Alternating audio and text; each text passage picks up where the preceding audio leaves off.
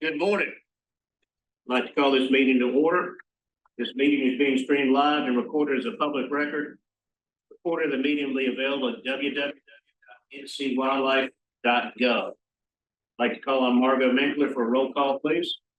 Good morning. I'm going to do a roll call for our executive committee members. Committee Chair Mark Craig. Here. Committee Vice Chair Landon Zimmer. Here. Committee Member John Coley. Wes Seegers. Tom Berry. Monty Crump. Here. Mr. Chairman, you don't have a. Thank you, Margot. I'd like to call on Christian Waters to present some discussions on ideas to reduce angler confusion. Okay, good morning, Mr. Chair and Commissioners. So today we're going to talk about one of our favorite topics, marine fisheries.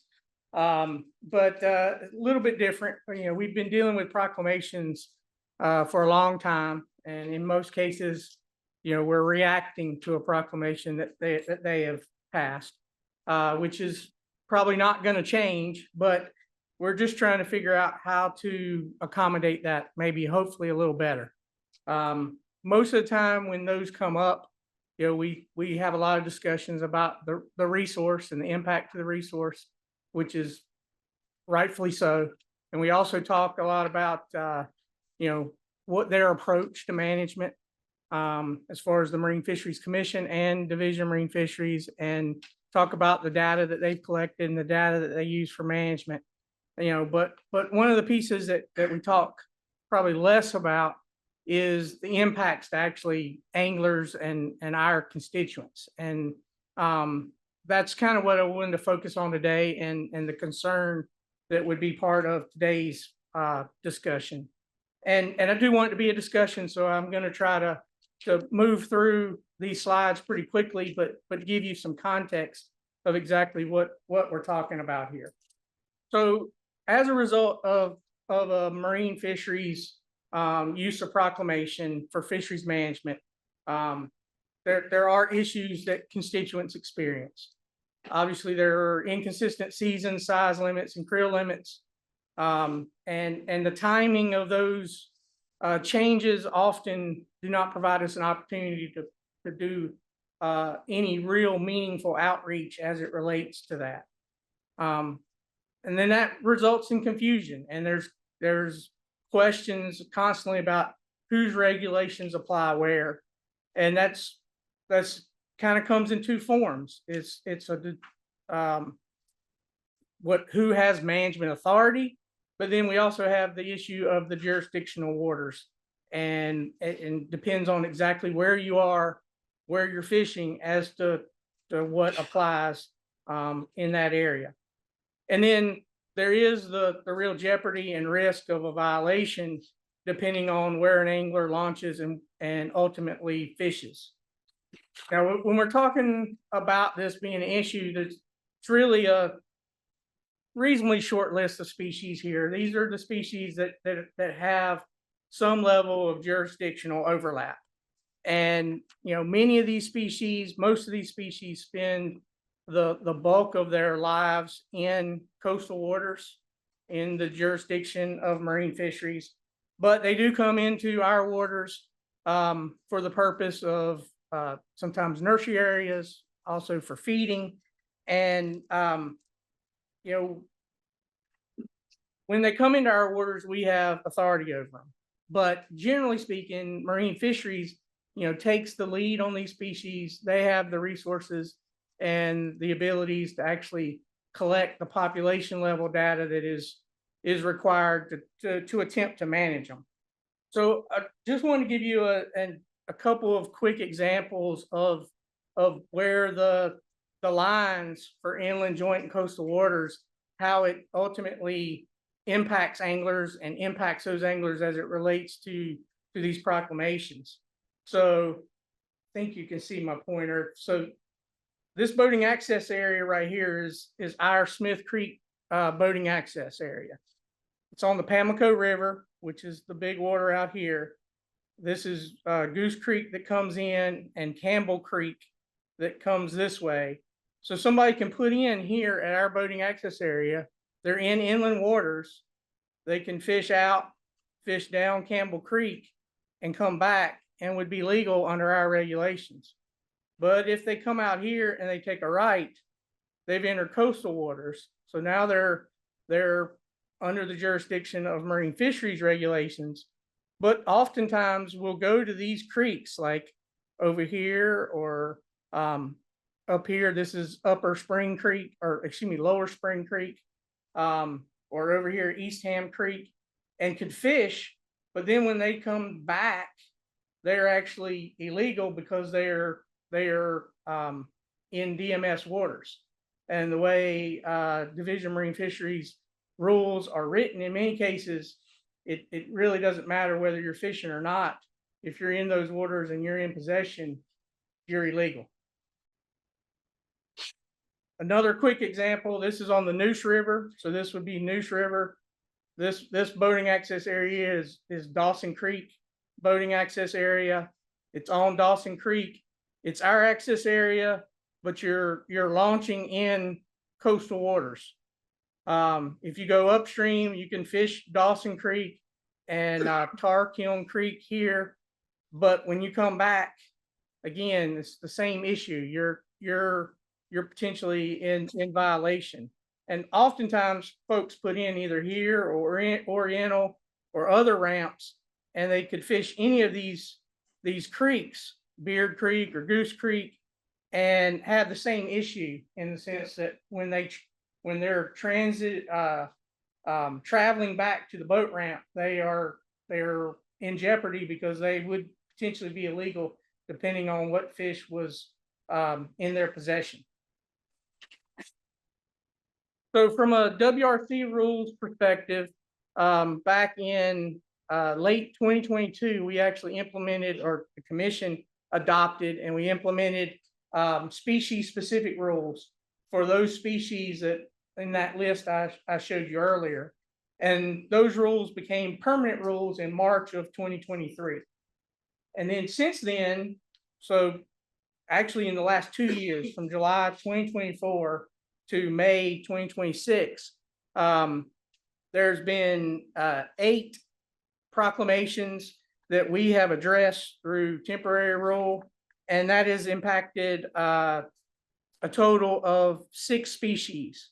And we know there are several more pending from the standpoint of DMF is currently considering red drum, and we know flounder, sea trout, once again, will become questions as we move into the fall of the year. So with that, this is our current process. And our current process is when DMF issues a proclamation, it's, depending on the timing and the discretion of the commission, we can move forward with potential temporary rulemaking. And we have a commission meeting. It could be regularly scheduled, or we've had recently a couple of special called meetings to do notice of text. Once we do notice of text and we move into the temporary rulemaking process, we collect gather public input, and then after that, it comes back to the commission then for consider adoption. Again, that could be during either a regular scheduled meeting or during a special called meeting. And if that rule is adopted, then the temporary rule becomes effective. And in most of the cases so far, that temporary rule has essentially matched the proclamation. So we have consistent rules at that point. But before that, this process can take a minimum of 3 months, and in between there is that inconsistency in jurisdictional waters, which then puts the angler in jeopardy, as I mentioned before, depending on where they're fishing and what they're fishing for. So what I wanted to present today is just a potential process. It's very conceptual. At this point, it will require additional development and additional discussions, and likely and would require ultimately additional rulemaking. But something that we were trying to think of that would help the angler, provide provide consistency during that gap in the process while we work through our process. But at the same time retained the commission's ability to determine how it wishes to manage these species in its waters. And in this case would give, for what it's worth, some level of predictability and consistency for the individual angler.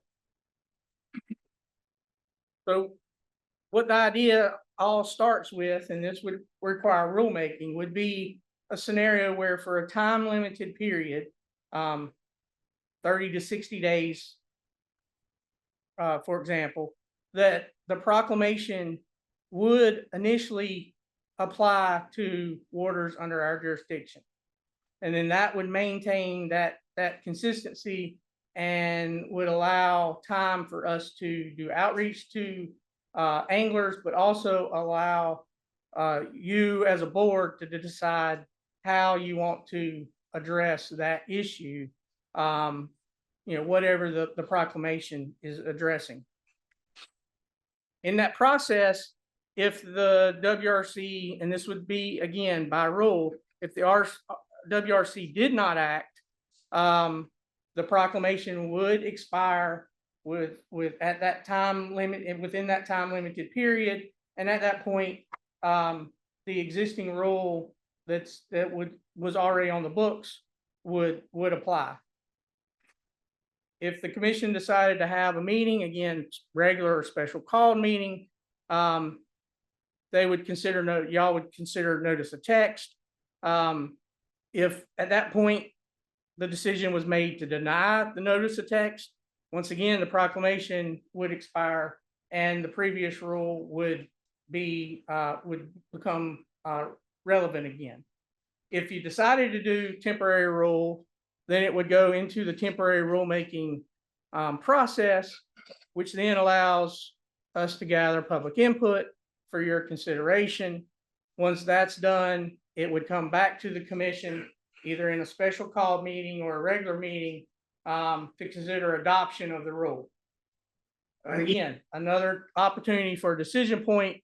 If the rule was not adopted at that point, then the proclamation would expire and in WRC jurisdictional waters, and the previous rule would apply.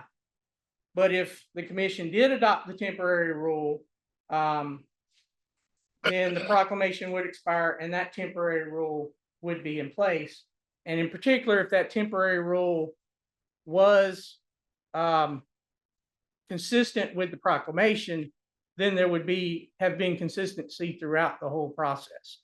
And so it doesn't change the process that we've got to go through temporary rulemaking and do that, but it does help the angler on from their perspective, so that they can have more predictability and consistency and understand that depending on where they're fishing, they would be legal. And that's the general concept that we were trying to think about, trying to walk that line with trying to be fair to anglers and constituents, but at the same time provide the opportunity for you as a board to actually take the time to make decisions on things that occur in conjunction with marine fishing. And with that, I'd be glad to try to take any questions or open it up for discussion. So you don't think that this any way cedes any of our authority to book and line and joint line? No, sir. Because we still have authority. It would be by rule. We could do away with the rule at any point that you wanted to, and it would be, a time limited applicability. Can I ask, I'm not on the committee, but can I ask so Christian, from the first DMF issues proclamation, so they're usually 30 days before the season starts, roughly? Give me an idea. It depends. 30 days is probably gracious. Sometimes it's 48 hours. By the time we get to this last temporary rule service, that 3 or 4 months passed by. Yes, sir. We're still confused, so let me ask you this. This may be a Kyle or so how many? I mean, I know there's always the threat, but to my knowledge, the last couple of years, we hadn't had a problem. An enforcement problem. Is that a true statement? Have they written any tickets that we didn't agree with? No. And I'm not arguing that that's okay. So here's my next question. I mean, this is as concise a little slideshow as you could ask for that could go to the Speaker of the House and the Pro Tem of the Senate and say, guys, listen, y'all you're not punishing us by not letting us have proclamation. You're punishing the sportsmen of this state with the confusion. Pass this thing, give Wildlife Commission proclamation authority. I mean, this is the best argument in the world for giving us proclamation authority to go along with DMF. We can revisit that, but it's been asked and answered already. Even proclamation authority only for these. And that's what I'm saying, Brady. Don't give it to us blanket. That. Give it to us just if we wanted to mirror DMF. I mean, again, I guess my other question to them would be either take it away from them Or give it to us. or give it to us. But right now you got two state agencies that we're regulating the same species. They do it one way and we do it the other way. That is the most idiotic. And so I'm perfectly fine if you don't want to give it to us, take it away from them. But if you're gonna let them have it, because the only person you're punishing in this whole equation is citizens of this state that fish.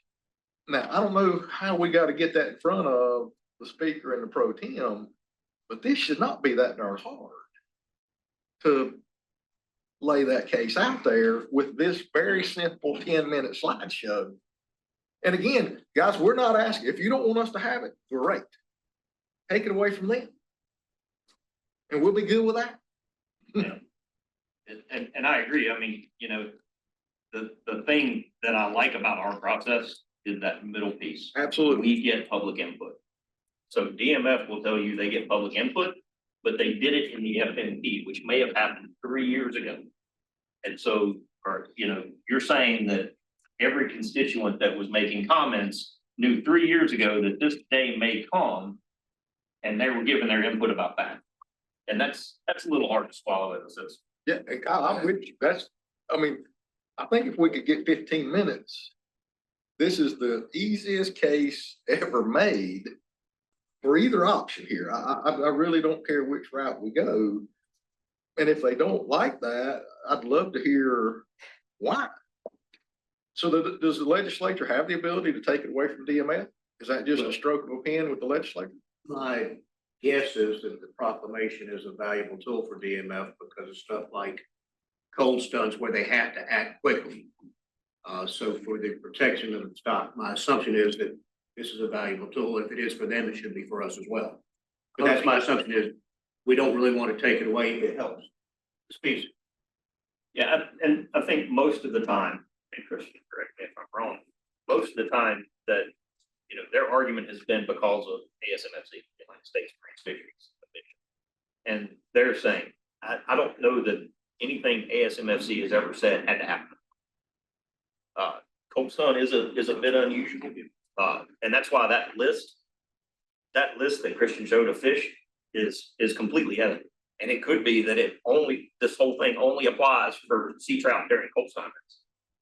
But not knowing whether we can get that or not, we're just trying to think of how are there ways that we can try to make anglers. Yeah, I'm with you. I mean, David, you said exactly what I was going to say. I agree with you 100%. And I understand the justification when we look at it. I think there's just a question about that. But we convolute it first. We make it more convoluted, and we know just the cold stuff. We're going to be making rules up after the game's over. Game's over and everybody's going home. By the time our stuff goes into bed, right? Yes, sir. I mean, so we're always going to be lacking. And then to hear that we're not aware of it, because even though they are so-called in jeopardy to get a ticket, we're not aware of it being a wholesale problem. At the end, I think, wow, could you imagine one court to get the judge to find you guilty with all of these things outstanding? No. But nonetheless, but I agree with everybody. We need to make this more user-friendly for our customers and stuff. And you are right, it makes no sense. It never made any sense. Mr. Chairman, my thought would be maybe having some further discussions and your expertise and how, what we can do to go back and do we want to do proclamation authority, make another run at it? Yeah, I mean, we can ask that. So that's the ultimate, that's the ultimate. Would, and strike me down here in a minute for this one. I wonder what DMF stance would be would they support us having proclamation authority? If it was tightened up to just be to match their kind of scenario, because now you've just taken away any argument for the legislature, because now everybody's in favor of us having proclamation authority. The problem with that premise, David, you're right, I agree. The problem with that premise is that would put them in a position that they'd have to agree that we have overnight authority. And they don't think that we do. And if they agree to that, you know, see what I'm saying? They set that as a precedent, then that's their guarding their boundaries here. I think that they would look at as a mission that we concur with the wildlife commission, that which they don't think we do have the right authority. Over these species, but we do. And I think that they look at that as a tacit admission. If I was on their side, that's right. So I think that's, you know, that may be, Tamara, is that a I stretch? don't know what they think, but it sounds like something they would think. But they did clearly oppose it last time. They held up our whole agency, that coastal committee, Right. and made it clear that our agency bill would leave the committee. We gave up the proclamation. It was primarily the Fisheries Association that submarine this. I don't know if DMF. They may have been having talks with Fisheries Association, I can't say, but I don't know that DMF actually spoke. Well, I just know we got submarine, regardless of who is responsible for it. I think Fisheries Association would try to submarine. We dropped it to get our agency bill out of that committee. Why would they be so against us having proclamation? The quote from that committee meeting, if I remember correctly, was what the commission is asking for makes sense, but we're afraid they'll use it for something else, so we oppose it. That was exactly the words out of Jerry Shelton mouth, or pretty close. Well, the good news is he's retired. Yeah. And then they'd have to say, we oppose the commission having this authority, not that it anything else. And so if you make it very specific, it's Well, they don't have much of a leg to stand on in that argument. Anybody that opposes us having that, you're punishing the sportsman. You're not Exactly. punishing us. I mean, you're punishing the sportsmen of this state. So let's go on the record that y'all, the legislature or whoever it is punishing the sportsman by making this way more confusion than it needs to be. Because unfortunately, we can't expedite our timeline any more than where you've laid it out right now. And the game's over with by the time we get there.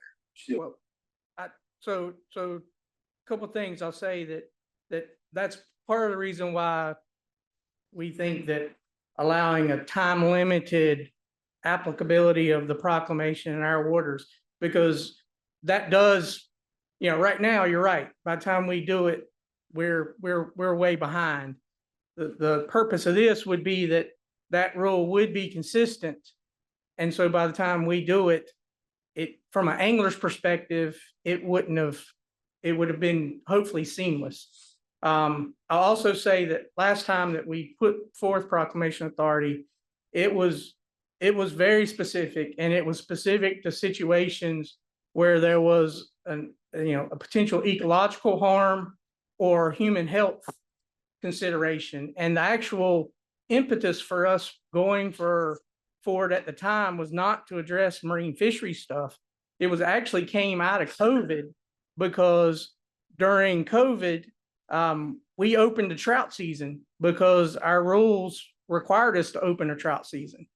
And many of the counties where there were, and municipalities where there was trout fishing, they were shutting things down. And they were requesting that we not open our trout season, but we had no ability to open the trout season.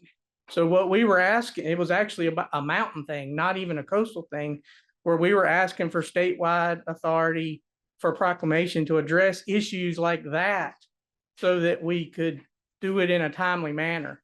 And that was when the Fisheries Association opposed it because of their concern about how we might use it. But it was very specific to where there would be ecological harm or human impact, human health impact. A couple questions. First, I guess if we were to adopt the proclamation, where would that be? That'd be the first, would we update that to public or we? This process would be an automatic adoption unless we vote to deny. It would automatically mean that the proclamation applied in our waters for that limited period of time. Until y'all took action, and then when y'all took action, it would extend. Until a permanent action is taken, y'all said, So I guess where would that be in the? at the very beginning. So when DMF issued a proclamation on sea trout. We agree on that. We can agree at the very beginning. Well, whether we agreed or not, it would take place, and then y'all could make the decision whether you agree. That's what that time's. And where does that decision where we agree on? So that would be at that meeting, That first that call meeting, meeting. we wouldn't have to Even if take it's a call meeting, if you didn't like what they did, you could call a meeting 2 days later and say no. But if we liked it, we could have a special meeting and adopt it. Yeah, Or we have could, to take it to the public. well, we still take it to the public, Okay, but we have to go through the rulemaking process no matter But what. adopted while we take up. Gotcha. Okay, thank you. Then the second question was, back to those maps, those lines of demarcation, that is due to the salinity, is that right? No. So going, This problem. yeah, going back, that's where, 5 years ago, we spent lots of times on this, but basically, that's all based on where commercial fishing occurred over 100 years ago. Those lines went in place to demarcate commercial waters from all other waters. And then later on in the 60s, that was when they the General Assembly put forth actual inland joint coastal waters, but they didn't change any of the boundaries, and they left it up to the two commissions to decide if they needed to change the boundaries. And the two commissions have never either taken that action early on, never took that action, and then more recently could not agree on how to take that action. But if those lines were different, that would be another potential solution to this issue. And it's fair to say in the past 65 years, those waters have changed. I mean, soils, salinity, I mean, you've had a lot of development. I mean, that all goes down the river. I mean, I know in Wilmington, you've got a lot of these inlets, existed where they didn't exist, or, they used to be 20 feet deep. Now you can't even walk, or now you can walk across it. So just, I'm sure they've changed a lot. So the past 65 years, you think there'd be Science. Okay. Well, we tried that with delineation. Right at the doorstep, they back. So I think this is a reasonable approach that needs to be discussed further. Agree with Commissioner Hoyle that we should take a shot at proclamation again. I'll give you my word that we will try that. It's reasonable, but it's been asked and answered once before, if not more than that. We just don't like the answer. So to implement this first box here, is that something we would follow the same process for that one, just to agree limited period with DMF? We take that through the public What action will be input and then implement this particular process? use that going forward. And I guess it's fortunate that the legislature comes back into town next week, so we can start having some of the conversations, see where we get. And if we don't get anywhere with that, then we'll work on, okay, well, what would the rule look like to implement this? And we could bring that back to you at a later time. If the legislature says they're not interested in proclamation. And it would require a permanent rule change that would set forth all the criteria and standards for when this would apply and what species it would apply and how it would apply. And yes, that would have to go through the rulemaking process, public input, everything. That really addresses my question, but maybe we should hold off on that. Simple solution, hold off on it until we try getting an even simpler solution from the legislature. Sure. Well, there's also a lot of behind the scenes legwork that we'd have to do in terms of rule, just how this may even be formally laid out in the details. So, it would be a little bit before we could bring it back to you anyway. Any additional topics for the executive committee? Hearing none, meeting adjourned. Next commission is Habitat Non-Game, if you'll pass that to Mr. Brad. The meeting Habitat Non-Game and Endangered Species. This meeting is being streamed live and recorded in the record, recording on meeting that you held. All of Margot Minford will roll. Good morning, gonna do a roll call for our Habitat Non-Game and Endangered Species Committee members, Committee Chair Brad Stanback, Here. Committee Vice Chair Joe Bud, Here. Committee Member Tommy Cromwell, Here. Hayden Rogers, John Alexander, Here. Reed Smith, Here. and ex officio members Mark Craig Here. and Landon Zimmer. Here. Mr. Chairman. I'd like to call on Rachel Oates to present. Good morning, commissioners. We have 2 agenda items with me this morning, and we're going to start with the Yellow Lamp Mussel Conservation Plan.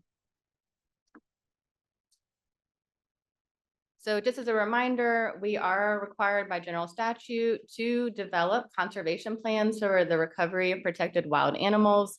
And these plans are to consider 3 major areas: conservation, protection, and the management measures that will be taken, the causes of decline, and the measures that will be taken to restore the species. Also, per 113.333, in implementing the conservation plans under this article, the commission shall not adopt any rule that restricts the use and development of private property, and we cannot require conservation actions that are beyond the scope and authority of the commission. This is a summary of the process the Yellow Lamp Mussel Conservation Plan has taken. This is the second time the committee has seen this plan. It was brought forward through NWAC and approved by NWAC and reviewed in November of 2025. NWAC being our Non-Game Wildlife Advisory Committee, and you'll hear that a lot during my presentations this morning. And then reviewed by Henge's committee members in December of last year. It went out for a 30-day public comment period from February to March of this year. And although we had several people open the link and interact with it, we received no comments to the plan. And for that reason, there's no edits required. And so at this time, staff recommend approval of the plan. All consider a motion to accept this plan. So move. Alexander. Second. Any discussion? All those in favor? Aye. Opposed? Okay, move that one forward. Next on the other species. Yep, and so this will go to the full commission for consideration tomorrow during the business meeting. Yeah, okay, great. So the next agenda item that I have on the list is the 2025 aquatic species that were proposed for state listing. In July, I brought forward a list of the species we were working on, and then this is coming back to you with the results of our state listing process. So just as a reminder, the General Assembly finds that the recreation and aesthetic values and needs of the people in the interest of science and the quality of the environment and the best interest of the state require that the endangered and threatened species of wild animals and wild animals of special concern be protected and conserved, and that their numbers should be enhanced and that the conservation techniques be developed for them. And in the state listing process, the commission works through the advice of the Non-Game Wildlife Advisory Committee, and it is required to look at 6 factors when considering wild animals on the protected animals list. And these are the 6 criteria. Essentially, we're looking at if there are other protections in place from state, federal, or private entities, whether there's any threats to the species habitat, if there's overutilization of the species from commercial, recreational, scientific, or educational purposes, if there's any kind of critical population threats from disease, predation, or mortality, if there's other regulatory mechanisms in place for them already, and if the existence of other man-made factors will continue to affect the viability of the animals. The committee received a species summary packet, committee members, and so in this packet, you guys will see that all of these 6 factors are addressed for each species in these tables of what is already existing to address this part of the statute. And so to be in consistent with state law, we developed the NC Species Assessment Tool. This was a tool developed and informed through both the scientific councils of NWAC as well as through NWAC itself. This is an objective tool, and it's based on a modified protocol of the IUCN that creates criteria for putting species on the IUCN Red List. This is an objective tool, and it also will reflect any kind of extinction or what's this word? Extirpation. Oh my gosh, I cannot talk this morning. I know this word. Anyways, if any risks to the species. It recommends a conservation status, and it's information that we gather already through partners and through our staff and is part of the process. So this is a summary of the criteria that is used in the state listing protocol. And so just as a high overview, there are basically 6 major areas that are evaluated. Not all have to be evaluated, but criterion B, which is the geographic range, and criterion D, which is very small or restricted populations, tend to be the criteria that we use most frequently because for aquatic species in particular, because that's the kind of data that we have. This also determines, each one of these criteria determines an overall listing status. As you can see, there's an endangered, threatened, special concern. So based on the data that comes out of this objective tool, we see where it will recommend for a listing status. And so just as a reminder and a consideration, these proposals that you'll see today are recommendations. The commission has the full discretion to act or not act on any proposal or to choose a different status. I also want to note that all of the recommendations that you'll see today have gone through the scientific councils. They were developed with those experts in those councils. They have been through the NWAC process. NWAC has reviewed them and approved them. And all of the things that you'll see today are congruent. So the results of the listing status from the tool are consistent with NWAC's recommendations, and they'll also be consistent with staff recommendations. So here, NWAC's recommendations in the council were consistent with staff recommendations. So we are going to review 3 species of fish, 2 species of crayfish, and 1 mussel. And this is a summary of the current status, the proposed status coming out of the tool, as well as NWAC, and then our staff recommendations. First up is a large-bodied sucker. This is the river red horse. It does have a wide range from Florida to Canada. Basically, the interior drainages along to the Gulf Slope. In North Carolina, this species is restricted to the western part of the state in the Hiawassee, Little Tennessee, and French Broad River basins. It currently does not have a North Carolina status, and the results of this tool have a recommended status of threatened of this process. And so again, looking at the tool, the geographic range and also looking at decline tend to be the factors and the criterion that are used to make recommendations out of the NCSAT. And so the overall area of this species meets the evaluation criteria for threatened. Also across its range, it's in 38 and 48% decline, depending on the extent of occurrence and area of occupancy. In the map, and these maps will be consistent as we go, the red areas are where our HUC 12s, where the species is no longer found. And then the yellow HUCs are the areas that we're considering the current range of the species. So we've seen a reduction of range. This species also does have connection to a larger population, like I mentioned in the interior, but that is blocked by dams along the area. So there's not a lot of immigration or into the state through these populations.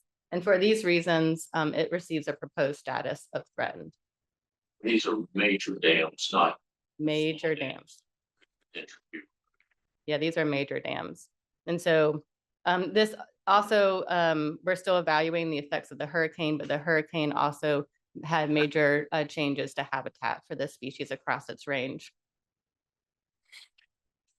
Rachel, is this robust red horse, river red horse, same species, different? Well, it's all red horses. So there's a lot of different red horses. Robust red horses in the Yadkin and PD drainages and into South Carolina. There's a lot of red horses in the western part of the state, including the sicklefin red horse, which also is state protected. River red horse are in that same family, but it's a different red horse. There's black red horse, smallmouth red horse. There's a couple of other red horses. Any other questions on this one? Okay. Moving along, this is the Suan thin-lipped chub, and yes, I had to look that name up and how to say it a couple of times. This species is endemic to North Carolina and South Carolina. It's known from the Sandhills area and Coastal Plain. In North Carolina, you can find it in the Cape Fear, PD, and Lumber River basins. Our staff, including Heather Evans, I thought I saw her in the room, were many of our staff were a part of this species description. This was thought to be part of the thick lip and Santee chub, and it was split out into a newly described species in just October of 2024. It is named after the Suan tribe and Suan languages of the area. And it has been tracked for a long time as a separate species, and it had a previous status of special concern, and the proposed status coming out of this process is threatened. So again, looking at the geographic range of the Suan thin-lipped chub, you can see that the red hucks are the areas that we've lost the species. And in fact, if I can use this mouse, there are two geographically distinct management units. This species, or this basin right here, is thought to be genetically distinct from this one, but they're still treated as the same species. But they are limited and fragmented by dams.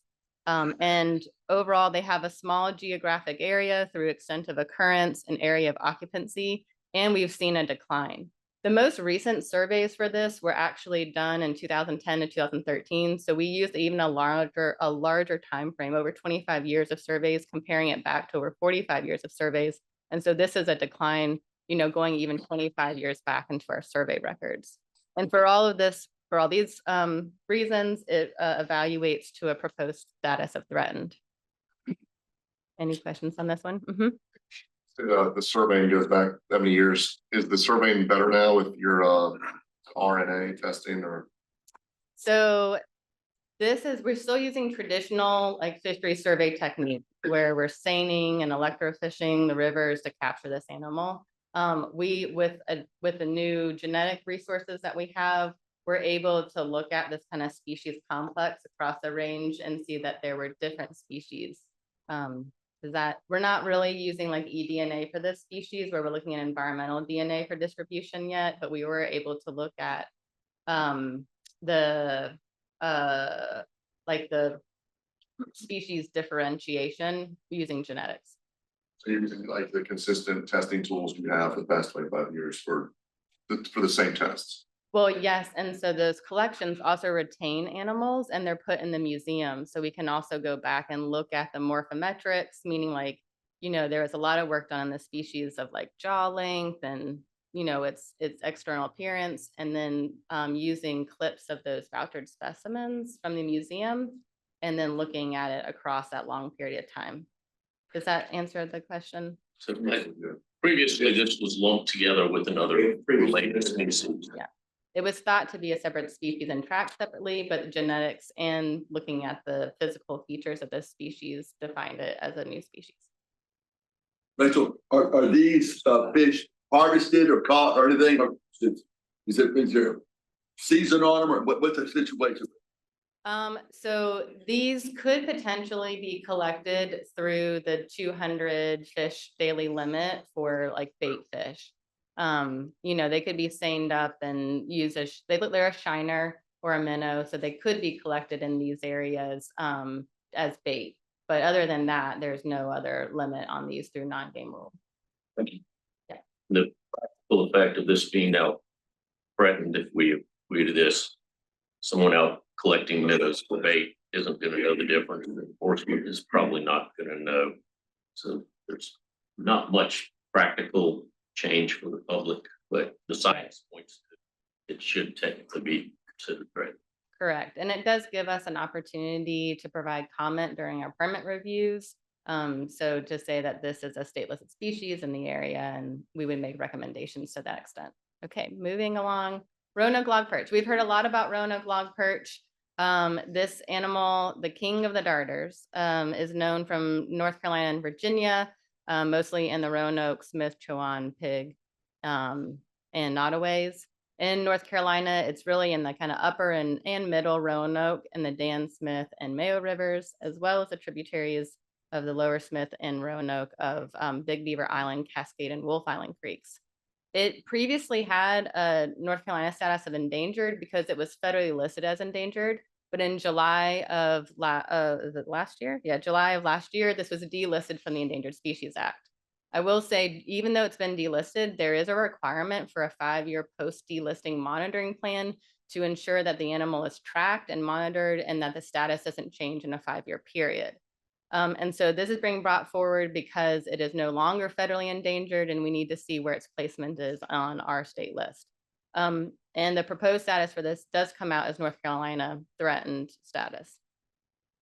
And so why is that? We've done a lot of conservation work for this species, but when we look at the last 10 years of survey against all years of the known species, which again, this occurred that we found this animal in 2007, we can see it still has a very small geographic range in North Carolina, and we've lost the Wolf Island and Cascade Creek populations in the last 10 years. So we're still seeing a range reduction within North Carolina.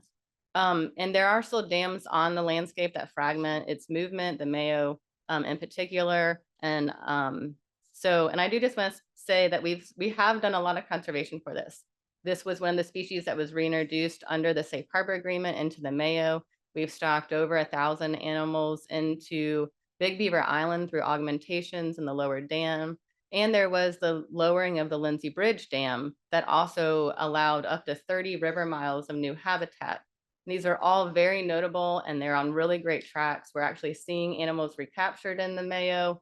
And we're also using Heather's eDNA techniques have detected almost 30 river miles upstream DNA of this animal. And those are all really great things. However, it's pretty preliminary and we don't feel like these conservation actions of lowering the dam or the stocking have had enough time for us to say that these are fully established populations yet. And so we don't see that range expansion here in this analysis at this time. So for this reason, because of the area and the fact that we're losing the lower half of the population and it's still fragmented, it has a recommended status of threatened. Any questions on this one? Is the federal delisting because the population doing better in other states? Yeah, so they've done a lot of work in Virginia. There's been a lot of range expansion in Virginia as well. And so when you look at the totality of the change for the species range, it was warranted delisting. What's the typical size of a log perch? It's about like 6 to 7 inches. It's pretty big for a darter, actually. Most darters are like, you know, here, and this one can get up to like 7 inches. That'd be a big fish for you, wouldn't it, buddy? It's a pretty fish. So the next are our crayfishes. This is the Stony Fork crayfish. Again, a recently described species. In fact, Mike Perkins, one of our staff biologists, also helped in this species description. This is a very restricted species. It's only known from the upper half of the Stony Fork watershed. Again, this was part of a larger species complex of Camburus crayfishes that we've been doing a lot of work on. And it now has a very, we realize that this is a different species and it has a small range. And since it was recently described, it did not have a status before, and it's being proposed as threatened concern. And why is that? So again, this is under criterion D of the tool where we have very small populations and restricted populations. This is only in about 8 kilometers, 8 to 9 kilometers squared, depending on how you're measuring the area. I will say that since it was described and identified as a separate species in 2019, we don't have trend data for this species yet. but we did go back into museum records and it is consistently a different species, you know, in the area, but we don't have the trend data. And there are ongoing impacts in both of the watersheds for these crayfishes. There's logging impacts in this for the habitat.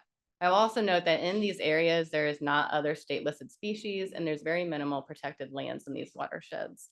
But because of the evaluation of the tool and specifically criterion D, this evaluates to a status of special concern.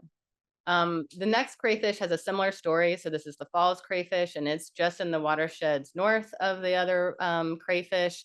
And it's found in the Lewis Fork watersheds that in the upper Yadkin.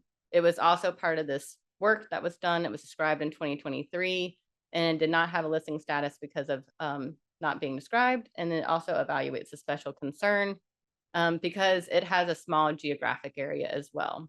Same story. We don't have, you know, the population trend data yet, but we do know that it's in a very small restricted area and that there are ongoing changes in this one for ag and logging in the watershed. So this one also evaluates using the tool under criterion D to special concern. Are there any questions about the crayfishes? And do other states, I mean, who identified it as a new species? Is that other states identified it as a new species as well? Yeah, so this was a peer-reviewed process. So we worked with the Museum of Natural Resources. We collected specimens. We conducted the analyses and we published that and it went out for peer review and was accepted. And then it's also been accepted by the parent societies as two new species. Okay, one more. I saved the best for last, mussels. So the Uwharrie elk toe was another species description. This species was thought to be the brook floater, which is a state listed species. But again, going back, looking at the historical records, looking at the museum records and doing life history work, it has a different host fish than the brook floater. We realize that this species is a separate species. It's known from the Uwharrie Mountain region, Uwharrie Mountains region, and it's in Montgomery and Randolph counties. And it's basically in the Uwharrie River and its major tributaries, Barnes, Little, and the West Fork of the Little.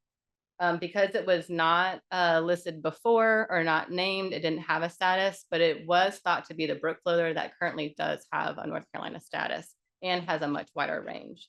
And using the tool and the state listing process, it evaluates to threatened.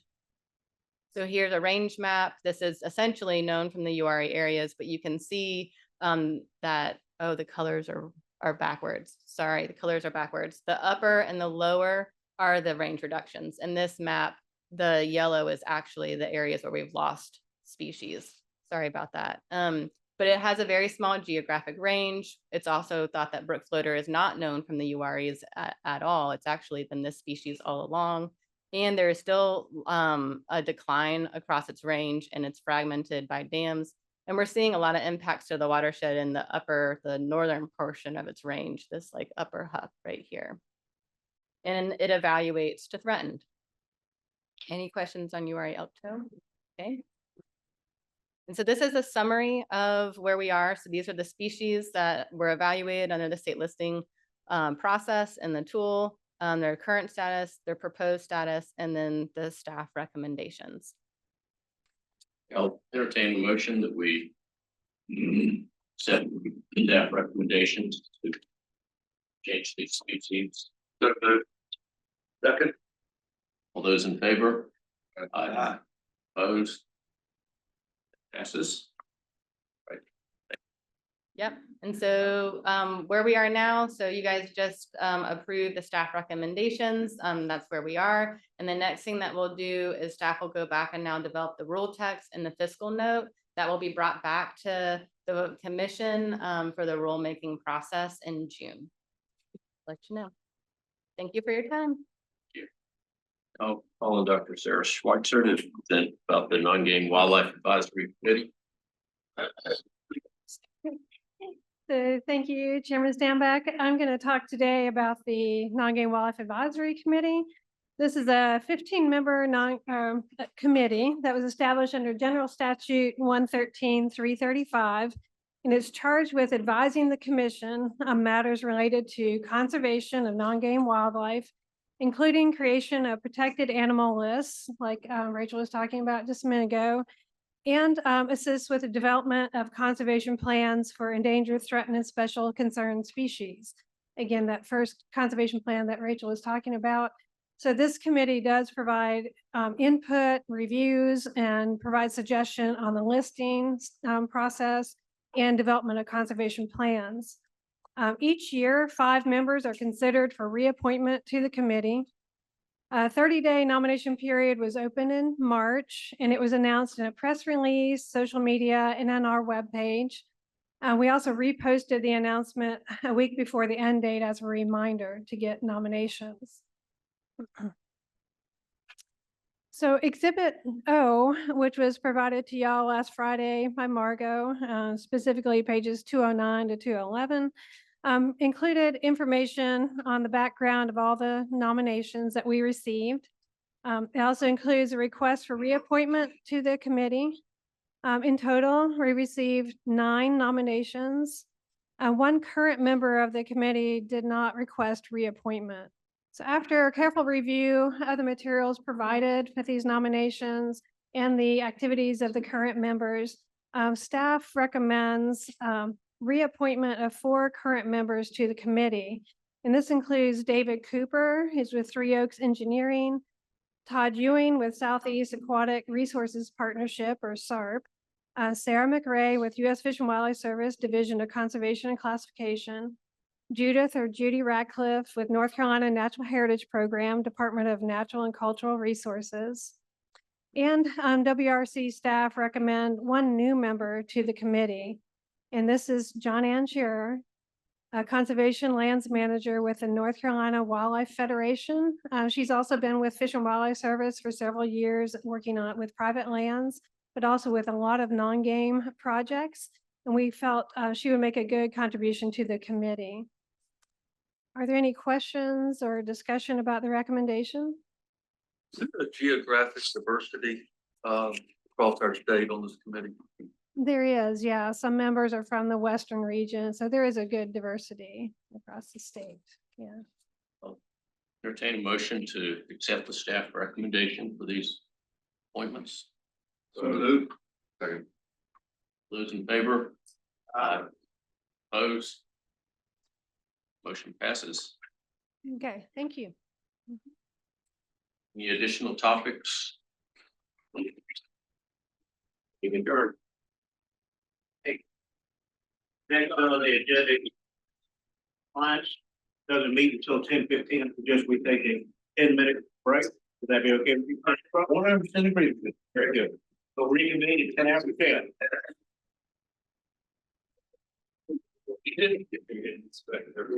I'd like to call the meeting of the Finance Audit and Compliance meeting to order. This meeting is being streamed live and recorded as a public record. The recording of the meeting will be available at www.ncwildlife.gov. This time I'd ask Margo for roll call. Good morning, going to do a roll call for our Finance Audit and Compliance Committee members. Committee Chair, Monty Crump. Here.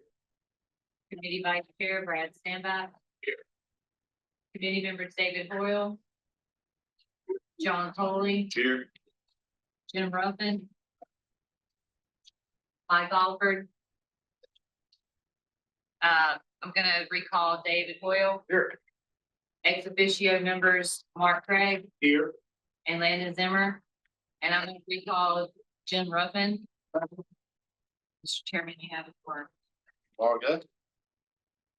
And at this time, I'll call on our Internal Audit Director, Elizabeth Davis, to do a presentation on our fiscal year 26 internal audit plan and revisions. Elizabeth? Good morning, everyone. Go ahead and jump in. This is what we'll be talking about today. I'm going to request there be an FY26 internal audit plan revision, which was just alluded to. I'll also provide an engagement update as well as an administrative update. And then I have an independence and objectivity disclosure. So kicking us off with our FY internal audit plan revision, this is an approval item. It'll be this slide and the next couple of slides. I'm going to talk through these items. So essentially throughout the year, we reassess our audit plan to make sure it's the best plan to appropriately address risk for the agency as well as most beneficial for the agency. Based on the reassessment this year, we have a few updates, revisions that I need to request. So for this first slide here, these items noted in brown are being requested to essentially be removed and replaced with a comprehensive finance office operational audit. These engagements all have a financial component, and this will limit the number of engagements within finance. So it'll be more streamlined for finance, and will also allow for a broader assessment of financial processes. So for the cash management audit, the budget audit, the direct pay compliance audit, they'll all be a part of that financial audit. They'll just be a more broader topic. So for the direct pay compliance audit, it'll be a part of accounts payable. For the cash management audit, we'll be doing an accounts receivable review. So those will all roll up into those. It does limit the scope on addressing the broader components of these items. So for example, for direct pays, it doesn't really start in finance. It starts at the division or whoever's requesting the service.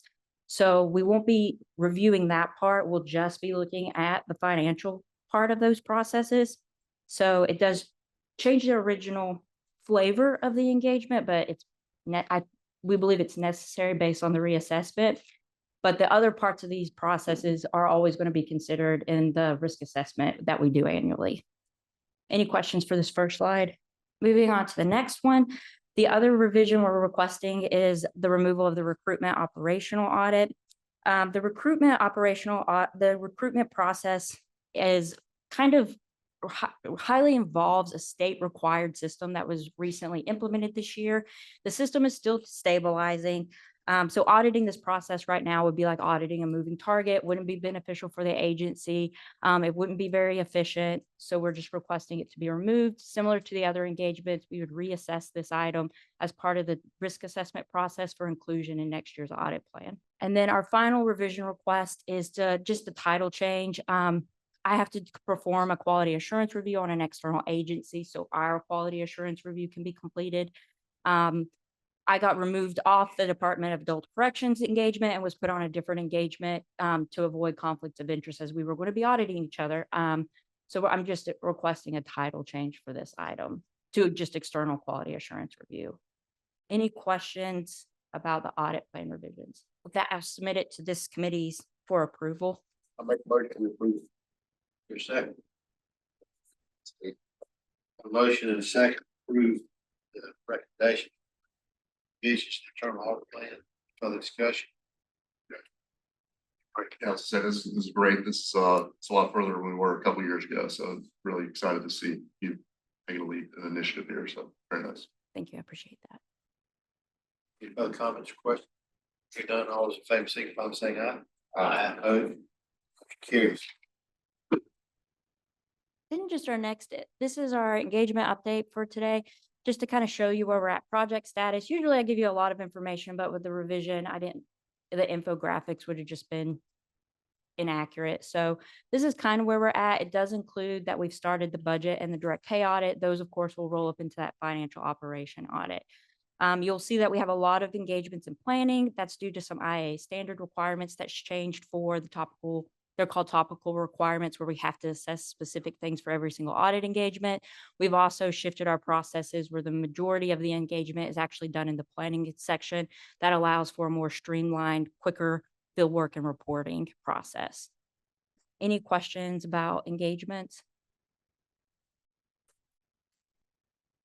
And then our final engagement update is our observation update. We have 23 total observations. Of those 23 observations, we have 18 in process, which means that divisions are actively working to correct the risk identified in the observations.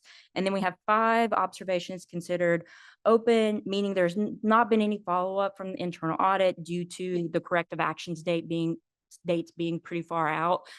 So I can't really speak to the status of where they're at so they're considered open until we have a touch point with them. There's no significant concerns for the status of the observations at this time. Any questions? Moving on to our administrative update, this kind of tells you where this tells you where we spent our time this fiscal year. So most of our time has been spent in engagements. The other amount of time that we spend that are not in engagements, I've kind of listed what those activities consist of. So we're going through our quality assurance process. We also do internal self-assessments every year. So that's a bucket. We also provide help with any kind of external audits that are occurring. So for example, the DAVE Act, we assisted with reviewing the data for the DAVE Act and developing a response for the DAVE Act request.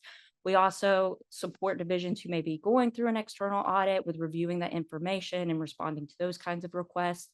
So those are some of the external auditor activities we've done. We've also provided some assistance with GoGas. So I always warn everybody, when you're done with an audit, you're not done with us, unfortunately. But we set as an advisory on their corrective actions as they're developing them. That way we're making sure the risk is being alleviated with anything that's being implemented. We're also in the process of creating some dashboards to assist with monitoring risk for the agency. So one of those is a GoGas dashboard. The other one we're working on is a financial dashboard that will show divisions where their expenditures and revenues are, the purchase order status, and that kind of thing in a comprehensive design. That makes sense. Yes, sir. What software are you using for that dashboard? Power BI, it's free for the state up to like we are a Microsoft Suite state, so it's Power BI. The other thing we've been working on is our internal audit strategic plan activity. So one of those goals was for us to spend time with our stakeholders. So we've been working on that. I got to go to a prescribed fire. It was great. I loved it. I learned a lot. I learned I definitely can't measure distance in my head very well, but it was great. Kind of helped really highlight the risks with those activities, as well as just our staff and how much work they do in some of those activities. We're also in the process of kind of developing our fraud risk assessment to hopefully include next year's audit plan, and creating a fraud reporting tool to allow for stakeholders to report concerns anonymously, that kind of thing. Yes.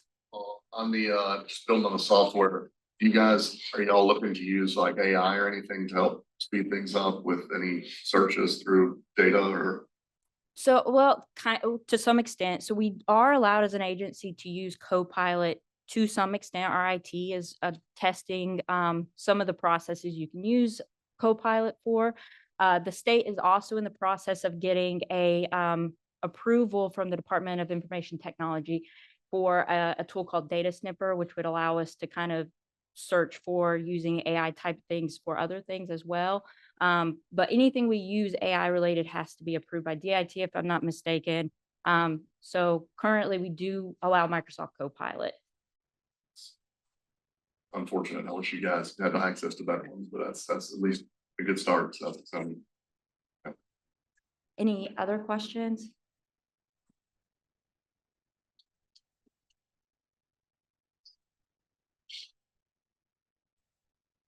So every year we do multiple quality assurance activities. So I had those listed on the other page, but essentially after every single engagement, we re-review the engagement to make sure that the engagement was as effective as possible and as efficient. We also, we survey the people who participated in the engagement for feedback on the engagement. We do the self-assessment maturity model, the SAM, that we present to you guys every year. We also do an internal self-assessment annually on our processes and procedures. Some of the areas of improvement that were identified this year are noted below.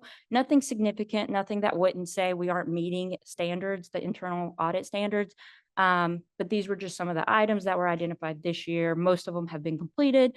The one that's left open is just a more expanded onboarding process internally that I'm working on. Hopefully I don't have to use it anytime soon, but those are some of the things we're working on. Next meeting, hopefully I'll be able to provide you our external quality assurance review results. I'm going through that process right now where an external agency is auditing my processes. That is, any questions about this? Last thing on the agenda, last year I brought to you guys that I assisted with the calculation of the federal mileage reimbursement rate. Due to my role in assisting with that calculation, I'm not allowed to audit something I helped create. The mileage calculation has not been recalculated yet. So I still have an independence objectivity issue with that type of item, so I cannot audit the mileage rate. So this is just bringing it back to you guys to let you know that that independence and objectivity issue is still there. And last year I noted we would bring it back up this year. So this is me doing that. We'll continue to monitor any kind of independence issues with that mileage rate and update you on the status of that. Current reimbursement rate. Ooh, 65 cents, I think. 66. Depends on the vehicle type, so it's one rate for an F-150, it's another for a sedan, it's another for a. So I think we have those. Any questions? Other questions for Elizabeth? Vice Chairman Landon Zimmer, he mentioned it earlier, but I've been really impressed with how far she's taken. I don't know if you've see that, how well she's taken this job and this role, how far she's taken in a short period of time. And we trade emails and stuff back and forth. I try to keep up and understand it, but she's doing a really good job. The deal is it's obvious from this presentation. It really has a lot of merit, confidence, and all. This is one of the roles the commission has directly, outside of staff. And that's why she does these presentations, works through the finance committee like she does, is because, it basically bypasses the executive director, falls under our fiduciary responsibilities. So you're doing a great job. Thank you. I appreciate Any further questions for you? If not, we'll move on and I'll recognize Jason Cottle, our Chief Financial Officer. He has several presentations as well. Jason. All right, thank you and good morning, everyone. We'll start the financial presentation with a comparison of current year and prior year expenditures and revenues in both our general fund and capital improvement category. As we always do, I'll highlight any line items where that variance year over year is in excess of $1 million. So looking at the green columns, our general fund category, we did have an increase this year in contributions, gifts, and grants of a little over $1.8 million. Why is that? Well, we had a new one-time grant agreement with DPS that brought in about $1 million. We also received about $1.5 million from National Fish and Wildlife. That was a pass-through that I think went to the Nature Conservancy. So you'll see that pass-through offset with an expenditure elsewhere. But those were new one-time grant resources that were available this year. We had a large decrease in transfers in this year, about $8 million. You've heard me reference this explanation before, but I'll do it again. Last year at this time, we were sitting on about $7 million in dam removal funds carried forward from the prior year. There was additionally about $1 million in law enforcement funds carried forward to fill and equip our new positions. So that's what makes up that $8 million shortfall in transfers in. Looking down at the expenditures category, we did have a decrease this year in our capital outlay spend. It looks like expenditures were down in all areas: boats, trucks, trailers, and other motorized equipment.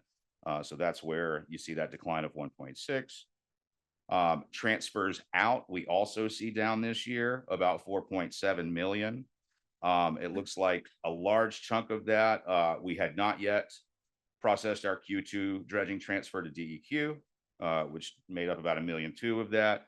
Additionally, we saw that at this point this year, transfers were down to operating from license, from vessel, and from timber as well. Looking at our capital improvement category, we see a large increase in federal funds received this year, a little over $6 million. You'll see that offset by an expenditure down below of about 6.8. So we spent a good bit of our capital money this year on land acquisitions, and a large portion of that was federally reimbursable. So that's why you see that $6 million increase in revenue. We had an increase of about 2.8 million in contributions, gifts, and grants in our capital projects. A large chunk of that was a $2.2 million influx from Clean Water Management Trust Fund to support some some land acquisitions there. You'll see as well in transfers in our capital category, an increase this year of about $1.2 million. Not only were we transferring in more endowment than we had in years past, largely as a result of the work on Setzer, we also had some state capital infrastructure fund money that was new this year that we hadn't seen last year in that category. Looking down at the expenditures in the capital improvement category, we had an increase of about 1.2 million in other services. Looks like that was largely building repairs, and that will have been the work at Armstrong and Setzer. Let's see here. Land we already addressed in the as an offset to the increase in federal funds. So I'll move on to our endowment fund. Yes, sir. I thought about, are there reimbursable expenses to Armstrong through federal funds? And I'll go ahead. I mean, too early for that question. We hope so. And I'll address that in another slide in just a few moments. Good. Jump the gun, I'm sorry. That's okay. Looking at our endowment fund balance as of February 28, we're now at $255,259,599.80. So we are continuing to see record highs for the fund's balance. Our asset allocation is about 78% equities, not quite 22% short term. So right at that goal target that we set some time back. Looking at our expendable income to date, expendable income earned life to date about 103 million.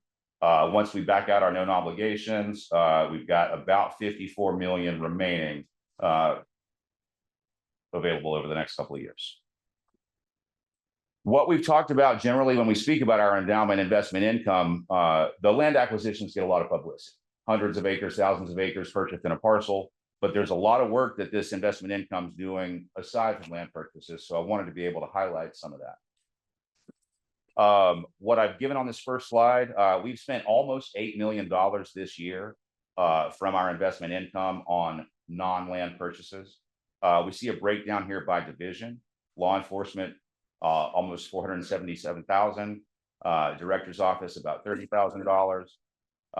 Publications, our magazine group has received 261,000 to date of endowment investment income. Inland fisheries, 350,000. And engineering, land and water, of course, takes the largest chunk at about 6.7 million. I've on the subsequent slides given a breakdown for each of these divisions, with the exception of director's office and director's office and publications. So I'll address those before we move slides.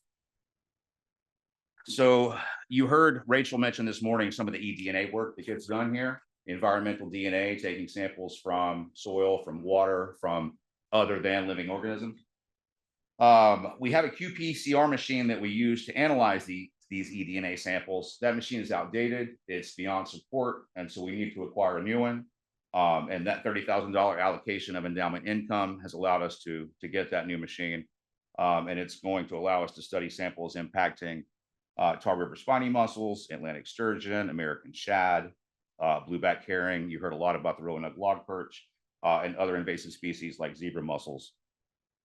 We know that the use of eDNA will continue in the next few years, and this machine will equip us with the technology we need to analyze those samples. Regarding the publications group. So Emotion, some of you will remember, passed in May of 2007, allocated 100% of the income earned on lifetime magazine subscriptions to the operations of the magazine division. As of last count, that accounts for almost 280,000 annually that can support the magazine group's operation. And in turn, that frees up agency license receipts in that same amount to be utilized elsewhere. So looking at our law enforcement division, some of the ways they were able to utilize an endowment investment income this year. We bought a special investigations unit camper that's wired for sound and video. They can use it on both short and long-term surveillance missions to detect poaching activity, among other things. We replaced as well our telecommunications console here at HQ. When we built this building 20-some years ago, that communications center was state-of-the-art. It doesn't take long for what was once the state-of-the-art equipment to become obsolete or no longer as valuable as it once was. So we're going to overhaul that, replace those telecoms equipment so that our field officers all across the state can be supported as best they can by our folks here. We've got some thermal image viewers for our field officers. These are binoculars that allow them to see heat, motion, body movement. Can be useful for finding individuals, but wildlife as well. We saw 21,000 allocated for body armor for our special response team, which I think was a 12-man team, is that right? And these guys need to be equipped for any and every imaginable scenario that law enforcement might encounter. And this equipment allows them to go into scenarios and be prepared for everything. Additionally, we allocated $250,000 for Tough Book laptops for our field officers. We've got more than 200 sworn law enforcement officers that need technology that needs to be built to withstand more rigorous standards than your average office environment. Looking at inland fisheries, we allocated $85,000 for Viper radios for our hatchery staff. One lesson learned during Helene is that we need communications equipment that won't be impacted by outages, whether that's cellular, whether that's traditional phone lines, and these radios give our staff the ability to stay in touch with one another under any circumstances. We spent $30,000 to acquire some trout fingerlings. And the bottom line item there, an additional 2,500 pounds of trout stocking that were used to support operations at the newly acquired Clay Fork hatchery. We saw 100,000 allocated for a loader backhoe for Setzer hatchery, a similar amount for a mini excavator to be used at Armstrong as the debris removal and restoration work continues to those sites. Looking at engineering and land and water access. So far this year, our Setzer hatchery renovation, has utilized about $3.8 million in endowment investment income. Sykes Depot greenhouse, we're building a steel constructed greenhouse facility that raises aquatic vegetation to replenish habitats in waterways and reservoirs. We've used about $130,000 to date on that. As I mentioned, we did purchase the essentially turnkey hatchery at Glady Fork for about $1.3 million. And as I mentioned on the previous slide, we did purchase some fish to stock that as well. These last two items, and you mentioned just a moment ago, the repair and renovation at both Armstrong hatchery, and then there's some general repair and reno that's not specific to location. You see 70,069 and 1.3 million. Those will ultimately be reimbursed by FEMA by way of DPS. Even in an average storm response year, that process is slow and arduous. So with a storm the magnitude of Helene, this will take time. So we're very fortunate to have access to these funds in the interim to maintain those operations without having to incur any new debt. If you, Yes, you want me to go back one? I just wanted this, I asked Jason specifically to make this presentation, hope to do it annually, because we see how we spend our endowment funds on land. We talk about that virtually every meeting, but how much more impact the endowment fund has on all the total operations. That's something we had never been shared on an annual basis with the full commission. And I thought it'd be a good opportunity to add that to an annual, so you would all know what the value of it is, and what it means. So it's you can see, I think that process works through staff, clear with chairman, all you need, and that money is handled that way. So I just wanted to make a note of that. It's something we plan to do on an annual basis for the commission. Yes, sir. To validate what you just said, that was extremely informative and meaningful. Also, it was all good things depending on other than what we had to spend for the lien. Which my question is, do we have any kind of flood insurance or any kind of insurance that we can cover some of these things in the future more than we're going to get back from now? So FEMA's the only flood major disaster. We do have lightning and fire on some of our buildings, but otherwise we get some reimbursement for that on some of these physical items. If it's caused by lightning or fire, FEMA, like I said, hopefully we'll get reimbursed, but FEMA's been struggling lately. Thank you, Chief. And we've been in the worst situations for money out on hurricanes. The Matthew, what was the dam, Rose Pond Dam? We had millions of dollars out on that for years. And it's, you know, it took a struggle to get it, so at least we're not talking about the same amount of money with that as we were some of the prior ones that we had to set on. Bonnie, this is good information. I appreciate it. It's long overdue. I would like to ask one request. We got an update on sensor each time your committee meets. Okay. So let's look at the progress on that. Since it's a major project, let's look at that. each We'll do. time. Right. So you've seen some examples of how we utilize that investment income in the current year. What you see before you now will be presented tomorrow as Exhibit E. This is a report summarizing the the expendable investment income earned in calendar year 2025. So year ending 12/31/25, we had earned a total of total expendable income amount of $30 million, $824,245.24. Again, this will be presented for your voting approval tomorrow. And once approved, we'll go back to staff with their requests for projects that they'd like to see utilizing these funds moving forward. Mr. Chairman, are Yes, there sir. any, encumbrances on that 30 million on how it's spent, or is it just free to spend how we need to spend it? Relatively free to spend how we need to spend it. We do have a great deal of flexibility in the statute. And there's no spend rate on the endowment. It's just earned income is what we know we can spend. If we have to spend more, we will, or do we? I think we're required to budget a portion, but not necessarily spend. Thank you. And we're saying we got into years ago, we budgeted and we spent it to build up a big carrier. Something, but we finally reconciled our plan with to what you see here. And we can spend more than the minimum every year. Yeah, we're meeting. So I guess my question really comes around, are we invading principle for these dollars, or do we need to ever take principle? Principal will never be touched. By law, we cannot touch that. Thank you.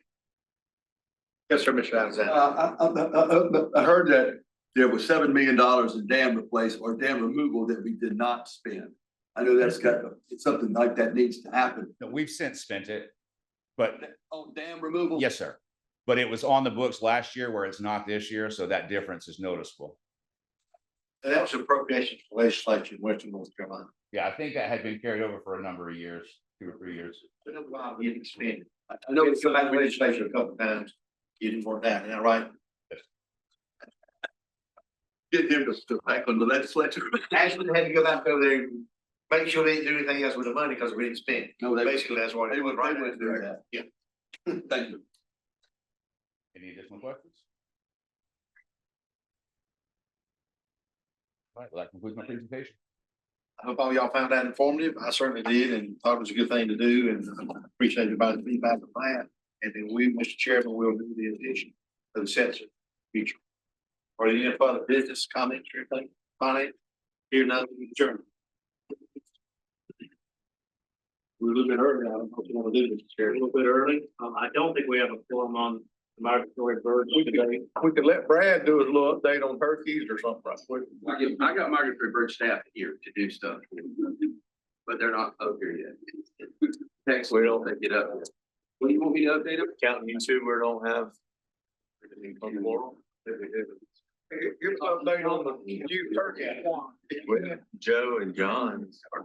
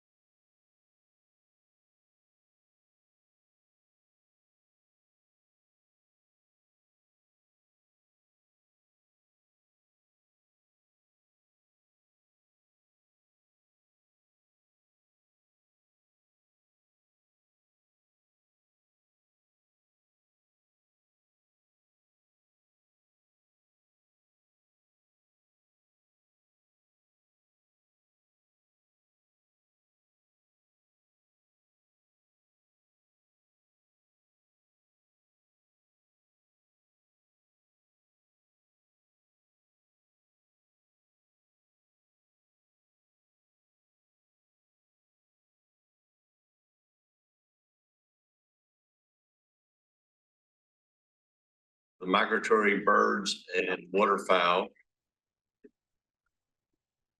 This meeting is being streamed live and recorded as a public record. A recording of the meeting will be available at www.ncwildlife.gov. And with that, I'd like to call on Margot Meekler for roll call. We're gonna do a roll call for our migratory birds and waterfowl committee members. Committee Chair, John Coley. Here. Committee Vice Chair, Wes Seegers. Committee Member, John Alexander. Here. Mike Alford. Joe Bud. Here. Justin Boyd. And ex officio members, Mark Craig. Here. And Landon Zimmer. Here. Mr. Chairman, you don't have. Okay, so then how would you like for us to proceed? Currently the agenda is no action item, so you can proceed. It's just, informative presentation. Okay, so we can proceed. Yes. Fantastic. All right, then I'll call on Fran Farley, who is our migratory game bird biologist.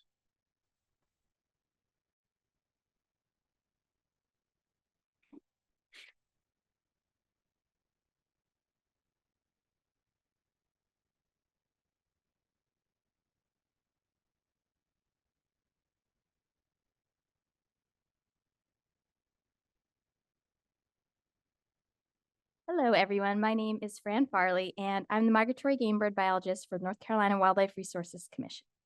Thank you for the opportunity to speak today and for providing a slot in the agenda to talk about the regulatory frameworks, our staff recommended seasons and bag limits, as well as the results from the public comment period. Just like to note that in the meeting agenda, you'll see a few other updates from the migratory game bird program that we'll be covering later, including the 2026 Tundra Swan Midwinter Survey results, a preview of the 2025 Duck Hunter Survey results, and a summary of WRC's participation in the Collaborative Eastern Mallard Research Project. So first, I will begin with the webless game bird gun seasons. There are no changes to the regulatory frameworks for this upcoming hunting season, and so we've proposed to follow a similar season structure as have been implemented in the past, adjusted only by calendar date. This does result in one slight change that is important to note. We are recommending the dove season opener on September 5th, as you can see outlined by the orange box.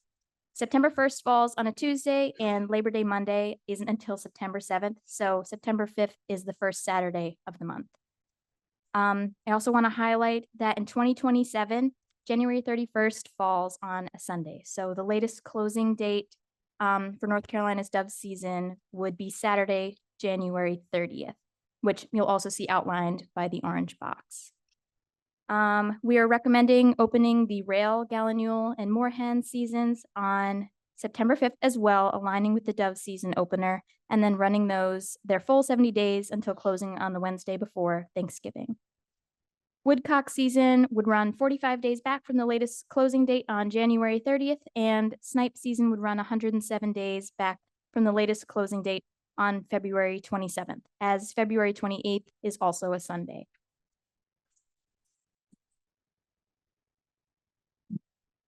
Next are our September waterfowl gun seasons.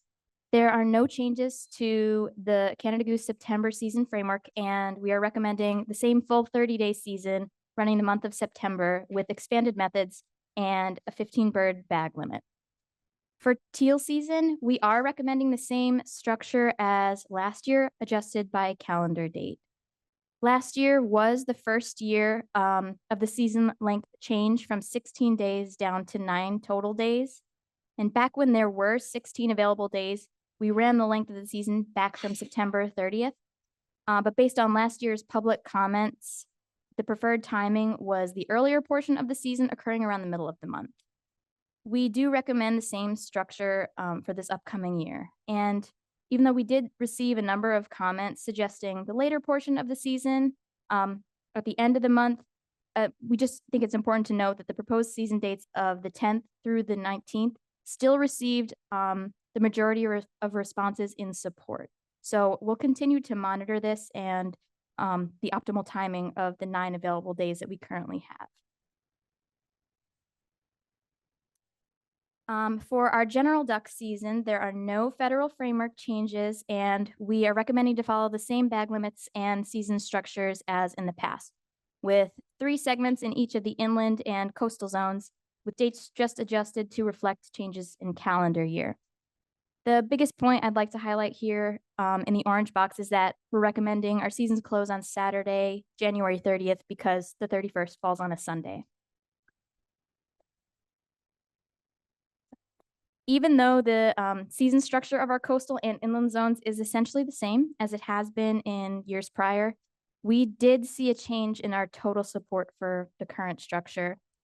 On the whole, I do think it's important to highlight that we're still very close to a 50-50 split in support versus lack of support, which brings to mind that if changes are implemented, you likely might end up trading off between those that were previously happy, now becoming unhappy. But for the recommended duck seasons, there are 2 overarching themes in the public comments that as staff, we're not able to address. These include requests for duck hunting on Sundays and extending the duck hunting season later into February, which the framework does not allow. So of the total comments received for each of the coastal and inland zones, about 50% each reference these 2 topics specifically. Much of the rest of the comments relate to the October season segment with varying suggestions, earlier, later, no October segment, longer segment, making a majority preference not quite clear. And so it's just difficult to please everyone around the October season, but we ultimately want to provide a diversity of duck hunting opportunities for our constituency. I would like to point out here that public comments and structured human dimension surveys are distinctly different.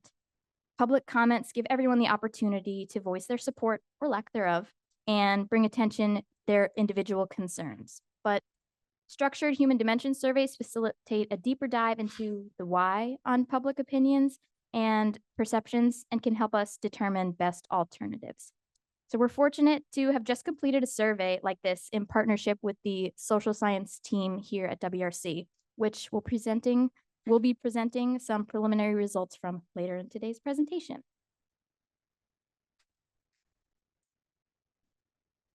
Additional regular waterfowl seasons include our mergansers, coots, and sea ducks. Again, no framework changes, and so our recommended season dates and bag limits are the same as in the past, modified to line up with the 2026-2027 calendar year. For our regular Canada goose seasons, the resident population zone is not seeing any framework change, and so we recommend to follow last year's season structure. But the Northeast Canada goose zone is expected to have a framework change. For us in North Carolina, this is just a change in bag limit, increasing from 1 to 2 birds, but still with a 30-day season. This change comes from the harvest strategy for the Atlantic population of Canada geese. The strategy uses an integrated population model that combines multiple data streams to predict an out-year population estimate. When this estimate is greater than 160,000 breeding pairs, a more liberal hunting season may be implemented. So we recommend an increase to the bag limit consistent with that allowed in the federal framework. But just want to note that this change is subject to final federal approval of the 26-27 migratory bird hunting season frameworks. For our regular Atlantic brant and tundra swan seasons, there are no framework changes, and we are again still allocated 4,853 permits for tundra swans. So we recommend season adjustments just by calendar date for the upcoming year. For light geese, we are recommending a change to the regular season as a result of the most recent greater snow goose population estimate. Spring 2025 was the first year the population estimate has dropped below its objective since 1993. An updated population estimate won't be available until this coming fall, so we are holding off on the decision to implement a conservation order in 2027 until then, at which point we will advertise those final results to our hunting constituency online. Our recommended regular season dates are planned as a buffer against a possible closure of the conservation order. And this season would begin on November 7th, which aligns with the opener of the second duck season segment, and then use the rest of the available days until the last possible day on March 10th. We are able to implement some expanded hunting methods as part of the regular season framework, but only after all other waterfowl seasons close on Saturday, February 6th. So it's important to note that these are not the full suite of expanded methods previously offered during the conservation order. These only include the use of unplugged guns and electronic calls. We must retain a bag limit during the regular season framework, and we would not see the extension of shooting hours until a half hour after sunset. Our proposed dates are not too different than in previous years. So if you look at the orange box, just note that our recommendation, it does result in a 2-week delayed start date compared to years prior. And without a conservation order, we could possibly lose 18 days at the end of March, depending on those results. This season structure did receive support from the majority of those who responded, as evidenced by the bar chart on the left. And we think these dates were well received because they're not too much different than what we previously have had, and we don't have too many snow goose hunters relative to other user groups. For youth, veterans, and military waterfowl days, we're recommending the same season structure as last year, which is one Saturday in December between the second and third duck season segments, and the first Saturday following the closure of the regular duck season in February. Last year was the first year this new season structure was implemented, where previously both days were held on consecutive Saturdays in February.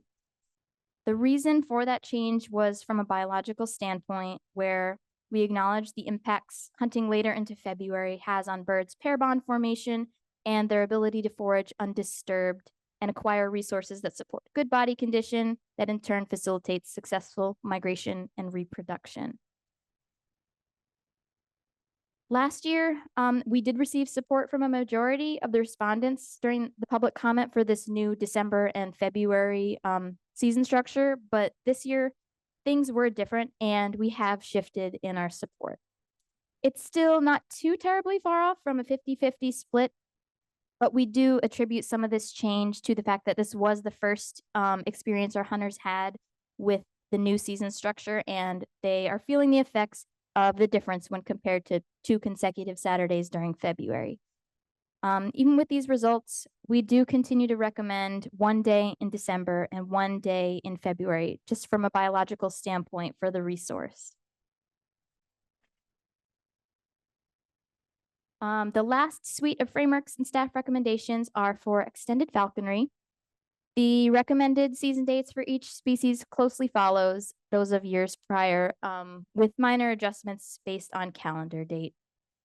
In particular, the dove season is slightly later to line up with the slightly later gun season, just due to the way that Labor Day falls in 2026.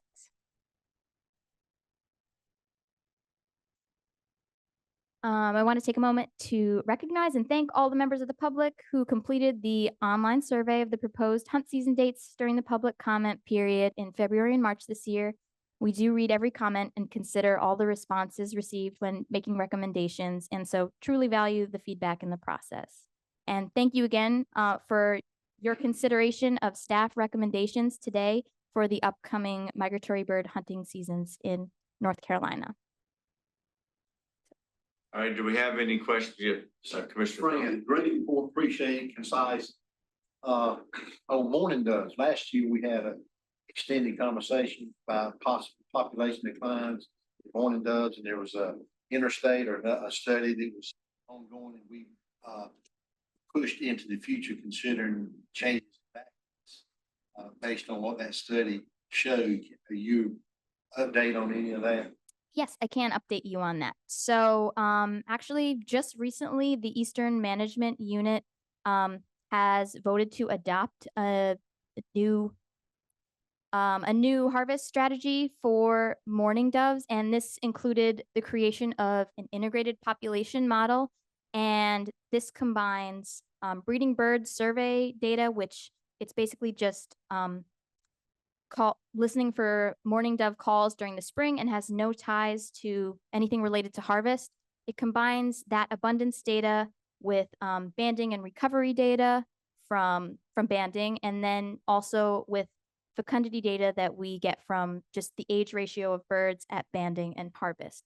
So when they combined all of those data streams together in the integrated population framework, they actually were able to tell that there was not a demonstrated population decline as was perceived based on just the harvest data alone.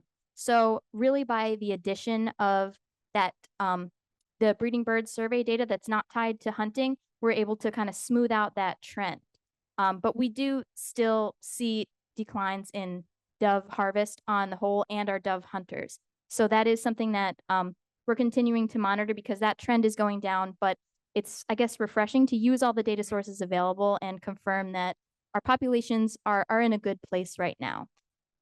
So also with those results, they still did look at an evaluation of different bag limits and season lengths. And most of what was found from that was that our harvest, we have a really limited ability to change population trajectory based on our harvest. And so they evaluated different season lengths and different bag limits, and really everything just kind of kept popping out as the most liberal season, and then a very knife-edged result of when it finally would shift. And that was at really low dove population numbers was when they were able to kind of document that change. And at those numbers, we would expect to see a really noticeable change in the population at that point, where we probably are concerned about a lot of other things. And we just probably wouldn't get to that place until we're already noticing things happening. So we discussed that in depth at the Eastern Management Unit meeting that was held in Lafayette, Louisiana back in early February. So That's good information. Concern before we all consolidated all this information, and I didn't want to get the milestone and not revisit that and make sure that back then. yeah, and I can provide any resources available related to this. I did put together a quick summary of that meeting, and I think there is some reference to that, and I can make sure to pass it along if that's useful. Okay. Good. Thank you, Chairman Cullen. To expand on that question, so previously, y'all had expressed to us that the population east of the Mississippi had declined by about 50% to 70%. Mm-hmm. Is that true? And it's just plateaued out and we're okay with the level it's at, or is that original statement not true? I think I'd have to look back into the exact numbers between the time frame. I'm not sure right off the bat, so I would have to look into that and confirm it with you. I'd like to see that. Really interesting though. I think the new model is showing that it may not be as drastic a decline as it was once predicting, based on some of the old. Just whenever y'all have a chance, and if y'all can share that with us a little bit more detail, that would be great. You know, it used to be just a background. I mean, the way we did it when I first started, you drove down the road, you stopped, you got out, you listened for doves. And there was a cornfield over there, and we were in the country, and the doves were good. As development, not just in North Carolina, but across the landscape, doves are still out there. They're just not. So adding this breeding bird survey really added a dynamic to those models that said, and I'm like, Fran, I'd have to go back and look and say, but I do know that it wasn't as drastic as several years ago when they were like, everything showing the dove population's tanking, and that's putting more data. I'd like to know who put that out there, because I mean, that was like, you'd have thought there wasn't gonna be a dove left in 3 more years. Oh, yeah, yeah.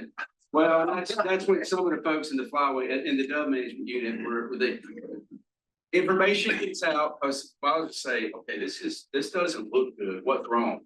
And other members of the flyway were saying, we're not seeing this in our states. That's why they went back to the modeling and said, we're missing something.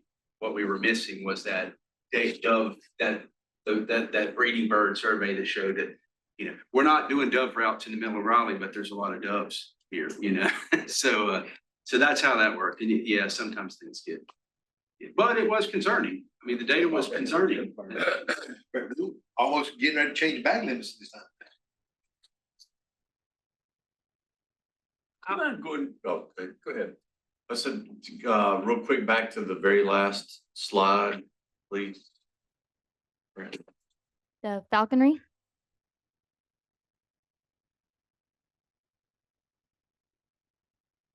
Okay. Commissioner. Yeah, I would like to also reiterate what Commissioner Craig said, see the data refreshed for the historical population. How that comes out, because that was concerning. Very, and I think we'd all feel better if we could see it updated, know that. I'd like to know the man that published it. One other question. On a positive note, I was asked to tell staff thank you and the commissioners thank you for splitting the youth season. I had 3 different individuals that took several youth hunting on that. And they said that they were glad to see that we were able to do that because a lot of times the weather doesn't cooperate at the end of the season. So they wanted me to give out a huge thank you that they had a successful youth duck hunt. Fantastic. Sure. When we ask for public comment on our duck seasons, is there a way to inform or preclude Sunday hunting and hunting later in February, which we can't do anything about? It seems that greatly biases the data and it's out of our control. But also, wouldn't we lose days? I've always been told we would lose days. Is that We correct? didn't lose total days. Because we get compensatory, we get 60 days. What I'm saying is you get 60 days, but in some framework that we were shown years ago, you really don't get you get 60 days, but Fundamentally, that's at the end of the day, that's. So why are we not? Anyway, go ahead. Saturdays, not weekends. Yeah. It just shortens this, it sort of You go to shortens. Sunday hunting, you lose, you Saturdays, right now it's Saturdays. And there's pluses and minuses. It's really a sociological. Yeah, I mean, But folks can't comment on Sunday hunting because that is something that we actually could control. Refresh my memory back when we were having this discussions, if we allow us not to go there necessarily at all, but if we allowed hunting on Sunday and said no hunting on Wednesday. But Brad, let me. We get 60 days. We just don't allow hunting in our state on Sundays, so we get the compensatory days. And we get them now from doves all the way to geese. We did not used to get them for woodcock and doves and those.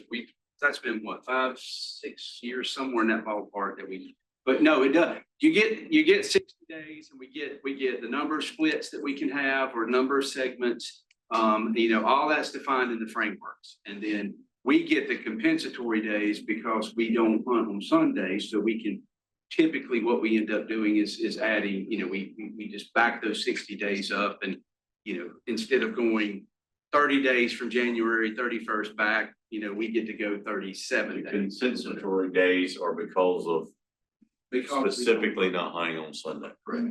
And one thing that I think that we need to make clear too, and this is what I was told, is if we choose to go down the road for Sunday hunt, 5 years down the road, we say, this ain't working out. The hunters don't like this, back out. We're done. We can't never turn that back.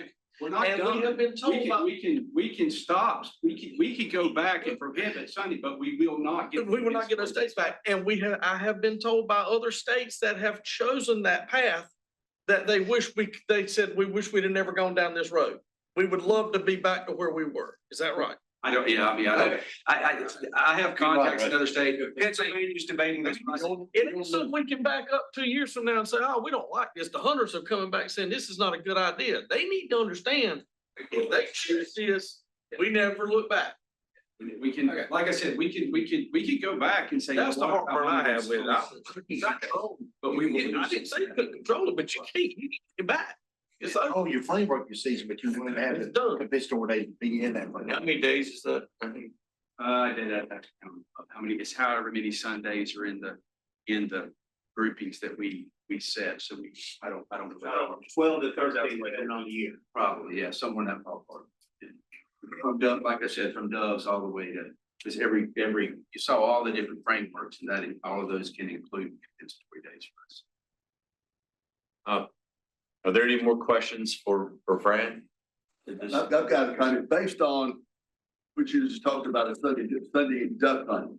It seems to me like that we do have the ability to have Sunday duck hunting. But we just don't choose to use it. And when I was in the legislature, I introduced a bill that would allow Sunday hunting for youth. And because I was pushing as hard as I could to get more youth involved in hunting, and they're so tied up with lacrosse and soccer and whatever else. There's many young people that don't have that. We need that extra time. And basically, I think what we were talking about at the time was maybe we would give away some of the what you call the teal season back in October and trade them for Sunday hunts in January, because that's when there would be more birds. Is that possible? Well, it's possible, except for the fact that you lose compensatory days. You lose the days. You go to Sunday hunting, you lose that compensatory day. It's not, Teal season doesn't count against it. no, teal season does not count against the, that's a special season, and that's in a very restricted area. But the point is if you allowed, I guess theoretically, yes, you could allow Sunday hunting for youth only, but it still takes away your compensatory. Once you hunt on Sunday, you're done with compensatory days. There's the. And you can't change it to another day of the week. Can't change it. And you can't go day or nothing. No. And you can't go back. That's good. I'd rather Amazing. Yeah, please do. Well, He says who? I said the feds. Yeah, okay, yeah. So federal migratory bird, they decide the framework and the time. Well, I just wish we could do everything we possibly could do to try to get more youth involved. Right now, we got 2 days that are for old. You got 60 days. I get that. I just. But here's the difference, I would tell you, in youth, deer season or whatever, if you're going duck hunt, that entails a boat, a lot of people. I mean, little Johnny ain't slipping in the backyard shooting wood ducks. I mean, if you're talking about duck hunting on Sunday, it ain't like just slipping in the backyard on the deer stand. There's a lot involved in. I'm aware. I had you growing up, and I take you, if it was that important to me, I could take a day of vacation and take a youth hunting on a Friday or a Saturday. So I just don't think it's a good idea. Miss Seegers used to say every day is youth day. Actually, we did a bumper sticker that said every day is youth day, guys. I mean, we won't act like They can't hunt, but just they those can't. days. They can hunt all the streets. But they can't except youth day. Yeah, my heart. Those bumper stickers were pretty popular, and We don't want down the road. I think the nice thing, what we changed last year is they still get that, they are the only people in the state of North Carolina that hunts ducks in February. Period. Well, the youth and military, military day, which is another discussion for our next meeting later on. And then putting that other youth day in the middle actually gives them a real opportunity to catch a fight that's coming through during that time that's just getting in here.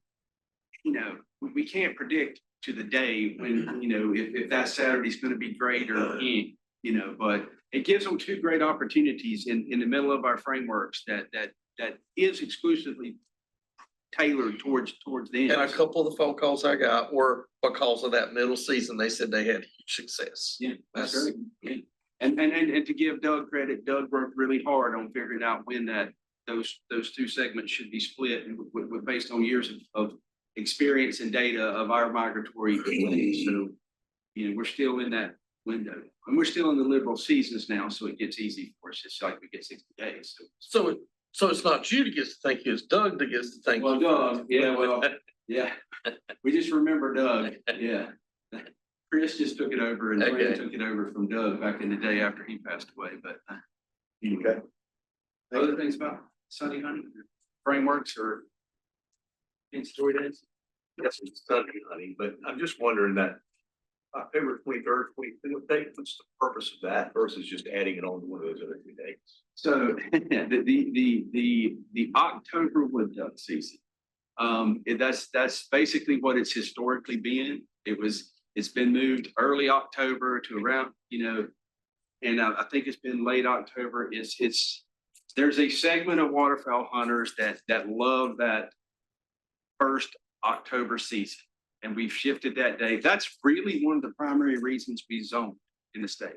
So that the western part wanted 3+ days of the October, everybody calls it the wood duck season, because that's the real target. They go to the beaver swamps, they hunt for a couple of days. And coastal folks were 50-50 on whether they would just, some of them, as we saw in the comments, would take it added to the end segment. Well, they want it added into February, but that can't happen. So, and then if we posted it differently, we would get just as many negative comments because none of them can agree on, do they want an October early season? When do they want it? The coast is different than the inland. Some on the coast want it early, some want it late. So we used our previous our zoning and split survey that we did to kind of put them where the majority of the folks said they wanted them. But yes, so we could not have the October season, but I think we would get a lot of kickback and response from people who love that season. What I've heard from folks, particularly down east, is that's awful early. They don't like going to the blinds because the snakes and other critters are in there at that time of year. A lot of people still brushing their blinds that time of year down east. Up where I am in the Piedmont, they're hunting wood ducks. Oh, yeah. I mean, because they're more of a resident duck. Mm-hmm. And I'm just wondering if we would want to consider maybe combining those days to the regular seasons on the coastal zone and then keeping them separate on the. We've asked that question, and there's also a contingency down there who doesn't like them being late in October. They want them early because that's when they always went on the wood duck hunts, and they don't like it. They like the weather at that point in time. They like to go. So yeah, it's it's around and around in a circle with the October season. But that is something that's always out there, and they can always comment on. If and there's a lot of people that don't go hunt the October season in the coast. But I'm telling you what, when you go in the inland, they love that season. But it takes those days away from the coastal hunters. Takes a Because they couple don't days. really want to go out there. It's 2 days, right? Yeah, it's just 2 days. One other thing that has a benefit of adding an additional weekend in. If we added those 2 days to the regular season, we wouldn't necessarily add a weekend. You lose that weekend 4 out of 7 days, 4 out of 7 years. So it does give people a weekend trip, also a time, hopefully, to take use on that Saturday. So it adds one more weekend to our. And I would add that, I mean, the guys in the Piedmont don't have many chance to go duck. So Boys down east, they got a lot of time to go duck up. So you got 60 days. To punish, well, the guys in the Piedmont, they don't have, I mean, unless you're going to the drive down east, you ain't shooting a whole lot of ducks in the Piedmont, so that's a pretty good window for them, so.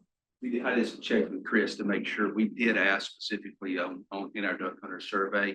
Pretty sure did we ask that? Going with your question. Yeah. What were you gonna say? Then we asked about the October season. Yes. Yes. So we'll have some statistical analysis of what duck hunters So think. you've already asked that. Yeah. It's just gotta come Yeah, back. it's not ready for prime time yet. She's gonna teach with a few things, but our social scientists are still working on the survey, but we did ask that question because it's always a question. And if you read the comments, they're just, this one says make it early, the next one says make it late, the next one says we don't need it at all. And but this will give us some statistical evaluation of what folks think. And we can divide that by zones. So, and we can make it different in the zones. That's the nice thing about this. So we'll have more information to come about what hunters think about the October season. Fantastic. Any more questions for Brandon? She'll be back up after Brad as well, so we'll have some more opportunities for her. So do we still have youth days?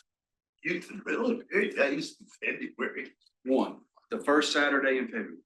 So, but when I look at the Fed framework, it ends January 31st. general duck season, but when you go to you got the youth, when you go to the youth, see, there's a special youth framework right there. And it tells you where it's like, it can occur 14 days before or after any open segment. And it has to be on a non-school.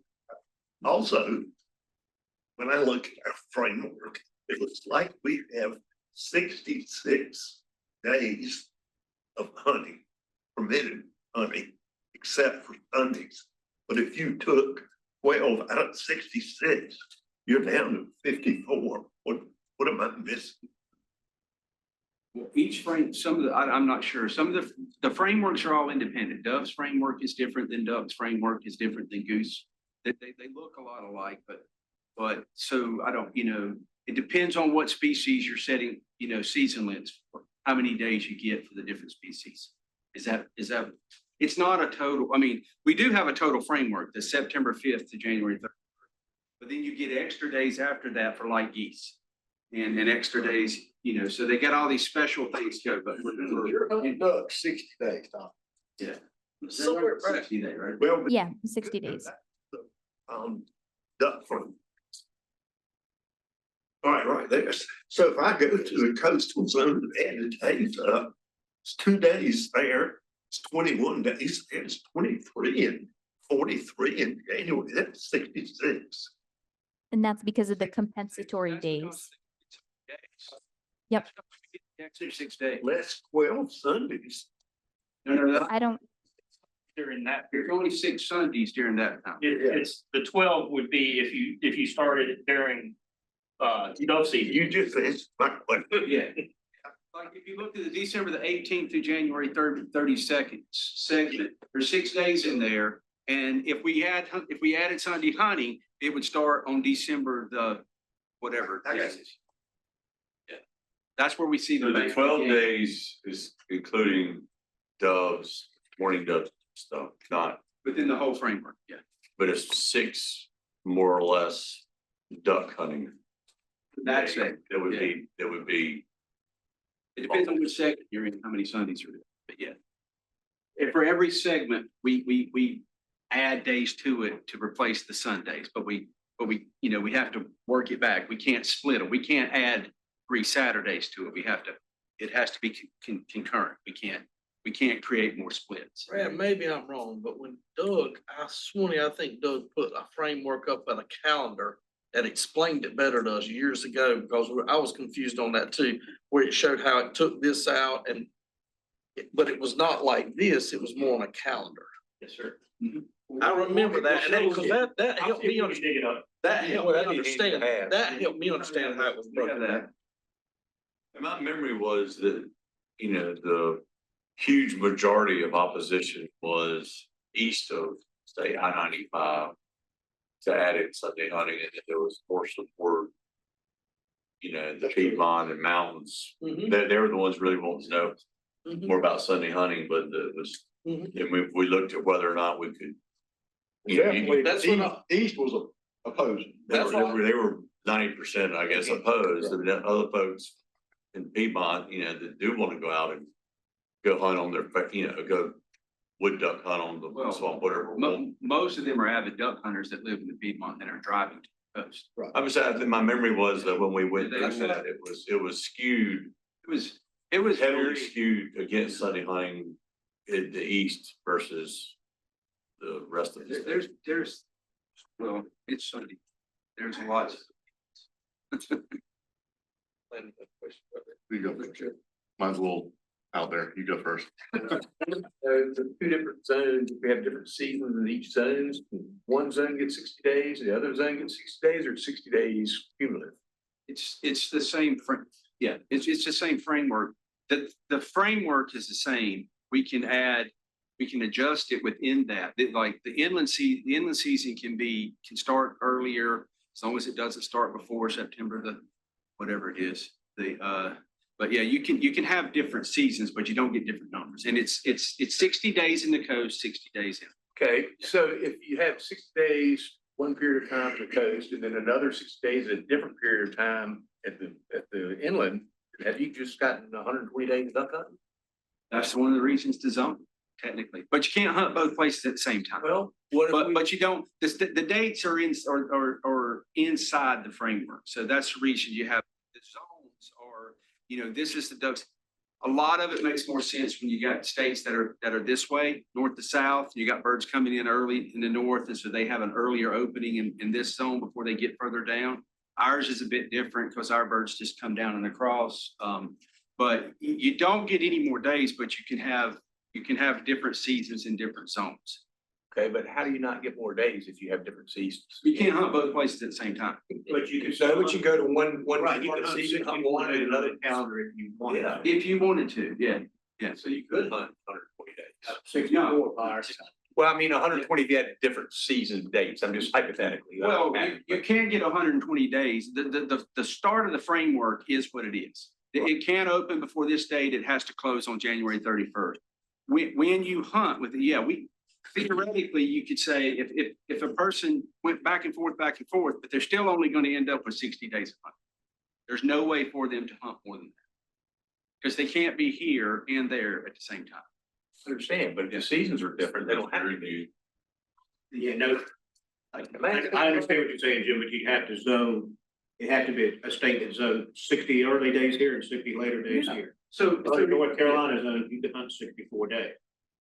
Right there, you could hunt 64. not Right. 60. one of the Before benefits those of days are zoning the same for us would be if months, we go to a conservative season. If we end up with 30 days, then exactly what you're saying would play to our advantage. We could have 30 days earlier over here and 30 days later over here and maximize the number of days that people duck hunt in a state by making seasons different. When we got the maximum seasons at 60, we use all the dates we've got for the most part anyway. Yeah, but once, if we hopefully never get back to those conservative seasons, but that's another benefit of the zoning process. It's like, okay, well, we'll let the guys in the Piedmont and the mountains hunt earlier. And then late in the season, they can go to coast, so that gives us that maximizes opportunity for people to physically go duck. But we don't increase we stay inside our bounds, basically. So it would make more sense if if we could look at it. That's what I was just gonna ask, because, when we went in depth in all this, 6, whatever years ago. Yeah. I mean, we've got a lot of new commissioners and so forth.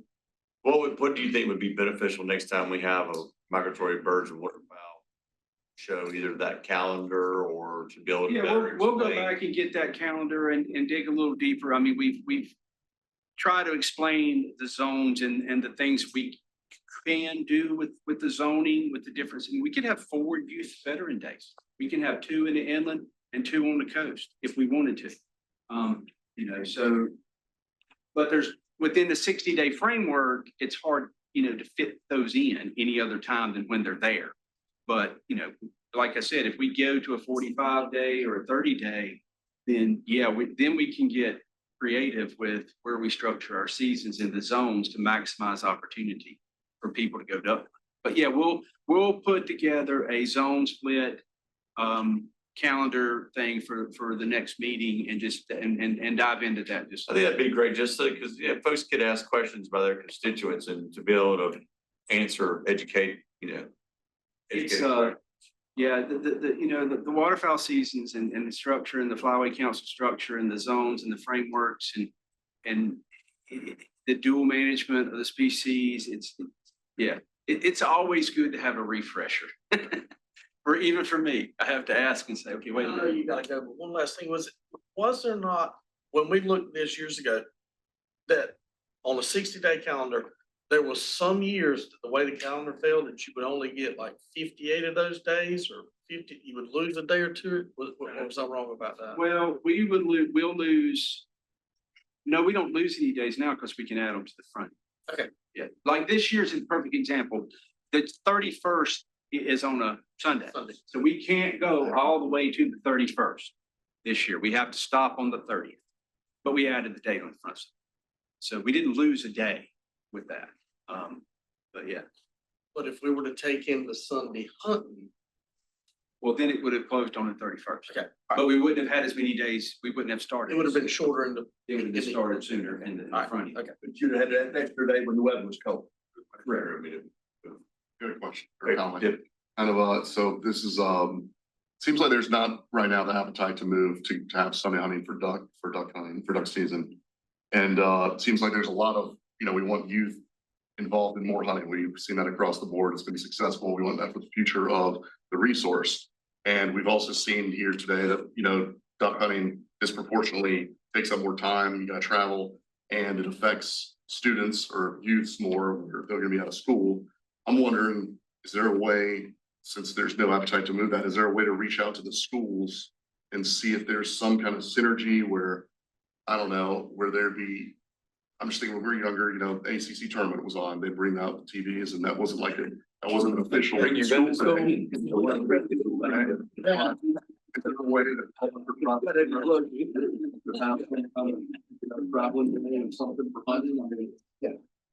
Well, I think in the Midwest, opening day of deer season, because no one shows up, they make it a school holiday. I'm just speaking for Dave, and I've sat around this table for a long time. And I've raised two boys, I got grandkids, y'all way overthinking that youth don't have an opportunity. Yeah. Yeah, they gotta leave school, they gotta skip school and go. Okay. Is that a problem in your? I mean, and again, guys, we got a lot of participants in youth turkey, but I promise y'all that we need to get some more bumper stickers printed up. Every day's youth day, guys. There's so many opportunities in that 60-day window, especially during duck season, because that's Thanksgiving. There's a lot of schools being off. But all on Saturday. But that has got to. So you can take a kid hunting without calling it. And the only difference is, and people go, well, then, but everybody's out there. Okay.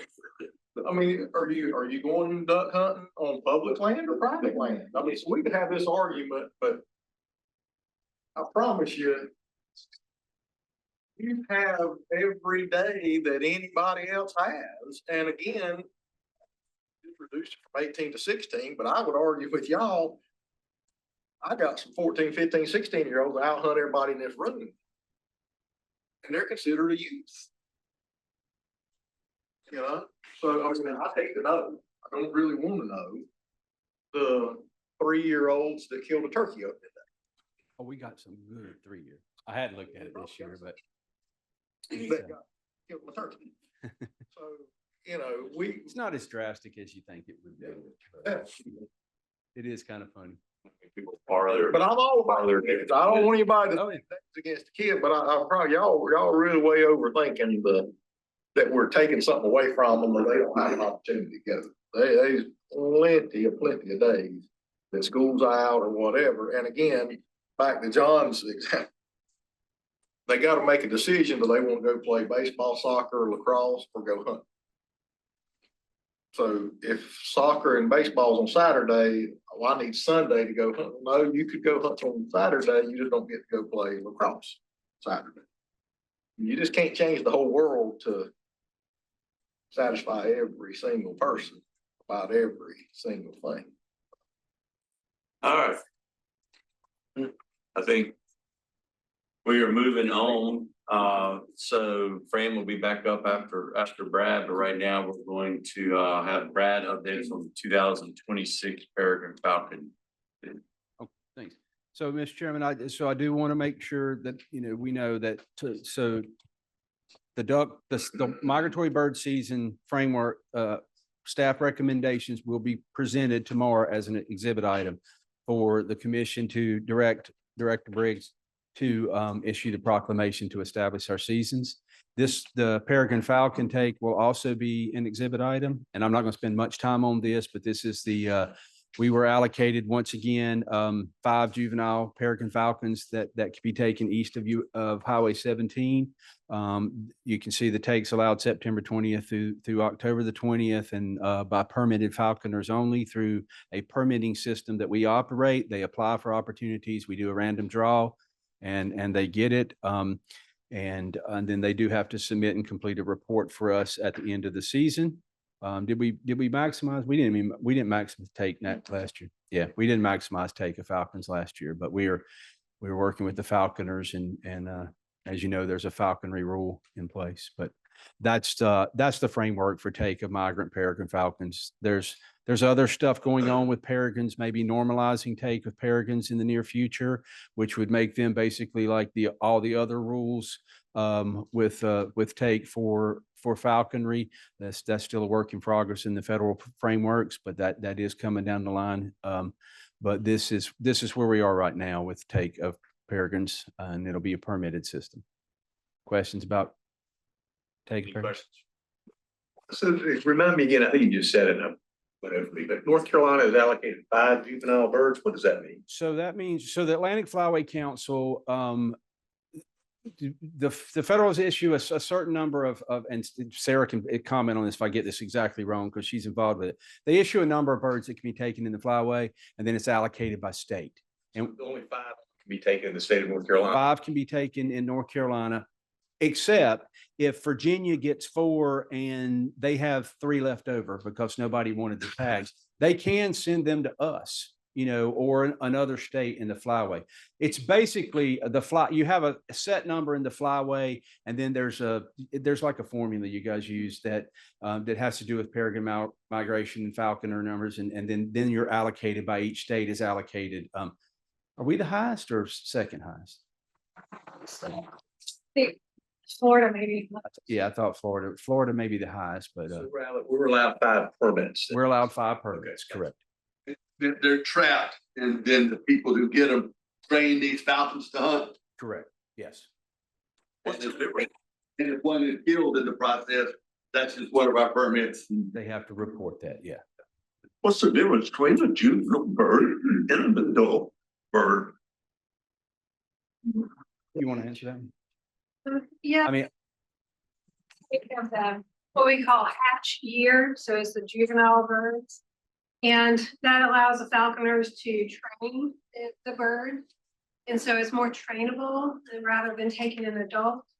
Also, the adult portion of the population is the breeding portion. So we want to protect that breeding portion and from any harm. And so the falconers are allowed to take the juveniles or hatch year birds each year. My question, but if you capture one and looked at it, how would you physically tell the difference? Yeah, so the juveniles have different plumage. They have their first, they don't have the adult plumage. And so you can tell the difference. Any more questions for Brad? so I will be presenting both of those exhibits tomorrow at the business meeting. All right, this time I'm going to turn it back over to Fran Barley for a few more updates. Thank you, Brad. I'll try to keep these somewhat brief, but I thought it would just be interesting to go over some of the highlights of what the Migratory Game Bird Program has been up to. So the next topic on the agenda is a review of our most recent Midwinter Tundra Swan Survey. So the Midwinter Survey has been conducted since the late 70s and early 80s for tundra swans. It is the primary means to monitoring trends in population abundance over time. Tundra swans have an expansive breeding range in the high Arctic, but concentrate in large flocks on easily accessible wintering areas, making surveying them by aircraft ideal. All U.S. states and Canadian provinces that winter eastern population tundra swans participate in the survey for the most complete index on wintering birds during the month of January. This count is directly used to determine the number of hunt permits that are allocated. In the chart on the right, you can see North Carolina's counts over the last 25 years are in blue, and the light blue line shows the total number of swans counted in all other wintering locations. So I think this visual demonstrates the significance of North Carolina for the total population, as our counts alone can represent upwards of 50% of the observed birds in a given year. And relative to other waterfowl, this is a small population, and continuing these surveys on an annual basis is critical for informed management. This year is my first year on the job, and so it's my first time participating in the aerial survey here in North Carolina. Having experienced observers, though, is important for the integrity of the data. So through our Flyway partnerships and the collective management of this resource, we were able to work with staff from the Virginia Division of Wildlife Resources to complete our survey with an experienced observer while we received training to get us where we need to be. And we very much appreciate the assistance from Virginia DWR this year and just want to take the time to thank them again for their time. Our survey took place over 2 days on January 12th and January 13th. In the map of Eastern North Carolina on the right, you can see all the historic SWAN survey units outlined in dark orange. We currently fly over areas with known SWAN concentrations, and we focus on the northern units the first day with our exact flight tracks as the solid yellow line. And we do the southern units on the second day with those flight tracks represented by the dashed yellow lines. Here are the results from our January 2026 survey. We counted a grand total of 65,798 swans wintering in North Carolina this year. In the map on the right, only the units that we actually surveyed are displayed. The darker red shading reflects higher counts, while lighter reflects lower counts. Our flight tracks again are the yellow solid line for day 1 and dash line for day 2. In the northern units on the first day, we counted a total of 15,802 swans. Most of these units were lower density, with the highest count coming from the westernmost survey unit on the Caledonia Prison Farm in Halifax County, where we actually counted over 7,000 swans on that site alone. On day 2 in the southern units, we counted just shy of 50,000 swans, which made up a bulk of the statewide total. Hyde County and the area around Lake Mattamuskeet in particular had the highest concentration of wintering tundra swans, with a count of around 30,000 swans for that whole unit. The next highest unit, encompassing areas of Hyde, Beaufort, and Washington counties, included a count of approximately 14,000 swans on Pungo Lake. Real quick, back to that slide. What is the reason for the area? I guess, is that the Halifax, the county area? That's pretty amazing. That's got like the second highest population. What's the draw? Yeah, it's basically an agricultural complex that does not receive hunting pressure. So they plant food like winter wheat and other agricultural crops. And there's plenty of flooded fields, so wet fields in the area.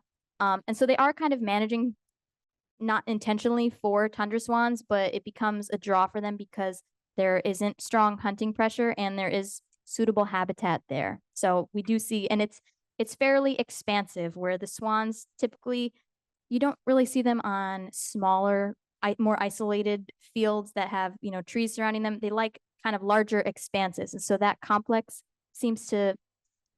Great big, huge green fields of wherever you see. Feeding out in the fields. Yeah, I think, I'm not sure. But that is. Yeah, it's all those fields along the river on the backside.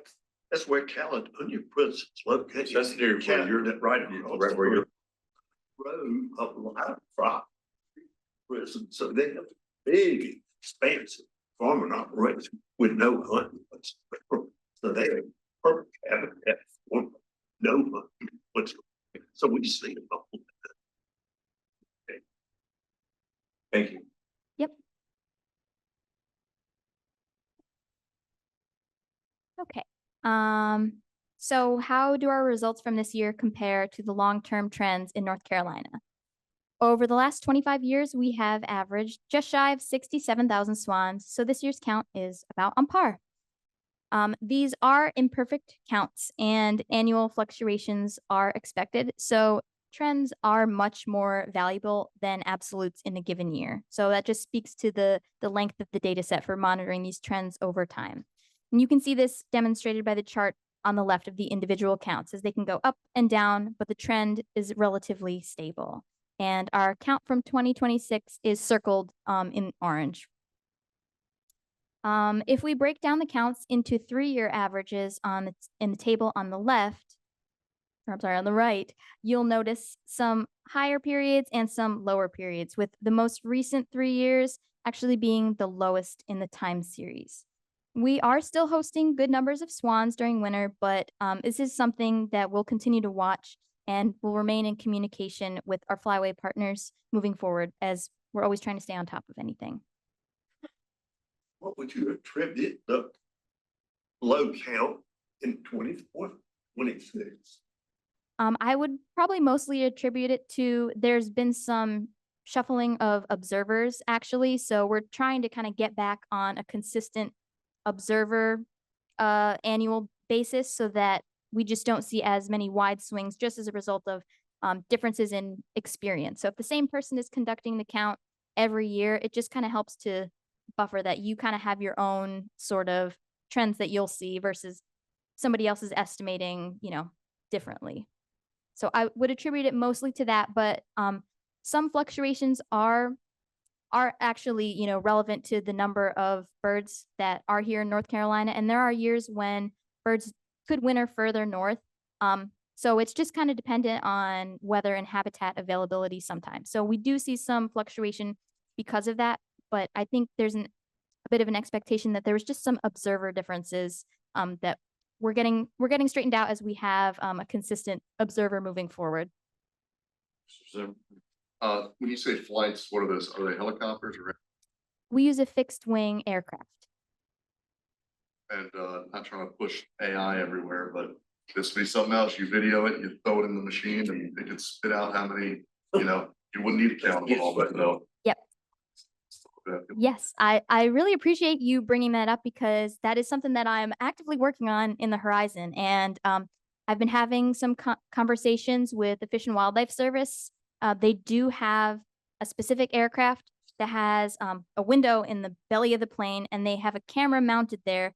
And it also hosts other types of sensors, and they have been doing exactly what you're saying, running transects and training a model to be able to perform these counts. And we can get defined measures of precision to know exactly how accurate we are and go back to it, later, where it's not just a count that's done and we can't see the pictures again. So they have successfully trained models for sea ducks and for some species of conservation concern like whooping cranes. And we are in communication about trying to test things out moving forward on tundra swans because they're big white birds and they should be a really great study species for this. So it's something I would really like to see moving forward. And we're actively thinking about it, but I'm really glad you brought it up because it's a good idea. Any more questions? All right, do we need to move on to the duck hunter survey and mallard research or? Very good.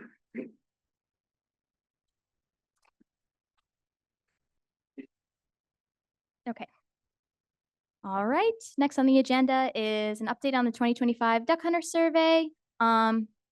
This is just a preview and the full suite of results will be expected sometime over the summer, but we're just going to go through some of the highlights. Just going over the survey objectives quick.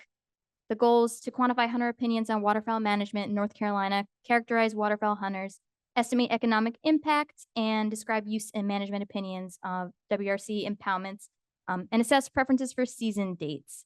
So we conduct these surveys on a regular basis to allow us to check in on changing hunter opinions and attitudes, determine how well we're doing, and address changes using a statistically rigorous method. So the 2025 survey was designed to replicate the last survey conducted in 2011. And so there's great value in being able to have direct comparison among these years. So we randomly selected 20,000 HIP certified waterfowl hunters and had the survey open from September to December. At the end of the survey period, we had a response rate of 16.4% and about 3,000 folks responded to the survey. 97% of which indicated that they were male, and the mean age of the respondents was 48 years old.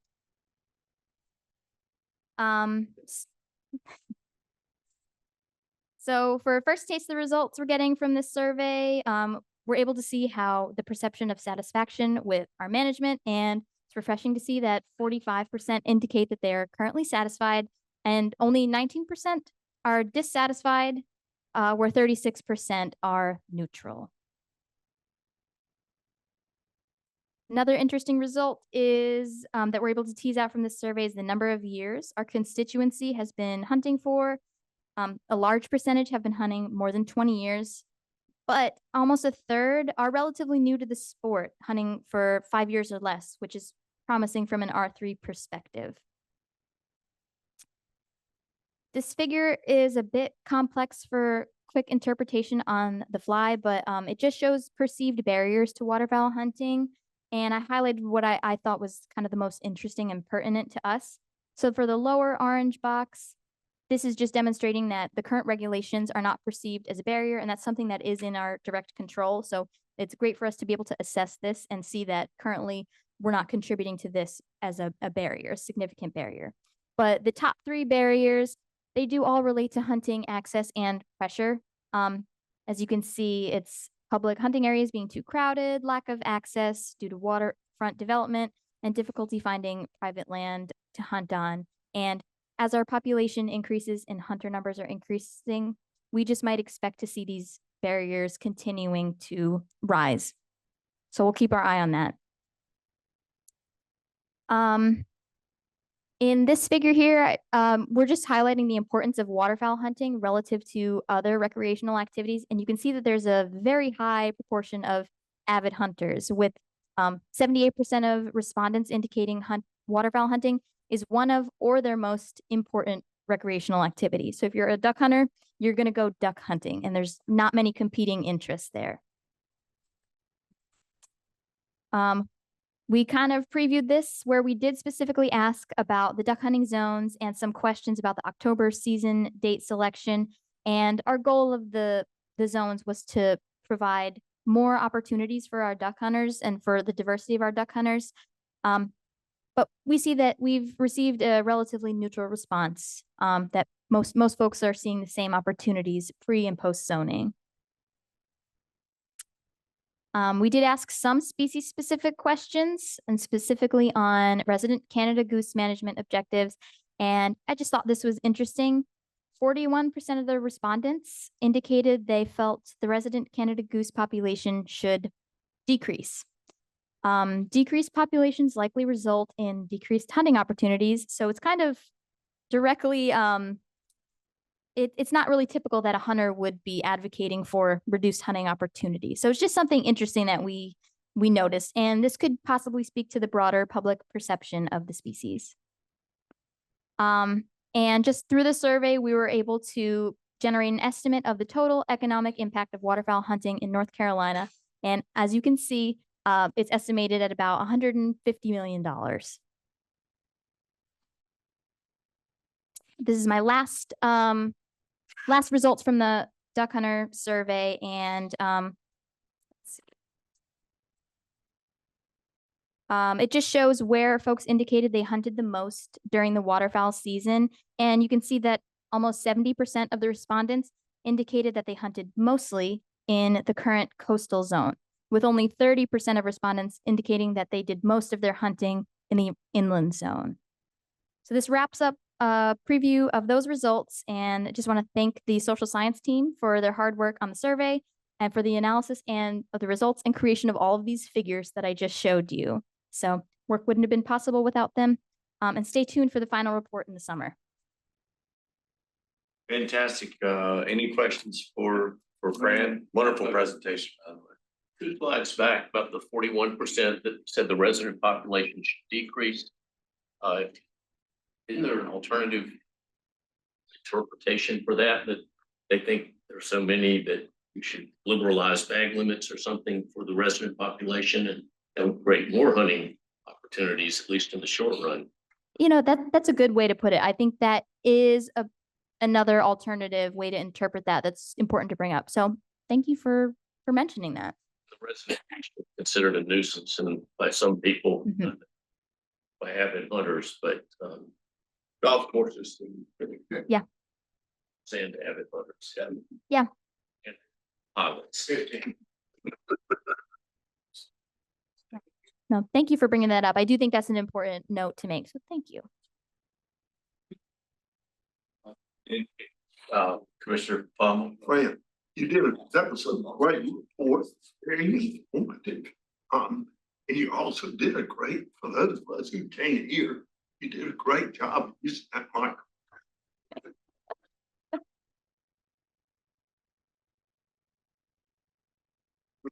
Very well done. Thank you. Thank you. I have one other topic, but I don't know what the group is, how the group is feeling. Okay. Sure, sounds great. Thanks for your time today. All right, again, I'll try to go through this fast just so you're aware of what we've been up to. But so this last topic is just an update on our participation in the Collaborative Mallard Research Project that has been going on since 2022. So quick project background, even though I think if this isn't all new information for folks and you've seen a number of presentations on this before, but why do we need to study eastern mallards? First, they are an important and highly valued species in the bag of Atlantic flyway duck hunters, but their population has experienced declines over the last 30 years. And there aren't any clear answers as to the drivers to date. The eastern mallard population is currently monitored through 2 separate but complementary surveys throughout the breeding range in Canada down to the mid-Atlantic US states. And we do see slightly different population trajectories among the 2 survey areas, with the lower latitude US states demonstrating a steeper population decline compared to the more stable eastern survey area to the north. So these concerns led partners up and down the flyway to join together on a collaborative research effort to investigate the migration, ecology, and demography of eastern mallards. They aim to assess possible drivers across the full annual cycle and dig deeper into the differing population trajectories among the 2 survey areas. So the primary methods for addressing the objectives in the study are using tracking devices that collect location and behavior data. 2 different devices have been used, the first of which is a state-of-the-art GPS accelerometer transmitter that remotely transmits GPS locations at a defined interval, and accelerometer data, which allows for inference of specific animal behaviors. The second device is a light-level geolocator, which estimates a bird's coordinates based on photo period and sunrise and sunset times. But these geolocator devices must be recaptured or collected from harvested birds to be able to download the data from those devices. And the goal of the total project was to mark more than 1,200 hen mallards with these devices across the Atlantic flyway between 2022 and 2026. So North Carolina has been actively participating in the capture and deployment of tracking devices on hen mallards during winter throughout the years of the project. And over the course of 5 winter field seasons, 89 GPS devices have been deployed on wintering mallards. 20 in 2022, 23 in 2023, 25 in 2024, 21 in 2025, and 10 during this final winter, 2026. The map on the right shows all of the summer locations of North Carolina marked birds across the study period so far. And interestingly, a number of our marked birds actually migrated out of the eastern mallard survey area to both the Mississippi and central flyways. The majority still migrated to areas within the traditional eastern mallard survey area though. And this year's deployments haven't made it to their final breeding locations yet, but all of them have begun their migrations and have left North Carolina. I want to use this time to just demonstrate some of the recent breeding information we've been able to collect from GPS accelerometer tags and the inference of behaviors. These transmitters collect bursts of locations in the X, Y, and Z planes that produce unique signatures depending on what a bird is doing. So you can identify flying, walking, or resting in this way. And you can pair this behavior data with location data to further inference nesting activities. So stationary periods, approximately the same length of an incubation period, followed by local scale movements and no flying might indicate a successful nest and brood rearing in a local pond or something like that.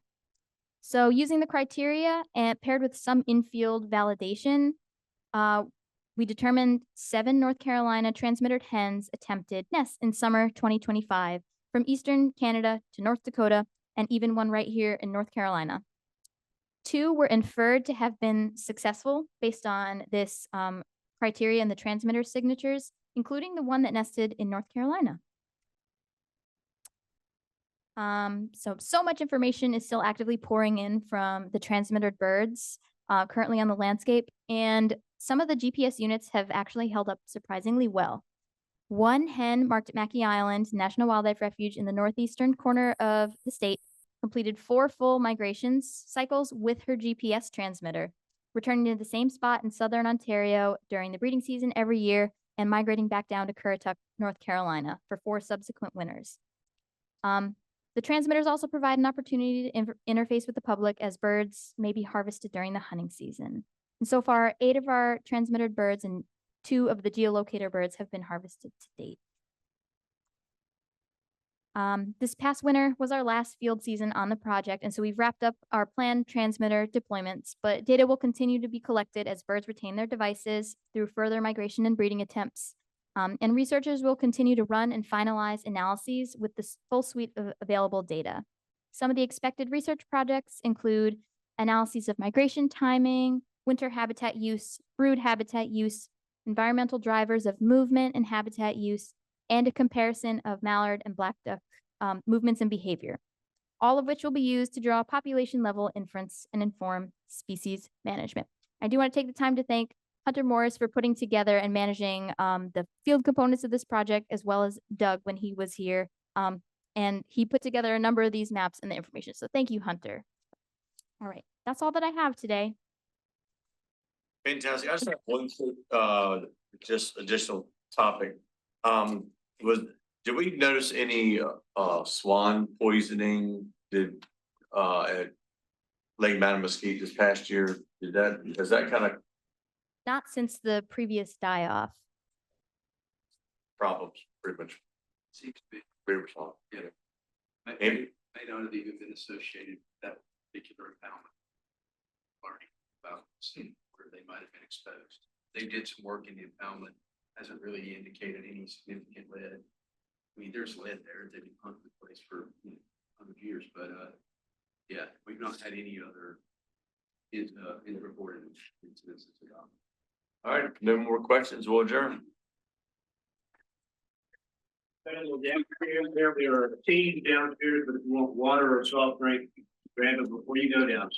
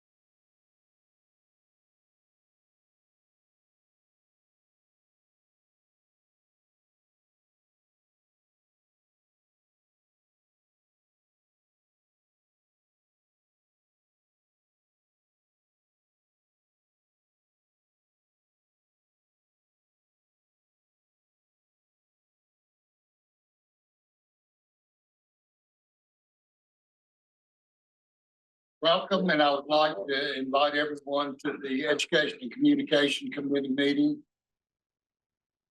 This meeting is being streamed live and recorded as a public record. A recording of the meeting will be available at www.ncwildlife.gov. Marco, if you could do a roll call, please. Good afternoon. Going to do a roll call for our Education and Communication Committee. Committee Chair, Tom Hazlett. Here. Committee Vice Chair, Jim Ruffin. Present. Committee Member John Stone. J.P. Cole.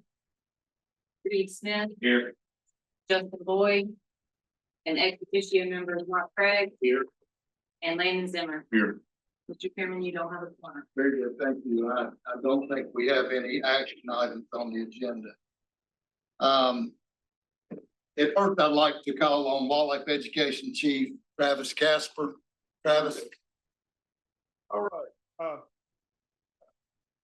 Thank you, Chairman Hayslip and Commissioner. I have a brief agenda today. The first thing on the agenda of the North Carolina Wildlife Resources Commission's managed shooting range rule. Just wanted to make y'all aware as a committee of rule rework that we've been working on. My team, conservation policy and analysis with help with Carrie and Will. Back, just kind of give you the history of it. Back at the end of the calendar year, we had to dismiss some individuals from a couple of our shooting ranges for various offenses. And as we had done that, and we had been working with our council and working through everything and reviewing everything, we thought it was maybe a good opportunity to look at this rule. These rules they are in the NCAC. They were put in place. They were put in place probably about 15 years ago when we were first going down this road with shooting ranges. And the shooting ranges at that time were going to be unmanned ranges. And I was talking to Chairman Hayslip on the side a while ago, and that kind of lasted like for a day. I mean, it was an incident we had at the range. We kind of said, yeah, this is not the best idea. So the shooting range rule was actually housed up underneath the game land section. So we took this opportunity, everything with when we had to dismiss individuals for these safety violations, everything we did was completely okay. But we just saw some opportunities in the rule to get everything lined up with our operational procedures and all that. So we do have a rule, and this is the document that Will has produced that's going to be introduced on the Rules Committee meeting on April the 23rd. And it's going to go through with the annual rule cycle, go through the public hearing process, and like a normal rule would. But just wanted, being that it was a shooting range rule, does affect the shooting ranges in the education division. Wanted to make the committee aware of it so y'all weren't caught kind of off guard. Very, very limited changes to the rule. Like I said, we just sat down, Josh Jernigan, my operations and facilities manager, myself, Carrie, Will, we all kind of sat down and went through it and just made sure everything was lined up, updated some language, bringing it into its own section, and outside of the game land section, bringing it into its own section with the shooting ranges. So maybe we can be a little bit more efficient moving forward with this particular rule and have a little bit better monitoring with this particular rule. So like I said, main thing was just giving everybody an update, making you aware of it. So when it's brought up on the 23rd, that this committee would be aware. So, and that's basically it. Like I said, no major changes. And it's just minor tweaks in language and just clarifying some stuff that we've learned over the last 15 years or so in managing these shooting ranges. Any questions on that? With that, I'll introduce, I just mentioned his name, Josh Jernigan. He's our operations and facilities manager for the Wildlife Education Division. He's going to give a brief update on this past spring and our youth shooting sports program and the successes we've had with the youth shooting sports program and the Youth Hunter Education Skills Challenge and the National Archery in the Schools program, the different tournaments that we ran in February and March. So with that, I'll turn it over to Josh.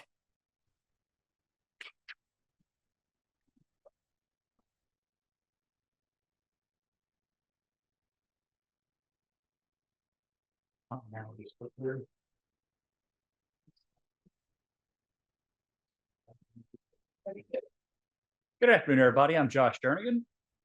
So I'm here to give you guys an update about the youth shooting sports season of 2026. So I'd like to start off with this picture right here. So this is the highest scoring junior division champs in the whole state. So this is Bethel Middle. Like I said, they scored the highest of any junior team in the whole state. So we always like to recognize that. The senior team that scored the highest was Haywood Homeschool Sportsman's Club. Bethel Middle scored 3,557 out of 4,000. And then the Haywood Homeschool scored 3,730 out of 4,000. So I always like to recognize them for that achievement. So this was a huge year for us. We had a lot of growth. So we grew by 23 teams this year. That brought us to a total of 345. District 4 had the largest growth of any division. They grew by 8 teams. So the previous record was in 2019 with 341 teams. This year we did break that with 345. So we're very excited about that. It is showing that we are continuing to grow. We also have the 48th annual state YHS tournament scheduled on April 25th at the John Lentz Hunter Education Complex. It's a shooting range in Ellery, North Carolina. It would be awesome to see any of you come and see that. We had thousands of people come through that, and it's really cool to see. We also have a short video right here for you guys to watch.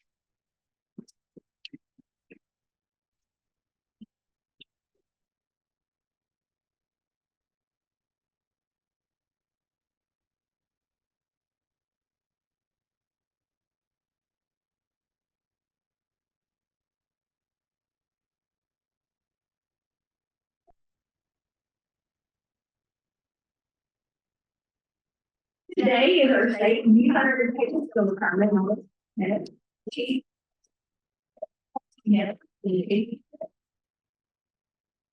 events, kids have a cumulative role with having shotgun, rifle, archery, and a hunter responsibility portion to the competition. As far as the YHS program goes, I think that there's a great role for it to engage youth in shooting sports. Kids that play basketball, baseball, at some point in their life, they're going to not be able to do those things. They can't. But shooting sports is something that anybody can do. The program is one of our great legacy programs for us to have. And I think we have impacted hundreds of thousands of lives. And I want to see that.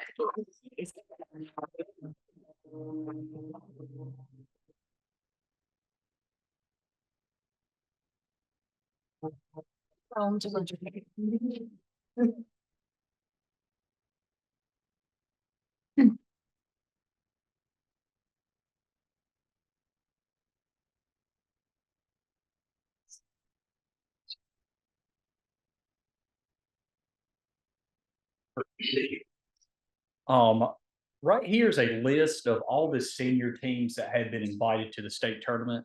There are 35 senior teams that are coming to the state tournament.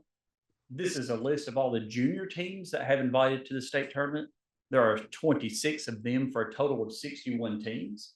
We also have 20 individuals that are coming. The individuals are people who placed in one of the disciplines, but their teams did not make it to state. So I always like to give them the opportunity to come and compete in that discipline. So we have 20 individuals coming for that also. So we're going to switch over and talk a little bit about the North Carolina Archery Schools program. So pictured here is the elementary school division champs. This is Startown Elementary. You see all the happy faces. Everybody's real excited to pull off that win. So the state bullseye tournament was held on February 13th and 14th at Winston-Salem Fairgrounds.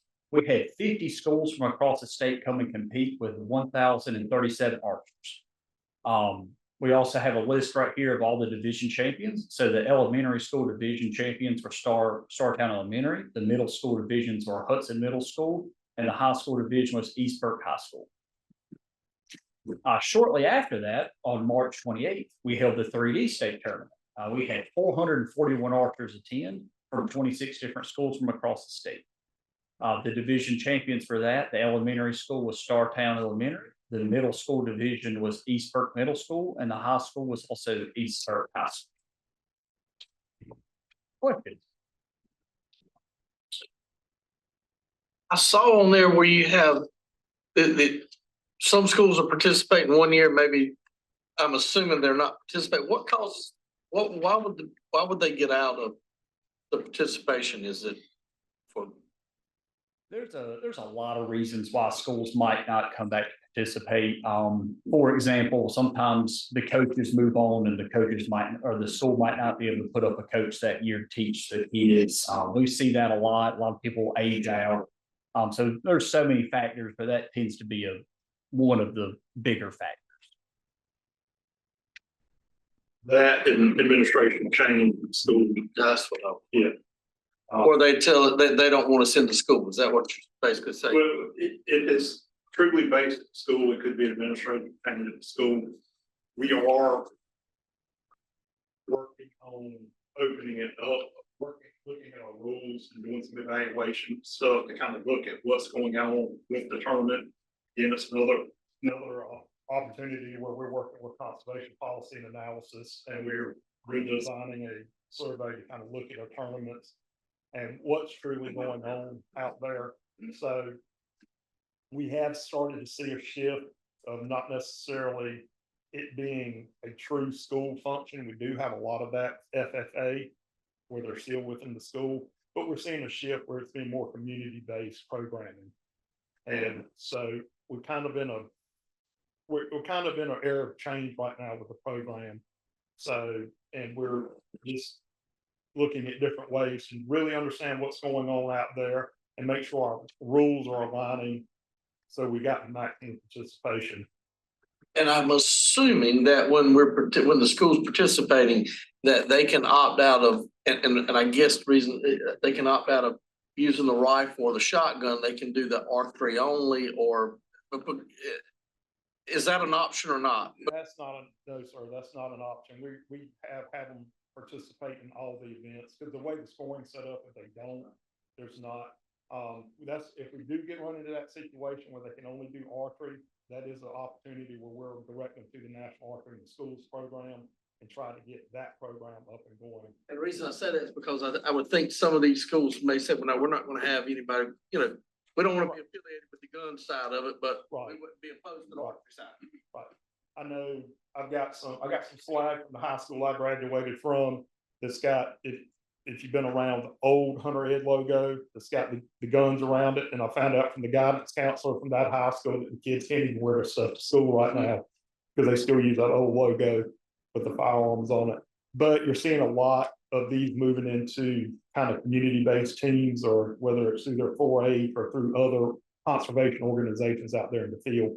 And that's really where we're seeing the growth. We're seeing the growth there with those partner organizations.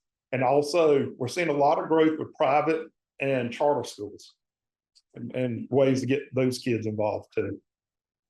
Travis, I think in some counties, the local wildlife clubs really taking a lead. I know it's that way in Lee County. And I talked to that guy the other day and he said every Sunday they have 200 kids out there. And that's another model that's happening across the state. Wildlife clubs, conservation clubs all across the state. So like I said, we are in the process right now of designing a plan to kind of evaluate and take a hard look at the tournaments. We're in the initial planning phases now. We've had a couple of meetings, so we'll have some more information on that in upcoming meetings. Thanks a lot, Bill. Yes, sir. Sounds like the growth is really picking up. Mm-hmm. Exciting to see that. Yeah. What is the marketing aspect? How do you market this, or do you, or is it just word of mouth? Word of mouth mainly. We have, like with the video that you just saw, Carissa wrote this. You see her name up here. Due to some travel stuff that happened, Carissa couldn't make it, so Josh was pinch hitting for her. But Carissa worked with our communication and marketing department to do the videos. The 9 engagement specialists we have out in the field, they work real closely with the schools, but it's a lot of word of mouth. We pick up a lot of interest this time of year with the tournaments going on, and what we get shared out on Facebook, what the teams share out on Facebook.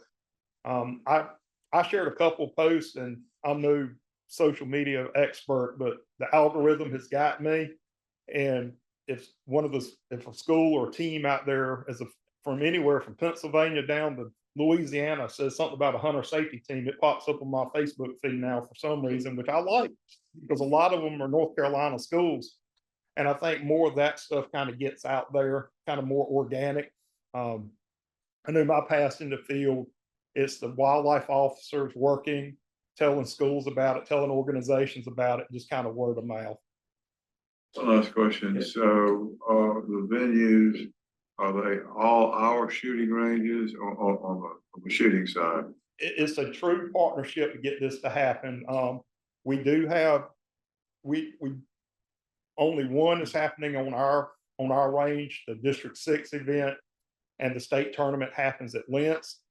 We use conservation partners. We use some private shooting ranges. We use a community college. We had a community college step forward in District 2 that sought us out and wanted to be a partner with us. So we've started utilizing that community college, and that has been, it was our second year doing that, and that's been an amazing partnership. And it was one of all the events run flawlessly. But we were there running the event, and the liaison with community college came in. He didn't know who I was, but he came into the scoring room with Becky Savage.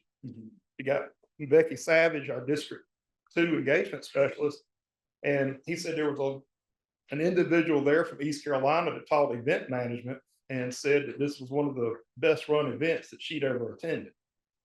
And the community college was just overly excited about how smooth the day ran and how well and it's fit. We have this partnership with their law enforcement training program. So we're using their ranges and using all their infrastructure. So it's a true partnership.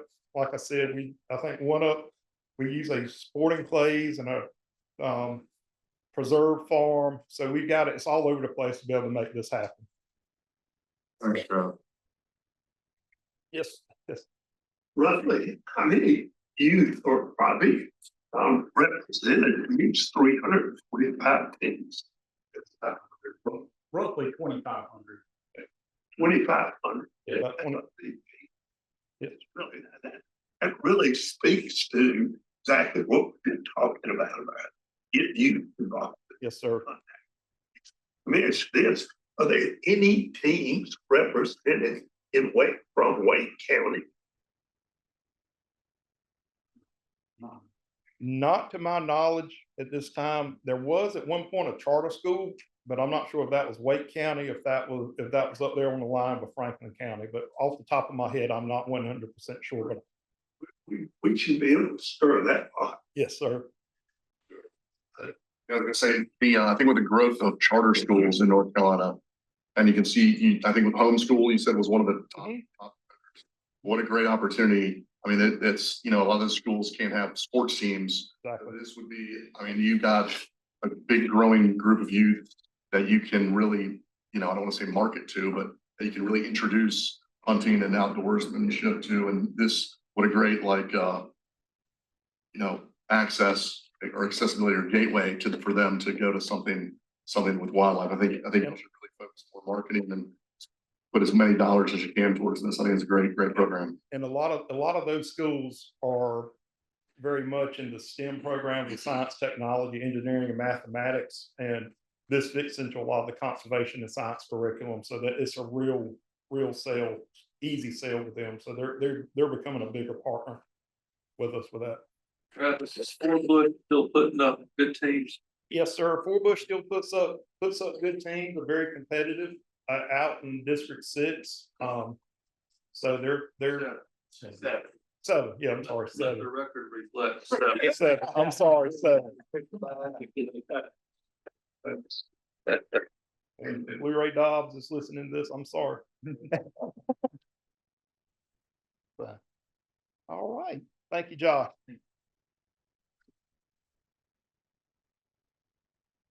Our next update is going to come from our development evaluation supervisor, Sydney Brown. She's got some good partnerships of, again, kind of focusing on getting youth involved in some different stuff that's going on.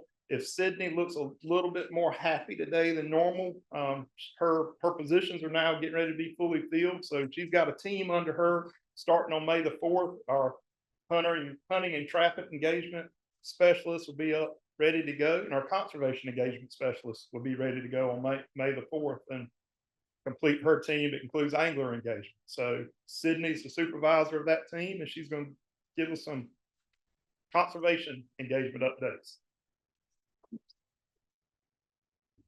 Thank you, Travis. I am beyond excited to hire staff and have a full staff for all the projects that we have upcoming. So today I will be presenting recently completed and currently active external and internal partnerships that the Wildlife Education Division is facilitating in support of wildlife conservation. So to begin, I do want to highlight a recently completed partnership with the North Carolina Arboretum. This is another state agency located in Asheville, North Carolina. They reached out to us in 2023 seeking to expand access to their award-winning project, Project Eco Explorer, which had primarily been offered through library sites across the state. Their initial contact was with Land and Water Access Chief Darren Barnes, who, recognizing the educational value of their initiative, connected them with us to help facilitate the project. So what is Eco Explorer? Eco Explorer is a youth-focused observation program where families visit designated sites and scan QR codes to submit observations of surrounding flora and fauna. The Arboretum reviews these submissions and awards badges based on participation. We were very excited about this partnership because we do believe that we're going to reach a subset of our constituency that we have not previously reached before. So we're very excited they reached out to us. At first, the Arboretum hoped to place signage on our game lands. However, to ensure longevity of the signs, which I think we all know what happens to our signage on game lands, we guided them towards public fishing access areas across the state. Because we were unsure which specific locations they were considering, we provided our interactive online map and awaited the Arboretum's list of proposed sites. In July of 2024, we received their site list and had several internal discussions about whether these locations were appropriate and family friendly, and they would not interfere with the primary purpose of the site as well. After review, we sent back approvals to the Arboretum, and we're moving forward until all of our favorite timing was Hurricane Helene, which of course affected the Arboretum, whose operations are in Asheville. Fortunately, they reconnected with us in the middle of 2025, and we resumed final approvals and signage placement across the state. All signs, which we established 64 sites in total, we've greatly expanded their repertoire, have now been installed statewide. A huge shout out to our engagement program specialists in the district for helping to install those signage. And our partnership was recently highlighted in the Arboretum's newsletter, and we look forward to expanding that collaboration as well. So that is our Eco Explorer partnership that just completed, but another currently high interest project I want to update you all on is our Barn Owl live camera. I'm gonna let Mallory do the honors so I don't mess anything up.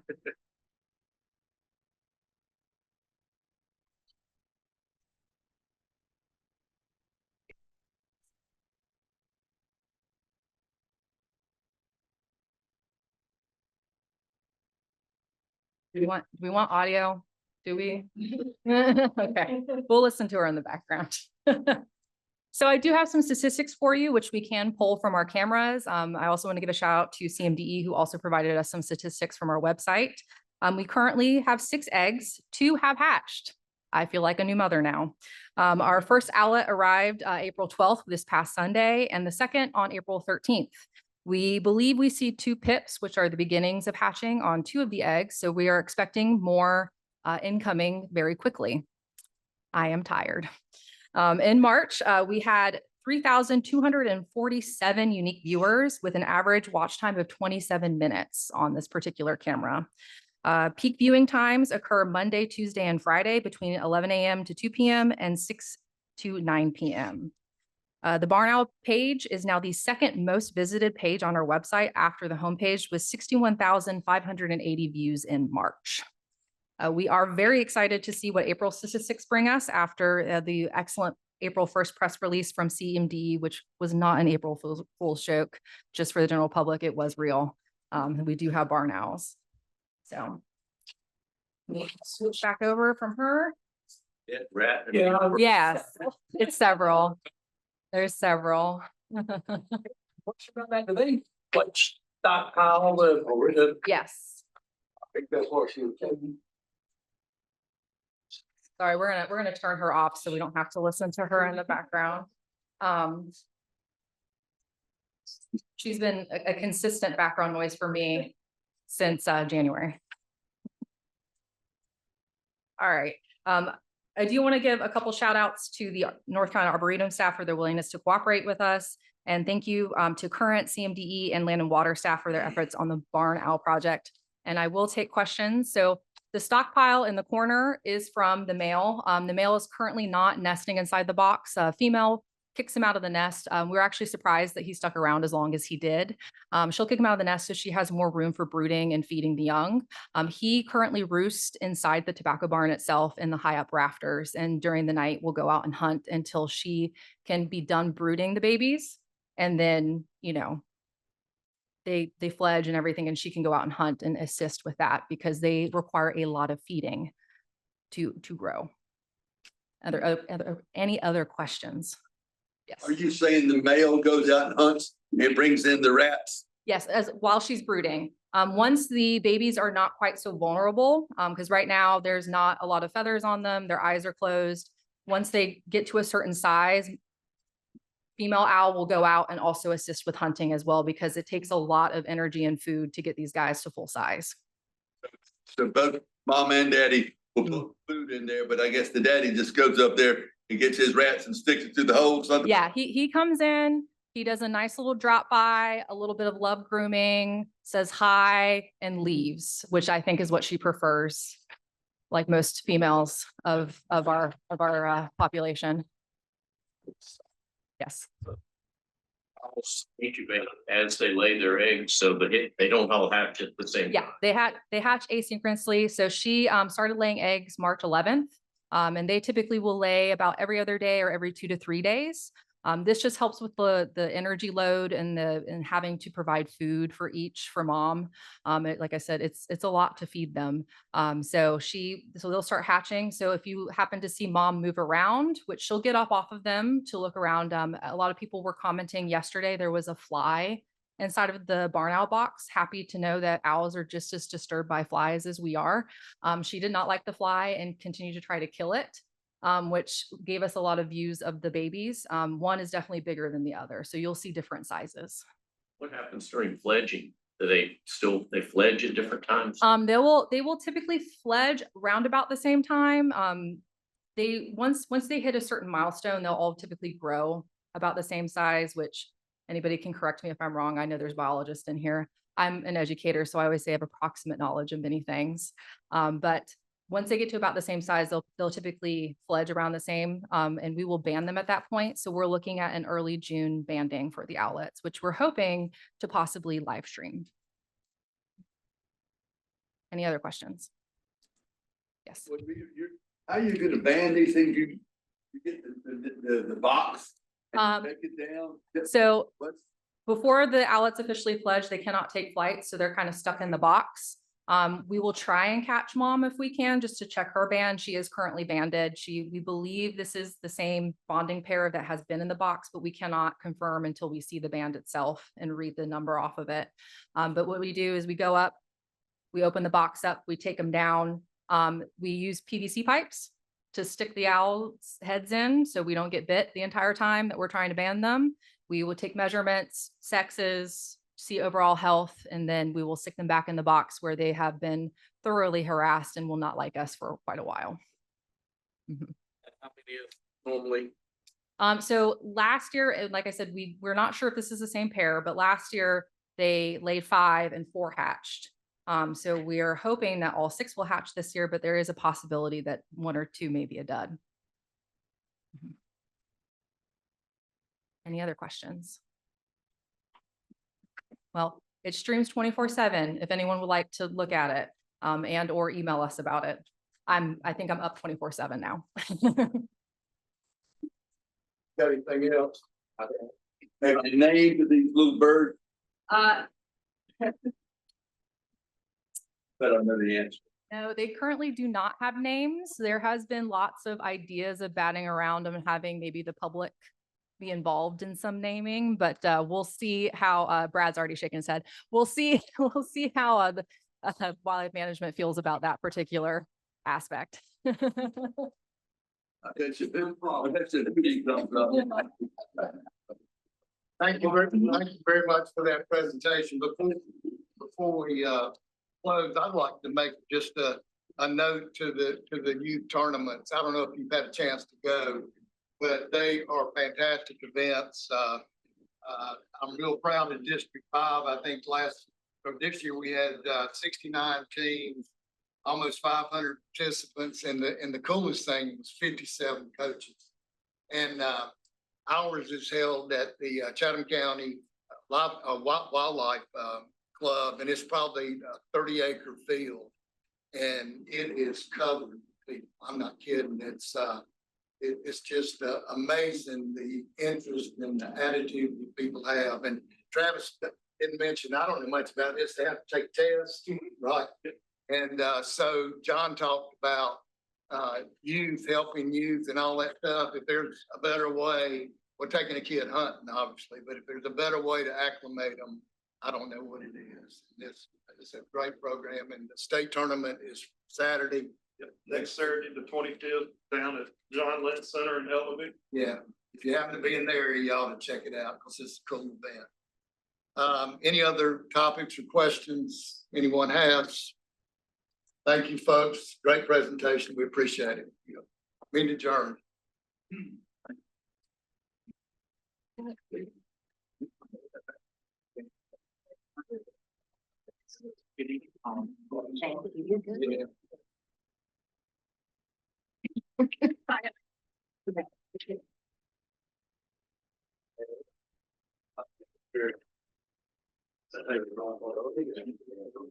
think we cut it out.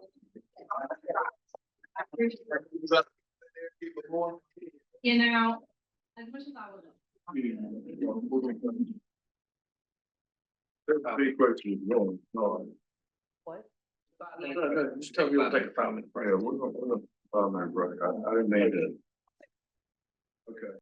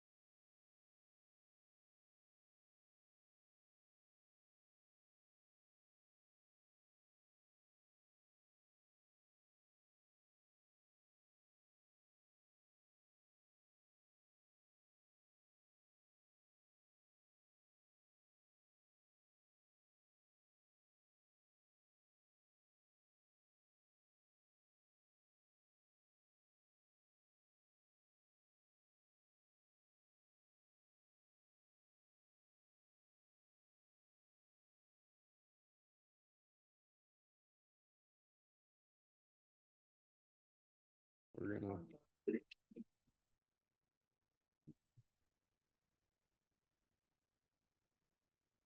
Thank you, Mr. Chairman. We can kick off with our phase one proposal for this LAP committee meeting. It's in Halifax County. It is the Rocky Swamp West Tract. It's a 298 acre property. It would be in addition to Brinkleyville Game Land. Tax value of the property is $104,700. And approximate asking price, we do not have one. We've communicated our limitation to pay appraised value to the landowner, which they were amenable to. The Rocky Swamp Tract has access off Highway 561. It is a tier 1 priority area within the Tarpon-Lacombe Basin due to the occurrence of 5 mussels and 1 crayfish. You see a few of the rare species that occur on that tract or near that tract listed here. To name a couple, dwarf wedge mussel, Atlantic pigtoe, triangle floater. It has 1.7 miles of shared boundary with existing game land and has nearly 1 mile of protection for Rocky Swamp Creek. And forest types on the property, it's about 45 acres of bottomland hardwood, around 20 acres of beaver wetland, and about 200 acres of mature loblolly pine and 32 acres of old field pine. And I think we noted this in some earlier discussions last week, but this is a tract that our staff in the area have been working to acquire for quite some time now. I think we finally have a willing landowner, and we're excited to pursue this property. Happy to take any questions. In our pre-meeting, we approved this to go forward. But I'm gonna remind everybody here that there's no price associated with this project yet. And it's key for you to pay attention to your phase two projects that, they're numerous this time around. So just because there's a number there and they've approved it, doesn't mean we have to approve it. We have the ability not to accept it. And, so I ask everyone here to look at these things with a critical eye.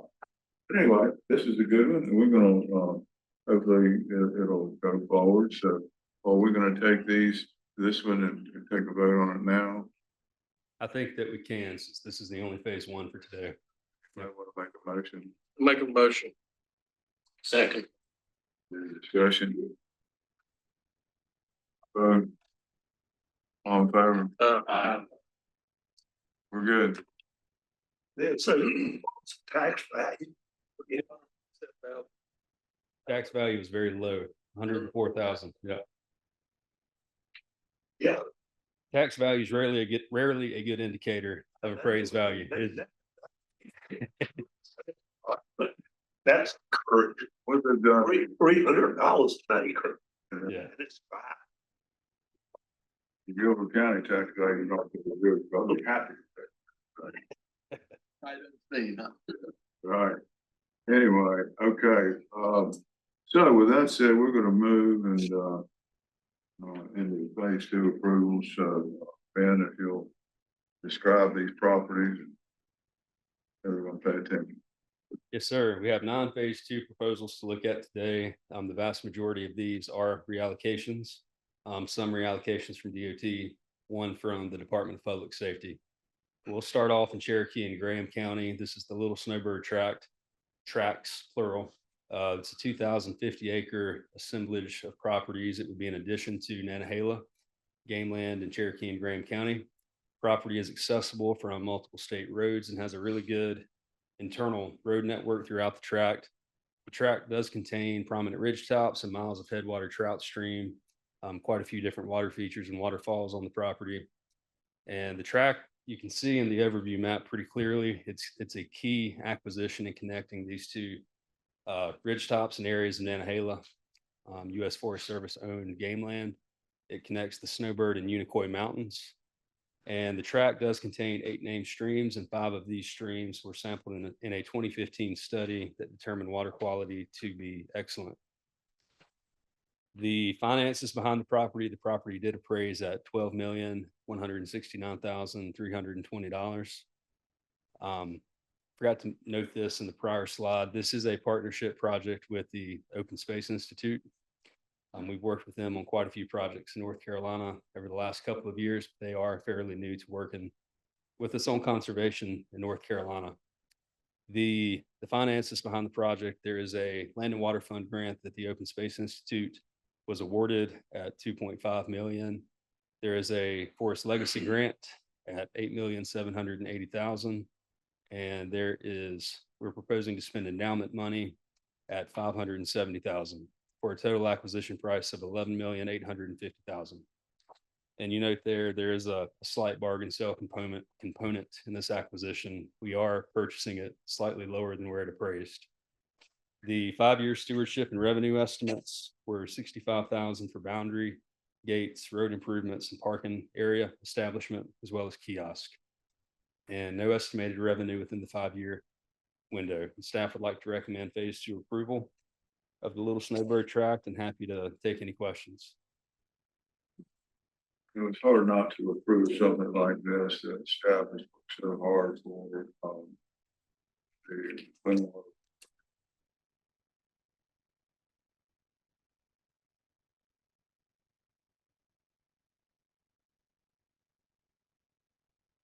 Deal for the state.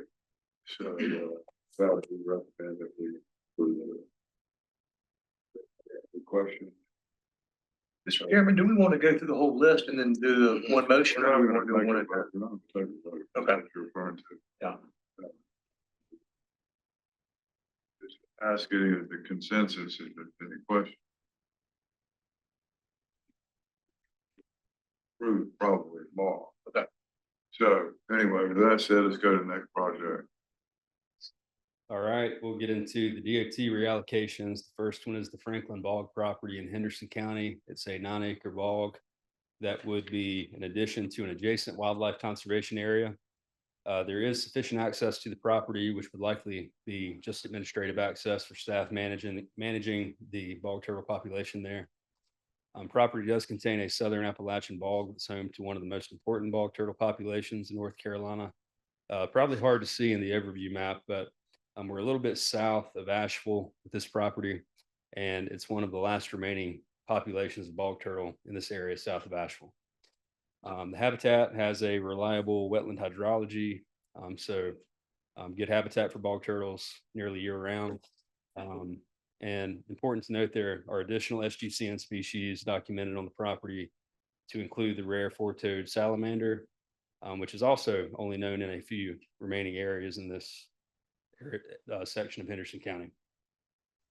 Again, coming to us as a reallocation from NCDOT, stewardship estimates are $7,000 for boundary establishment on this 9-acre property, no estimated revenue, and we'd like to recommend approval for the Franklin Bog reallocation.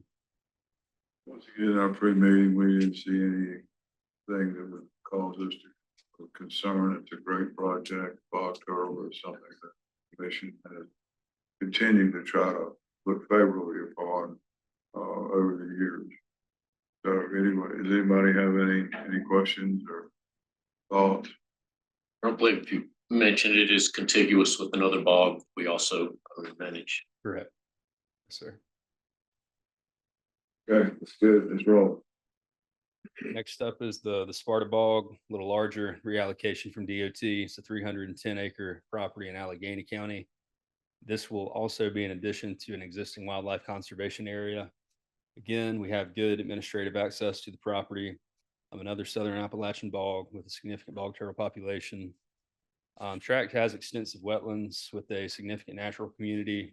This is a site where we have been partnering with the Natural Heritage Program for quite some years now, managing the property and also documenting the different plant and animal species we're seeing out there. And a few of the species that they've noted while being on site include the alder flycatcher, different butterfly species, the southern ravine salamander, bog peat moss, and a few other vascular plants. Again, this will be a reallocation from DOT, and stewardship estimate is at $60,000 to contract boundary establishment. Why is it so expensive for a boundary establishment? So this is within our mountain region. The contractors that our staff use, they tend to charge $1 per acre on the survey end of things and $1 per foot for marking boundary. 100 an acre on the survey and $1 per foot on the boundary. Yep, thank you. So this is something we gave a closer look after the pre-meeting last week. These numbers are spot on and refined for how we contract boundary in these areas. Okay, good.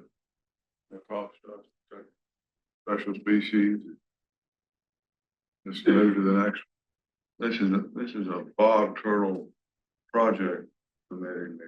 Yep, bog turtle heavy meeting this week. So this is the final bog property that we'll bring to you. This is the Tallulah Bog in Graham County. It's a just under a 230 acre reallocation from DOT. This will be a new wildlife conservation area adjacent to our Nantahala game land. Very similar property description here, another southern Appalachian bog. Quite a few upland species also recorded: tricolored bat, little brown bat, northern long-eared bat, and some golden wing warbler species. The state threatened Junaluska salamander is also present in the stream on the property. Another reallocation, estimated stewardship for boundary establishment is at $34,382. Any questions on this one? Back up again, what was that acre? This was the one that we Yeah, okay. 228. So we're gonna have about, excuse me, Mr. Chairman, we're gonna have about 400 acres of bog turf. Maybe. Well, I understand they're good to eat. I didn't know if we were gonna establish the season next. Yes. I think Jim brought a good point last time. We went right along and approved it, but development thought. Well, I mean, you just look around there at all the development that's going on around it, and if we don't protect it, it's gonna get developed. And so that habitat's gonna be gone forever. So that's what our endowment is for, is protect those things. And that's what we're supposed to spend the money on. Anyway, it's a good point. At some point in time, better use of it is for development. Say it like that, but. We've been looking at trying to purchase a bog habitat, so it's really nice to be gifted. That's right. Yeah. Anyways, it's a good piece of property. Anyway, move to the next. Okay. We'll shift gears from reallocations to acquisitions here. This is a 370 acre tract in Bladen County. It's the Jackson tract. It will be in addition to Suggs Mill Pond game land. And property does share 2 miles of boundary with existing game land, has longleaf pine, mixed pine, and Carolina Bay rim habitat types. The tract will benefit from our ownership and our management, our ability to come in and implement prescribed fire and improve the understory within those pond stands. Public and administrative access will be through an existing game land road, and there is a great internal road network throughout the property. Property appraised at $520,000. And we propose to purchase the property with a coastal wetland NACA grant at $260,000, matched with state endowment fund money at $260,000 for a total purchase price of $520,000. Estimated stewardship in this case is $15,885, and the total revenue estimate is $14,000 for a timber harvest of 35 acres that we anticipate happening in the first 5 years. Happy to answer any questions on the Jackson tract. Then I can see access to the lower left-hand corner with that road coming in, but it looks like we're creating a little in holding with that rectangular piece. How are they getting access to that? Here. Yeah, I'm not sure how they get access to that property. But we don't need it either, but land will shut down on that. Wait. So any in holdings that we create for new acquisitions, I mean, we can even claim this property is filling a corner or a nook within Suggs Mill Pond game land, but those would be high priority acquisitions for us to secure those in holdings. Just different owners, or you know if they're different owners? I do not think it's owned by the Jackson family, but not 100% sure. The corner that you see here, a lot of this being owned by the Jackson. I gather the question was, is there access, and is there? There's sufficient access to the Jackson tract. I'm not entirely sure how the adjacent neighboring landowner accesses their tract. Was that an issue that's gonna come up? It could. We've not heard anything on that small end holding thus far, so we could do a little bit of research to determine who owns it, but we don't anticipate an issue there. Sure that that's not gonna be an issue. Yeah. You know, if they already have an easement. I do not. Across this tract. So before closing, we'll try to get an answer to that question. Fair enough. It's showing that's a David Wayne Jackson. Showing as a David Jackson. David Wayne Jackson or Robert Jackson. And that's who owns the Jackson tract here, but that's interesting, something we can look into. So we're gonna move on with the caveat that we'll find out whether there's access to cause an issue. That way. I can't call that's the problem. It may cause him the problem. I wouldn't look at the problem. I just. Yeah. But it will when we go to close, because I don't think you can legally landlock. That's against the law. We typically don't encounter that issue at closing when they may have a good case to request an easement if they don't already have an easement. Yeah. Yeah. It's something before it hits. And if it does, that'll decrease the value of the appraisal. Correct. I think we need to dot that out. I didn't like to point that out. So we're good with that caveat. All right, move on. The Catherine Creek tract is in Gates County. It's a 125 acre property. That would be in addition to Chowan Swamp Game Land. Property is accessed through an administrative right of way, so staff will access off Old Town Road through an administrative right of way. Public access will be by boat only, which is common for vast majority of Chowan Swamp Game Land, at least the riverside portions of it. It will protect Warwick Creek and Trotman Creek, both designated anadromous fish spawning areas. And the majority of the tract is within the natural heritage area, the Chowan Swamp Natural Heritage Area, also recognized as a globally important bird area by Audubon Society. So forest composition, 95 acres of cypress gum swamp and tidal swamp forest. Remaining acreage is loblolly pine and mixed hardwood. We're proposing to purchase the tract at appraised value, which is $226,000, with a NACA grant of $95,750 and matched with endowment fund money at $130,250 for a total acquisition price of $226,000. The estimated stewardship is $21,000 for boundary establishment and maintenance, and there's no estimated revenue within the 5-year window. Happy to take any questions on the Catherine Creek tract. 30 seconds, explain to us why this NACA grant is 95,000 or our endowment funds 130. Did NACA look at it and say that's as much as we're gonna offer for it? Or where did that oddball 95750? So we worked with Ducks Unlimited on this particular NACA application. They received a package of these 4 properties from us to include in that application. When they applied, we did not have appraisals in hand. So we're estimating property value at the time of application. When the appraisal came in slightly higher than we anticipated, that's why you see the offset between, we applied for 95,750 in NACA, which we anticipated being 50% of the property value. Appraisal came in a little bit high. So we're making up the difference there with endowment fund money. Oh, it's interesting where they draw the line. Okay, that's good. Let's move to the next. The Welch tract is a 125 acre property also in Chowan County, and another addition to Chowan Swamp Game Land. A lot of the same habitat features, and also property is also within the Chowan Swamp Natural Heritage Area. Public access here will also be by boat only, which public can access it off the Cannons Ferry boating access area, which is 1.2 miles south of this property. Quite a bit of river frontage here and riparian protection. It's also significant habitat for neotropical migrant songbirds and waterfowl. The tract does represent the southern extent of that Chowan Swamp Natural Heritage Area. So in this case, the property appraised at $109,000. We did have the appraisal in hand at the time of application, which is why you see a dialed in 50-50 split between NACA and endowment. So NACA contribution will be $54,500, endowment at $54,500 for a total purchase price of $109,000. And total stewardship estimate is $2,715 for boundary. Any questions? Boat access only, so I guess we're gonna have to get a boat so we can get to it. Right.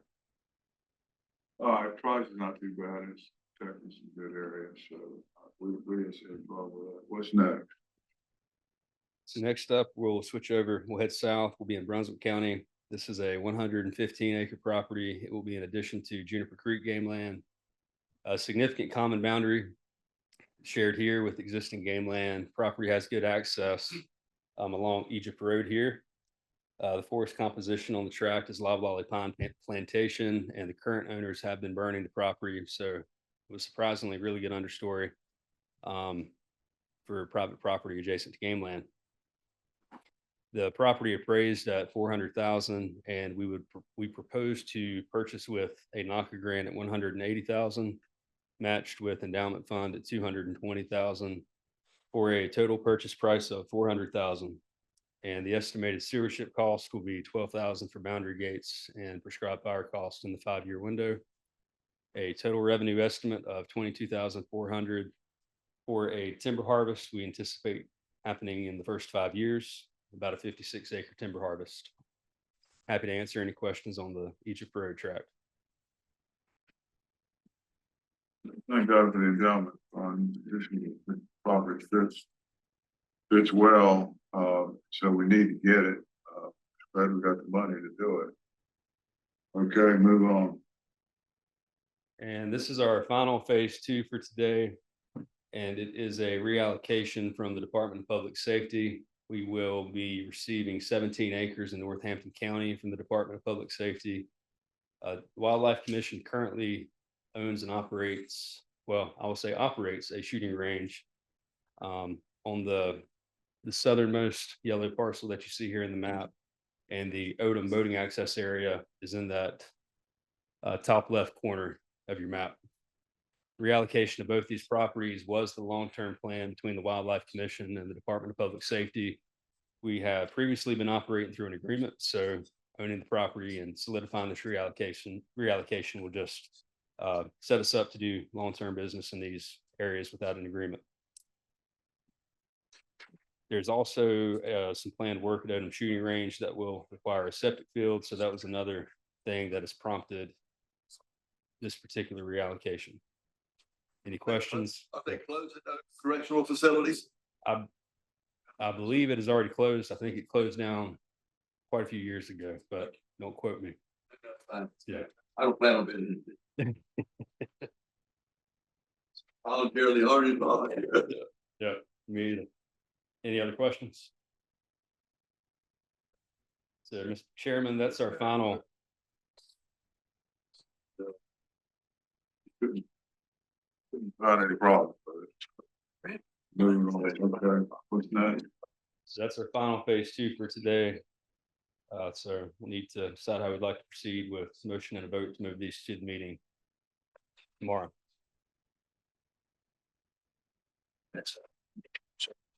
Move we move these to the full commission tomorrow. So, do you want to describe it and then us discuss it? But where are we? So this was our final phase 2 in the package. So if we don't have any further discussion, I think we're. Okay, I thought we had addressed. Okay, moving on. Other property matter. So I made the motion to.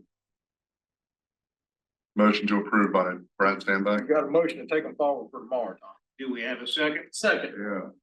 Yeah. Any discussion? Yeah, I'll abstain from this vote today and tomorrow. And we need to have some discussion. And interesting. When we're talking about these, you left over here. Yeah, is there any other discussion on Odom? No. Okay.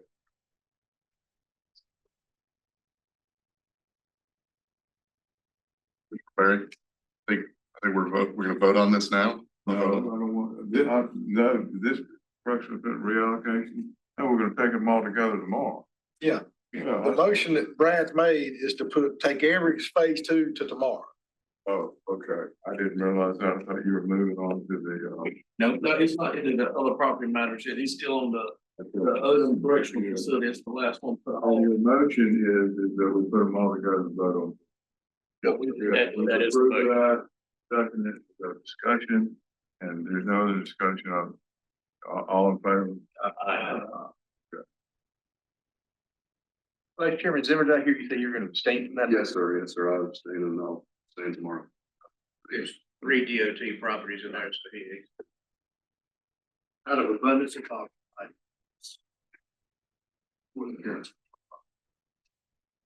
All right, we'll shift gears. Take them all tomorrow. Now, finally, the property. Yes, sir. No problem at all. We have one other property matter to consider today. It's in Bertie County, and this is a easement request to supply a utility easement to the Mary Hill Solar Project that's on the adjacent Weyerhaeuser property. So The company requesting the easement here is TED Renewables. We actually have them here with us today. Thank you guys for coming out. The original proposal, this may look familiar to you, it came to the board in June of 2024. That original proposal was denied. You can see the original easement path in light green on your map. If you need me to point that out, I'd be happy to. The amended or revised proposal is in red. It's a red line that crosses the northern extent of Bertie County game land. And I'm happy to point that out if y'all are having a hard time seeing it. The original proposal impacted 20 acres of game land. This revised proposal impacts 6 acres of game land. Easement path does cross to private landowners, and TED Renewables does have a letter of intent in place with both of those private landowners. They also have, I believe, an option agreement with Weyerhaeuser for that lease that's needed for the project. Again, I'll mention proposed location of the actual solar farm is shown and outlined in red, and it's labeled as the Mary Hill Solar Project on your map. The Weyerhaeuser tract, I believe, in total is 5,000 acres ballpark.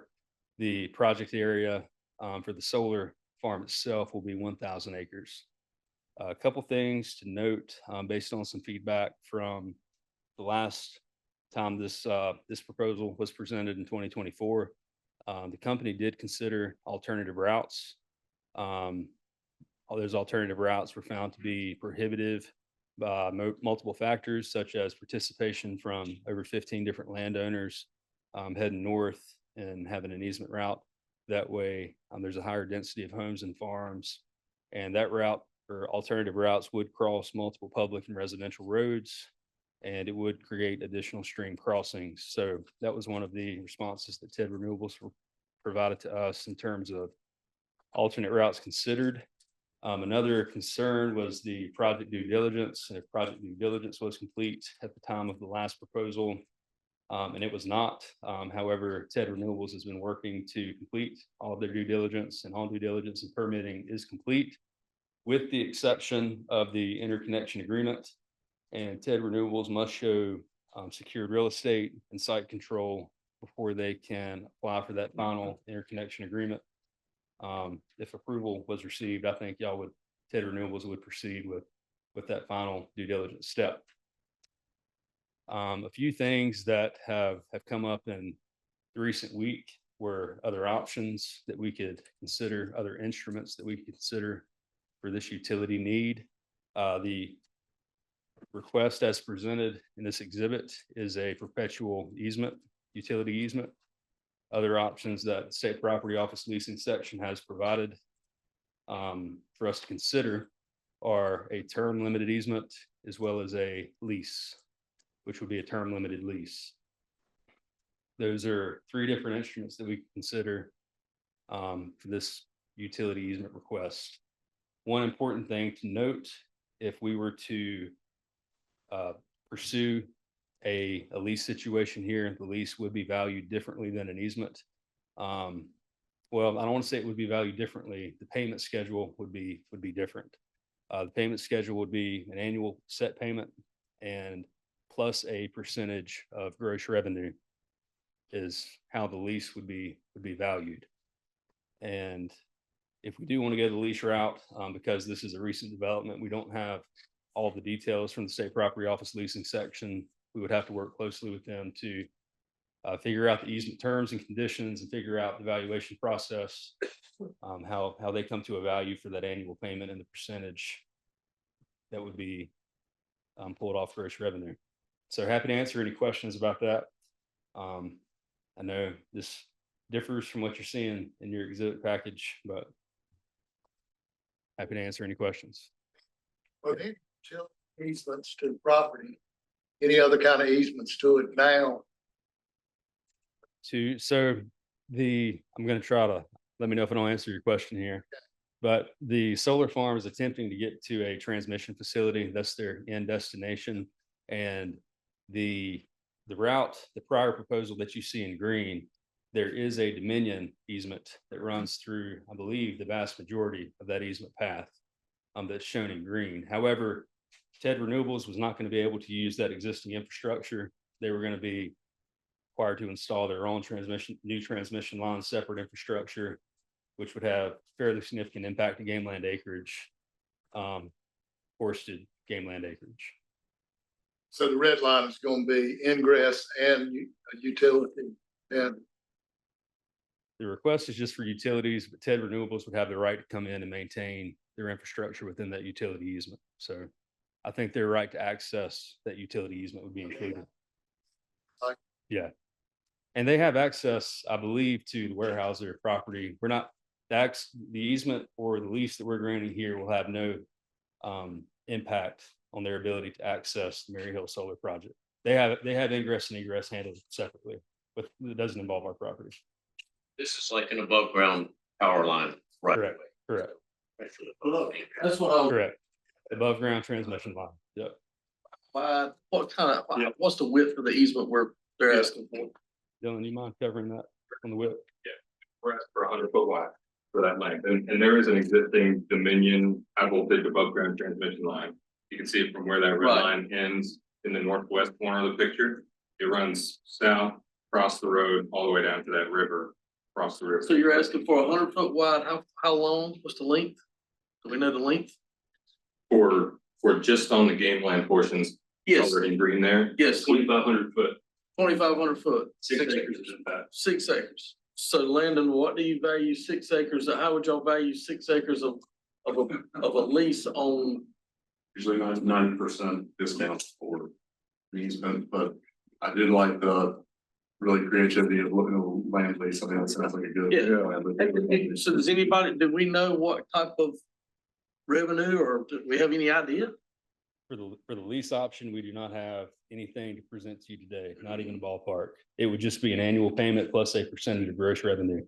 And we could put a term on that lease too, as far as. Correct.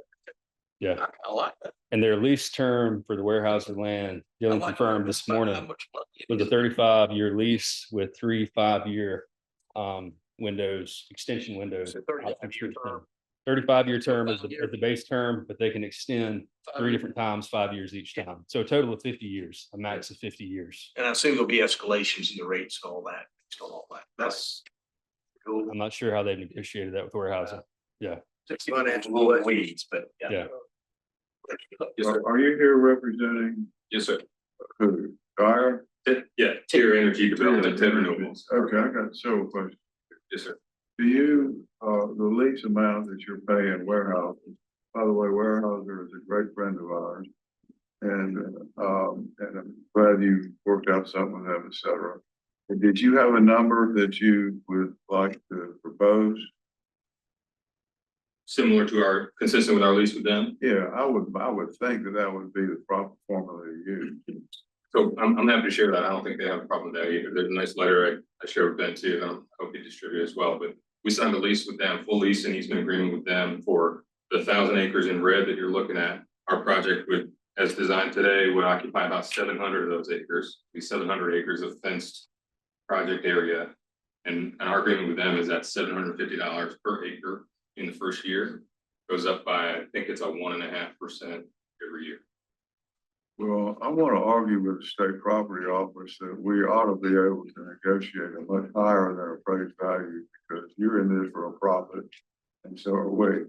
But that's for a whole nother day to discuss. And have you, in 30 seconds, you've heard about this. I think one of the questions we're going to ask you is on this lease proposal. What do you think is going to be fair? And maybe we decide based on a formula of how you calculate it. So we're going to have to do some homework, state property office and you guys, on what that number would be. Sure. Yeah, I think we could certainly come to a number. The part where I think we would push back on is the percentage of revenues, right? That's a variable number for us every year. And truly, I mean, every one of these projects needs to be financeable. A variable cost like that, a lot of financing partners would really be a non-starter for that. So I think we need to push back on that. I think it'd be benefit to both of us if we could find a number that we're agreeable to. So you either don't set or necessarily like escalate. the lease idea that came. We're perfectly fine with the lease idea, absolutely, but a percentage of a variable number year to year where financing partner would push back on us. I don't think we'd be able to do that. But a lease agreement versus an easement, absolutely, more than happy about it. Well, it stands to reason that whatever the perfect appraisal amount is what you're leasing it from warehouses for. So, but anyway, we'll have to discuss that after you see what the number is. So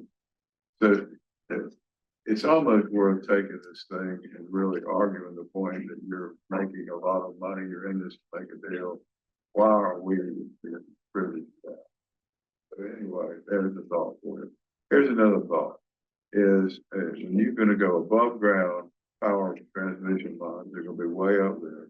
Personally, I like utility easements because I like to hunt on them because you clean them up every 2 or 3 years and it makes a great habitat.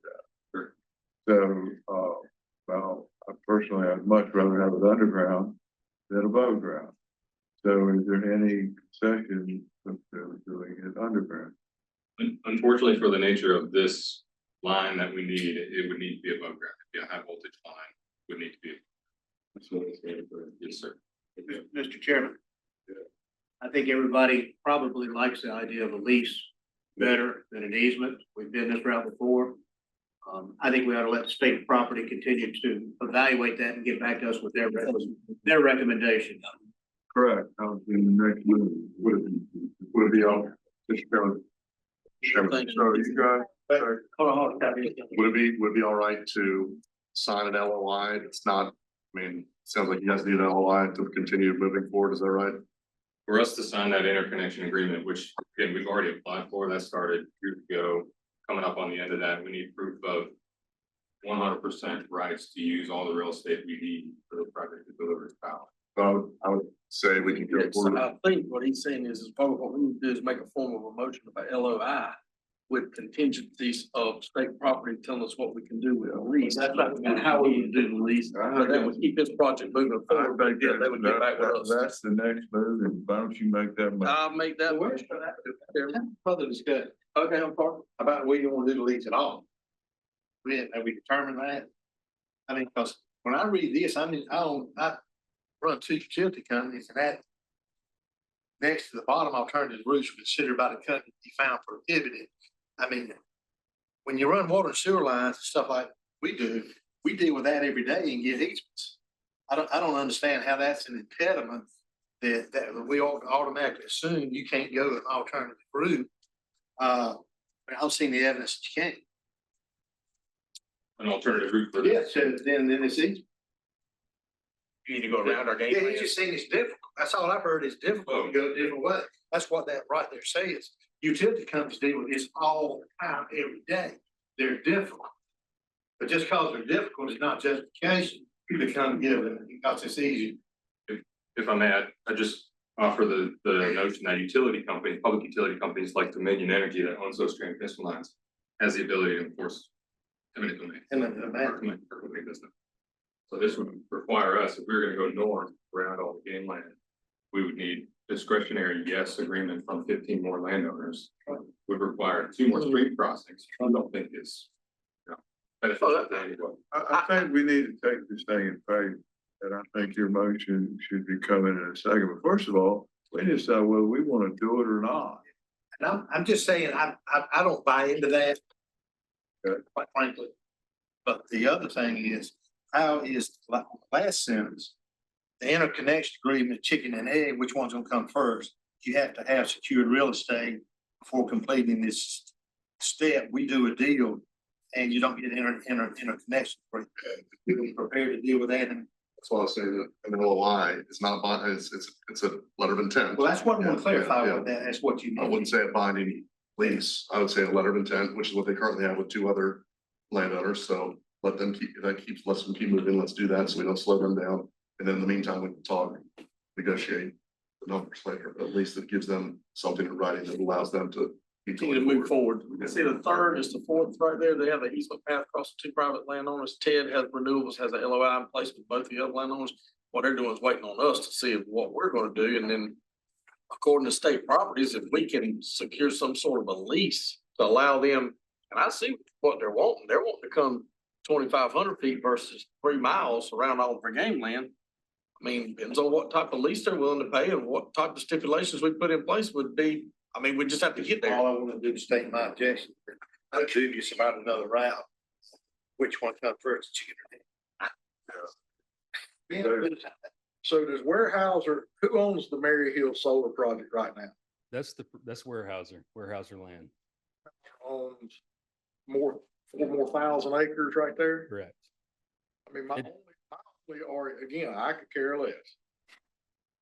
If, I'd assume Weyerhaeuser's in favor of this, because they're putting up 1,000 acres for it. They support the project. That's correct. The potential for us to get another 1,002 to 4,000 more acres for game lands.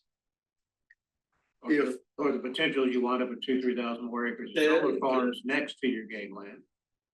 Well, I mean, again, I don't know that a solar farm is gonna hurt that game lands, and I'm just saying, if Weyerhaeuser's in favor of this, they're in favor. They might be a good neighbor, they would say, hey, y'all give us this easement, we'll give you first right of refusal on that 1,000 acres adjacent to the Birdie game lands,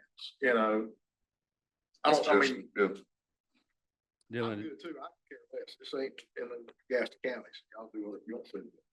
I kind of like Landon's idea to do the LOI to let it move forward. We'll eventually either do a lease or an easement. State property office will. Will that satisfy, will that keep the the- project moving with what Landon's proposed?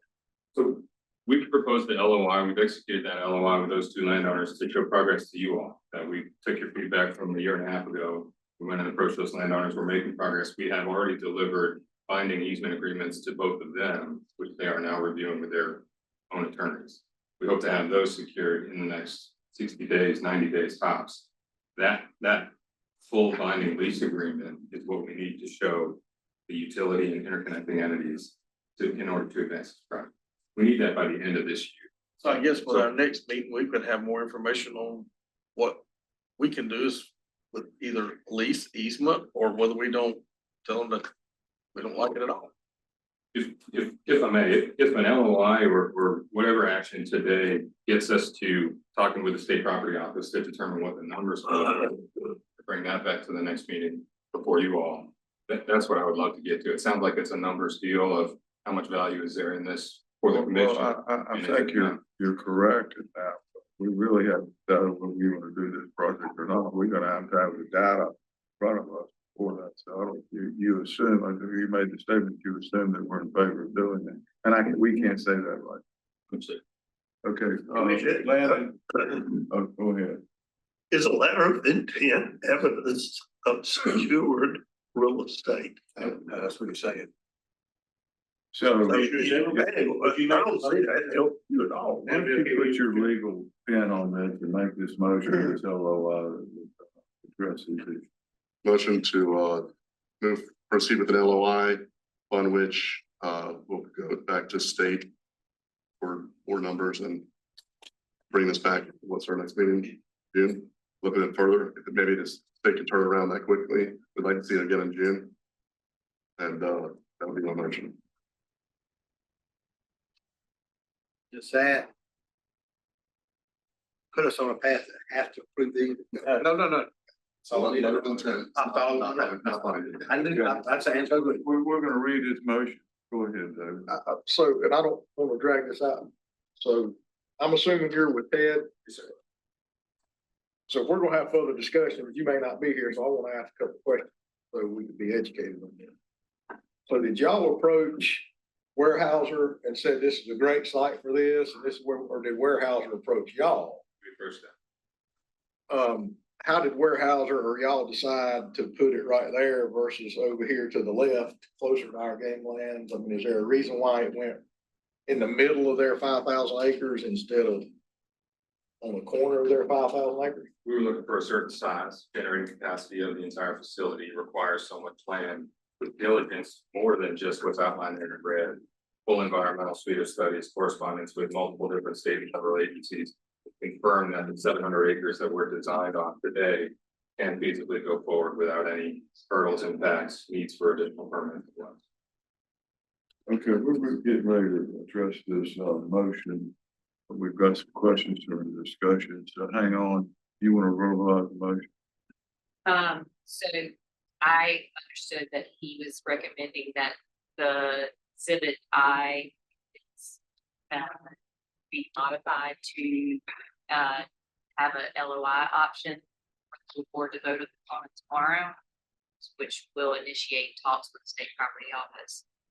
That will have it, come back to the board in June. It's state property office on different options, including the lease and easement.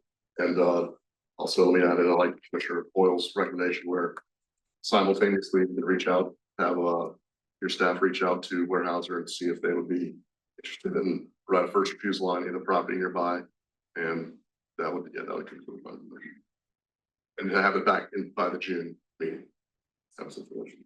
So one clarifying question that I have, when we work with the state property office to get more details, and some of those details very specific to the value of an easement route or a leash route. For an easement, we would order, or state property office would order an appraisal to value that easement. That's what they've suggested in this scenario. So in that particular case, for an easement to investigate that, we would order an appraisal, come back to you with the value there.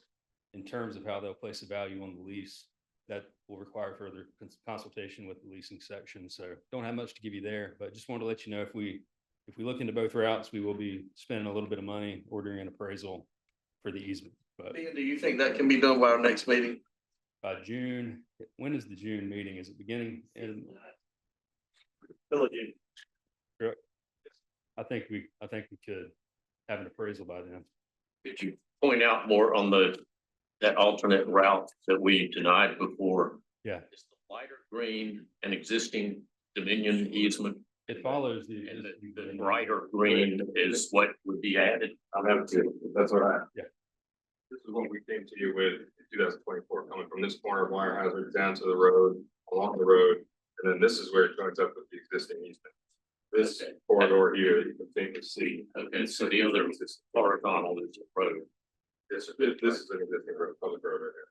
That's right. To me, it looks like we already got a long easement for game land. This is a short one at the top, and overall, it just seems like a more efficient option. And state property office is going to tell us the value, whether it's a lease or an easement. I'd like to see a more conclusive answer here. And that's what but yes, I was thinking plan. Well, I think to your point, Further discussion, but the LOI will allow us and parties involved to negotiate pretty much on what we really want. A lot of that will evolve. Now, do we need to amend this motion with some of these other issues that were brought up? I wasn't quick enough to write them down. I would say no. I believe the motion is going to allow us to modify it and have it be in a revised version for tomorrow for the board to consider. Were any of your thoughts strong enough to amend the motion? Is the motion broad enough to encompass that? I think she's got it. I think it is too. I just want to give you, I think it. Okay, so now we have a motion and we have had. Second by Brad. Second by Brad, and then is there any more discussion? Is there any discussion since it's been second? I think we've had it. Okay, with that conclusion, all in favor? Aye. Okay. All right, let's see. Additional topics, we've had enough, acquisition of property.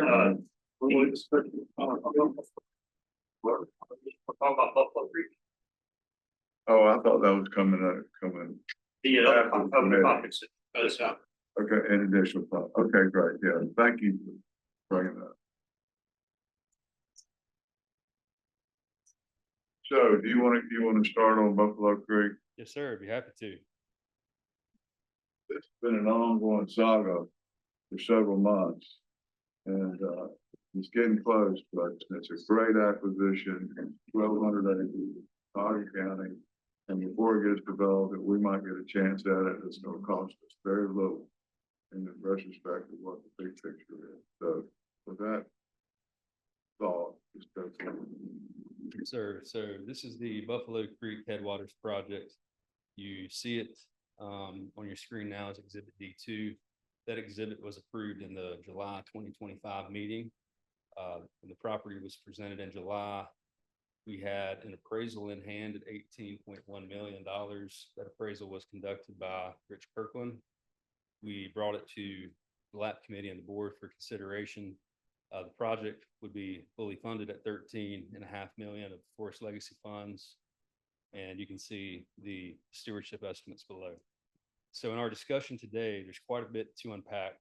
So I think we have a lot of it in the slide that you can get back and reference once I verbalize it. But a few notes about Forest Legacy. So the Forest Legacy grant that we were awarded here is a federal grant.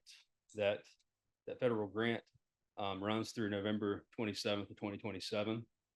The Forest Legacy program, for any project that's awarded, it requires a Yellow Book appraisal as well as a supporting Yellow Book review that concurs with the value of that original Yellow Book appraisal.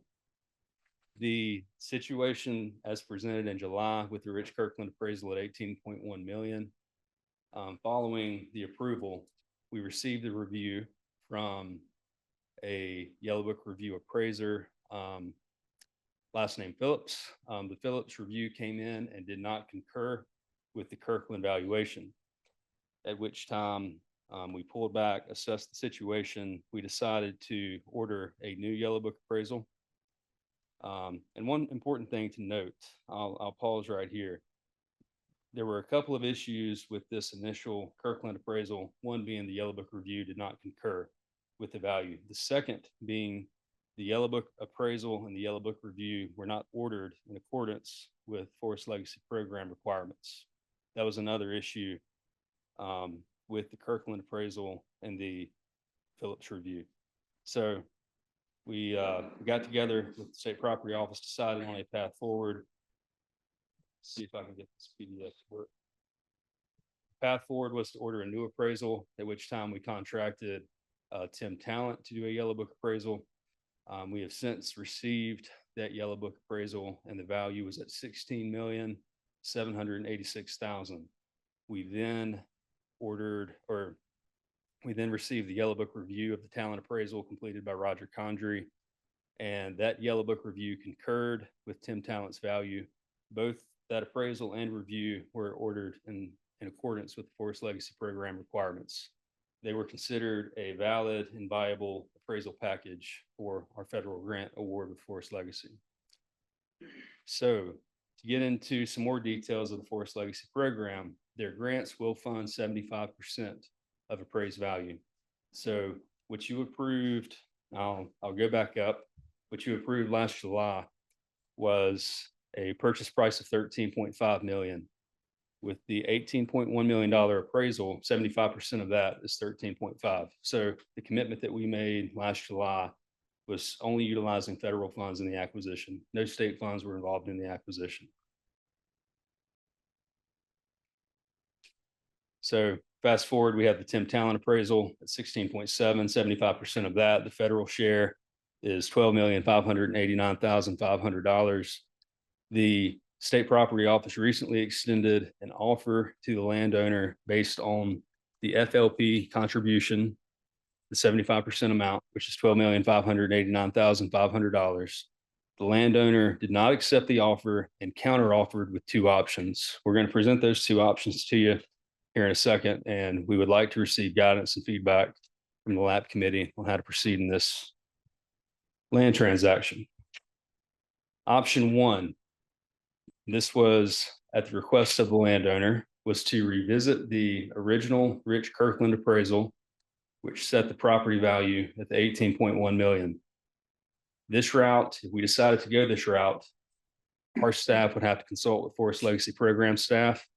We would need to know a couple of things there. We would need to know, one, can we use the Rich Kirkland appraisal for this Forest Legacy Program grant?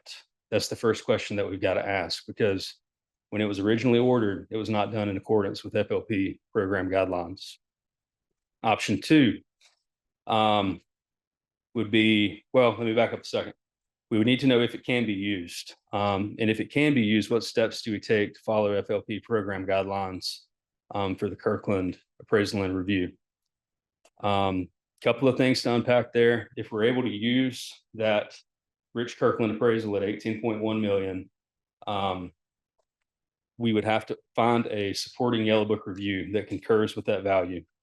If we find a Yellow Book review appraiser to do that review and that review supports the value, then in theory, we could have a viable package for the Forest Legacy award there. And it would allow us to fund the project at the full 13.5 million federal share of the $18.1 million appraisal. And shifting gears, we'll talk about option two, and then we'll get any questions you may have. So option two is to proceed with the new appraisal that we have, which is the Tim Talent appraisal and the Roger Condrey review.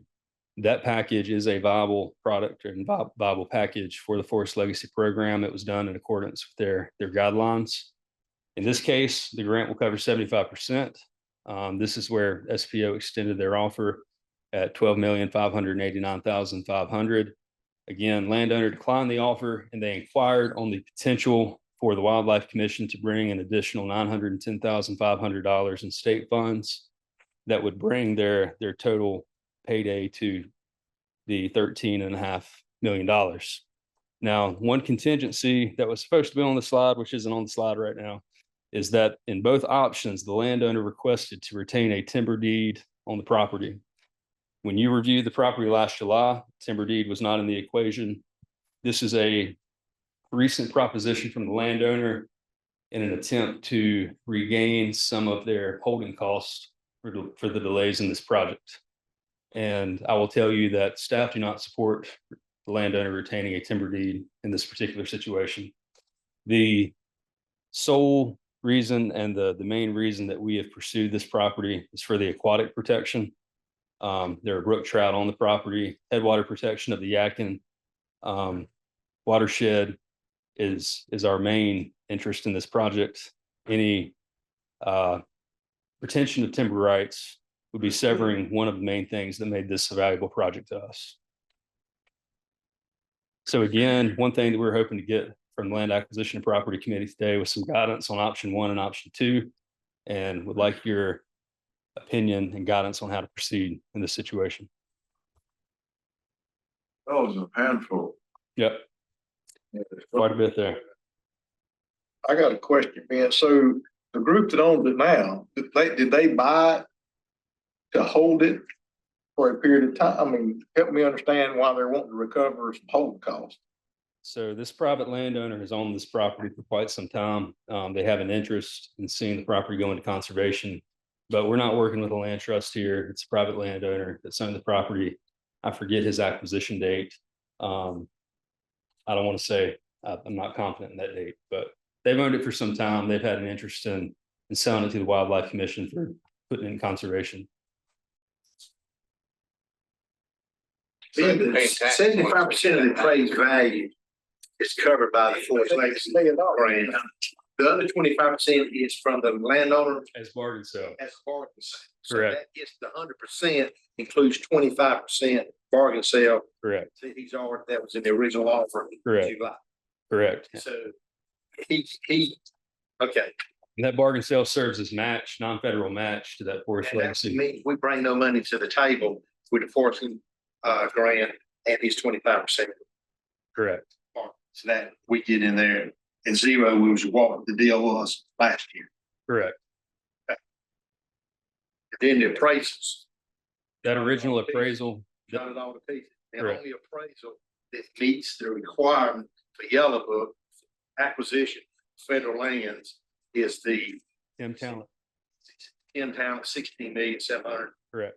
That's the only that meets that criteria. That is the only appraisal package we have on hand at this time that meets the requirements. Option one would be go out get a yellow book appraisal to support 18.1. Is that correct?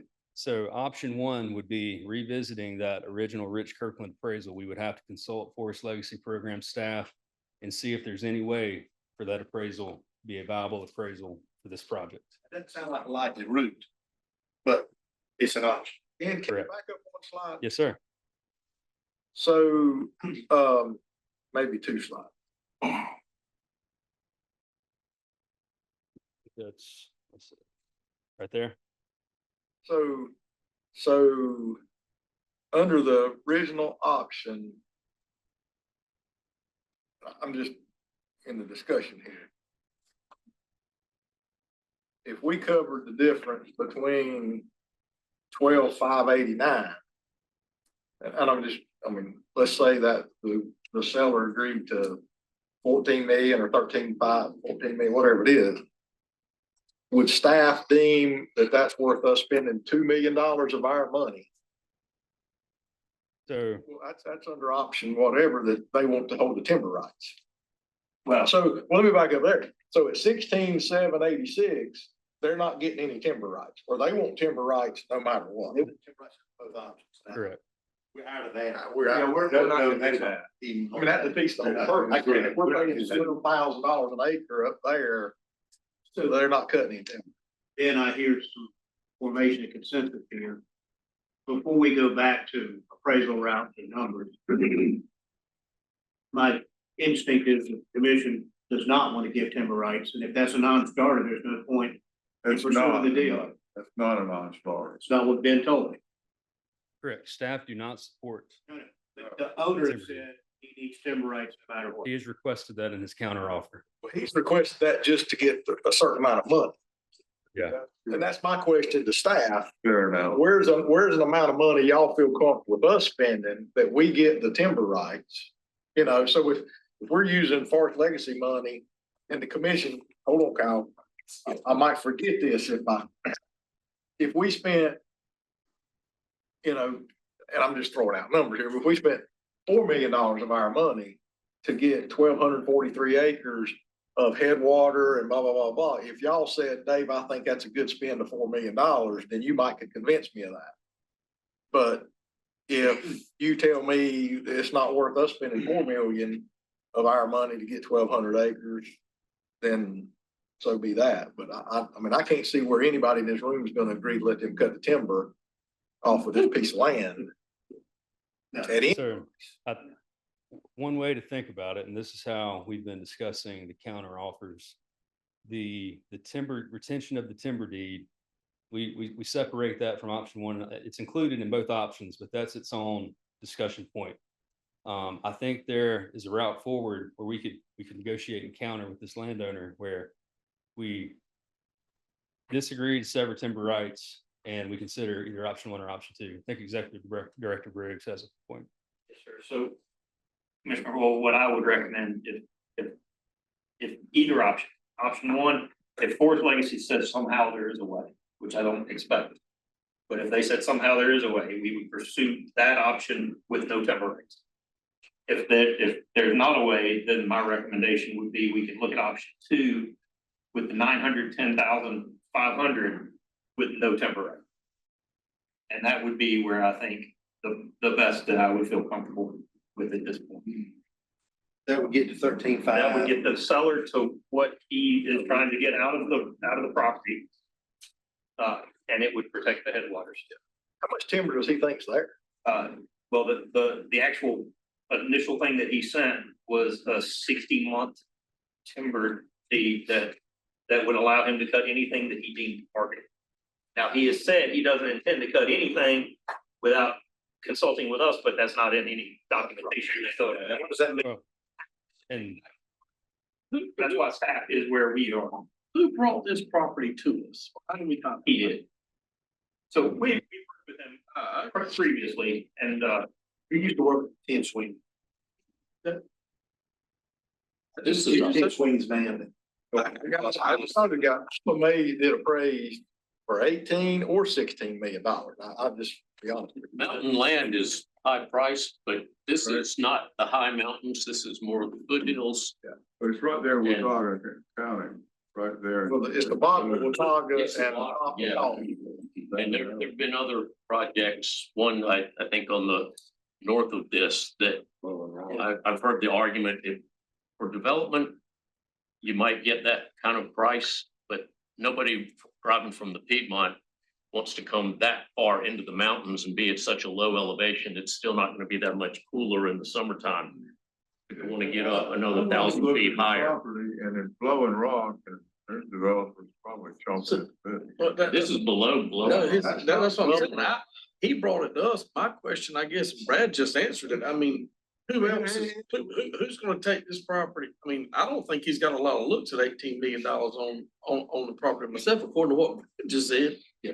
And It's not a tremendous amount above blowing rock. I visited the property. I used to live just north of here and it's, Well, you know, you get down, You took it to- Blowing Rock's on a ridge at 3,600 feet, and this is below that. But the other point I wanted to make about you get to timber harvest in mountain Appalachian hardwoods, it's not like logging pine in the coastal plain. It's, you know, getting roads in to harvest timber is pretty destructive. It makes long-term scars on the landscape, and I don't defeat think. the purpose of buying this land. Yes. The harvest timber. We're trying to conserve that.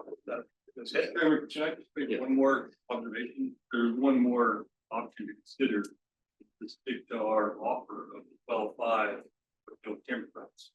Right. Could also stick to that. Yeah, take it or leave it, and we're good either way. I think the reason he wanted to keep the timber rights was, and I've heard him verbalize this, is that he wants to donate it back to us to get a credit to make up some of the money that. And the appraisal did not include the timber rights piece. I mean, so the appraisal. The appraisal included the timber, so If you actually did that, it would change the appraisal. Yeah. Are we under obligation to provide him compensation because it took longer to go through all this process? I mean, so why are we even concerned about it? Why are we even concerned about it? I like Brian's idea. You tell him that This is what we're gonna do, we're gonna have on the table or 13.5, take it, leave it, we'll see you later. I mean, good luck. I agree. Yeah, but big tracks like this don't come around every day. So, They don't. you know, we need to be cognizant of the fact that it's a very large tract of land. What's going through my head is there are opportunities to develop there and that close to that part of the mountain side. Although I get Brad's point about the elevation change, you're still right there at the mountains. So I think it will turn into prime real estate pretty quick. I mean, I think this is an opportunity we probably shouldn't pass up, but I do like the first step that Brian threw out there. Let's put that back at it, counter. It would take, if he's worried about time and you think you're gonna develop that residentially, he won't live long enough to see the last lot sold in that 12. I promise you that. And that's from a man that builds roads every day of his life. You ain't gonna develop that real estate and be done in the next 20 years. I mean, Where was the piece that somebody brought to us in Wilkes County that was an old subdivision laid out? I mean, I'm telling you, D.R. Horton ain't going up there anytime soon. So. I like the idea if we can get it for 910,000 out of our funds and still get the timber rights. I think it's worth doing. Like, but say large tracts are hard to come by, especially in the mountains, even this part of the mountains. So, okay, are we ready for a motion? Joe, you wanna make a motion? I move we offer the option 2, but retain the timber rights. Second. Okay, and that's the end of that motion. Okay, all in favor? Yeah, all in favor? Aye. Any more discussion? All in favor? Aye. Done. So, Mr. Chairman, then we'll prepare an exhibit for tomorrow, add to this, So y'all can approve that phase two or revised phase two. The offer will be 13.5. We put owning in 910,000. And with the amendment that we're gonna keep it In no timber right. No timber rights. Yeah, I'd go with that. Anything we need to think about or add to it? I don't think so. I think that covers it well. I think we should have what we need to proceed from there. All right, is there any other additional topics? Anybody want to bring up? And everybody does, we're gonna close this meeting down.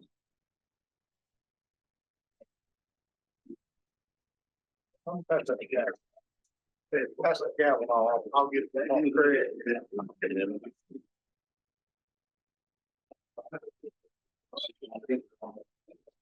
Cameron said you have a whole boat. Slightly behind. I'll call the committee of whole to order. This meeting is being streamed live and recorded as a public record. Recorded of meeting will be available at www.tennessewildlife.gov. At this time, I'd like to call on Margot Mingler for a roll call. I'm gonna do a roll call for the committee of the whole members, Chairman Mark Craig, Here. Vice Chairman Raymond Zimmer, David Hoyle. Here. John Coley. Wes Seegers, Tommy Conville, Here. Tom Berry, Here. Brad Standback, Jim Ruffin, Here. Ray Clifton, Here. Steve Wyndham, Monty Crump, Here. John Stone, Hayden Rogers, John Alexander, Here. Tom Hayslip, Here. J.C. Cole, Mike Alford, Joe Bud, Here. Reed Smith, and Justin Boyd. Thank you. First order of business, I'd like to call on Will Fasola to present water safety rulemaking. Afternoon, Will. Thank you, Mr. Chairman. Good afternoon, everyone. I'm filling in for Ms. Betsy Haywood on the water safety rulemaking item today. This is adoption of permanent no-wake zone amendments to 15A NCAC 0305 Brunswick County. The amendments would create a no-wake zone at Oak Island in the portion of the Intercoastal Waterway 50 yards west and 50 yards east of the GV Barbie Bridge, otherwise known as the Oak Island Bridge. It would also assign responsibility for implementation of placement of regulatory markers. One public hearing was held on February 5th, and we received 2 comments, both in support of the establishment of the no-wake zone. The Army Corps of Engineers Wilmington District was consulted about rulemaking in the federal channel, and they concur with the establishment of this no-wake zone. And this would be at no cost to the state, as implementation would be carried out by a private party. At tomorrow's business meeting, staff will recommend adoption of the amendments. Are there any questions on Brunswick County? Thank you, Will. Next up, I'd like to call on Corey Oakley to present some inland fisheries temporary rulemaking. We'll switcheroo on you, Mr. Chairman. Before we get into the rulemaking, I'd like to just take the opportunity to kind of update you a little bit on what we're doing with spring trout stockings and the Setzer renovation. And this is the rendering that is on the sign as you enter the facility. So if it turns out looking like this, I think we'll have a win. So because it looks very nice, but I wanted to show you what they have on the sign out front. So I wanted to update you a little bit first about the spring trout. I don't know why I can't say that. The spring trout stockings. Your purchase of the Gladiator hatchery has been really critical to our operations. It is holding broodfish for our trout program. The facility had about 80,000 fingerlings on site when we purchased the property, and we ended up purchasing those fish from them. We have since moved those fish over to Armstrong, and they will help us in the coming spring. So it'll kind of jumpstart our spring stockings for next spring. It is also a hub for holding fish to stock the western half of our public mountain trout water program. So Setzer staff, plus we have a temporary that's working at Glady Fork, are stocking that western, basically third to half of the state through that facility. Just further updates in this past March, we have purchased 20,000 trout, catchable size trout on the market on the private market, which will up our numbers for our April stockings by 20%, for what we were planning or had fish to be able to do. And then this April, we're planning, we already have in negotiations with other farms. We're going to purchase an additional 30,000 stockable size trout, which will help us in our May stockings. It'll up our stocking rates by 20% as well. We will continue to do this throughout the Setzer shutdown. All of this is done through endowment funds.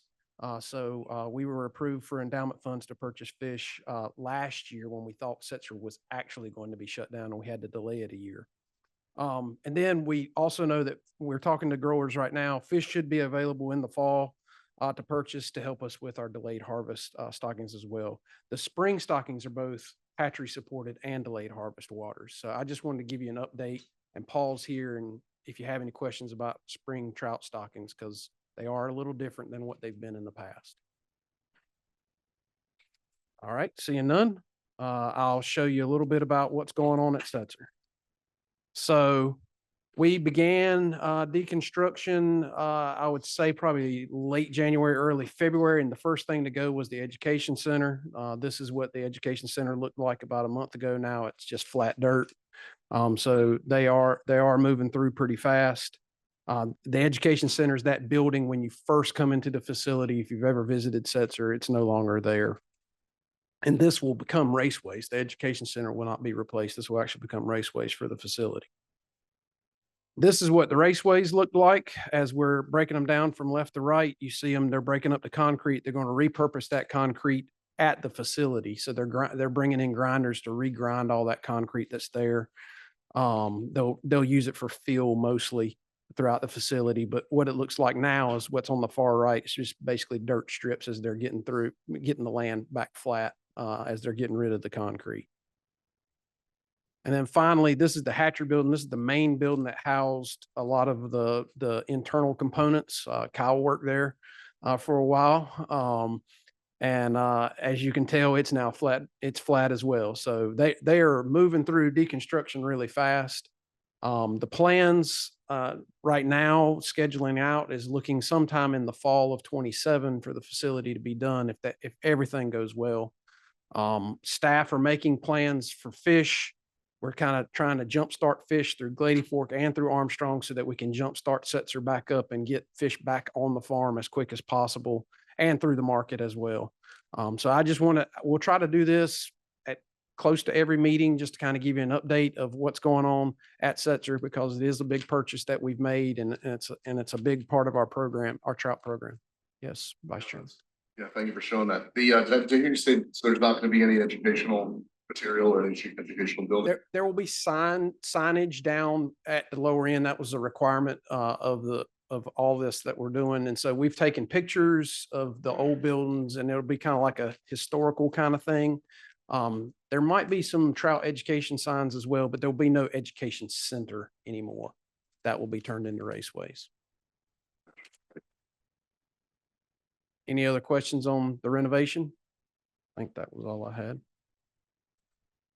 All right, we'll move into temporary rulemaking adoption. You've seen this rule a couple of times now, and this is the sheep's head rule. This is for the Division of Marine Fisheries issued a proclamation modifying the sheep's head size and creel limit for both recreational, commercial harvest in joint and coastal fishing waters. This amendment in our water, both inland and in joint, will decrease the daily creel limit from 10 to 5 fish and increase the minimum size limit from 10 to 14 inches in both inland and joint fishing waters to be consistent with that proclamation. The comments that we received 39, 74% were not in support. I'll talk a little bit about that in just a second.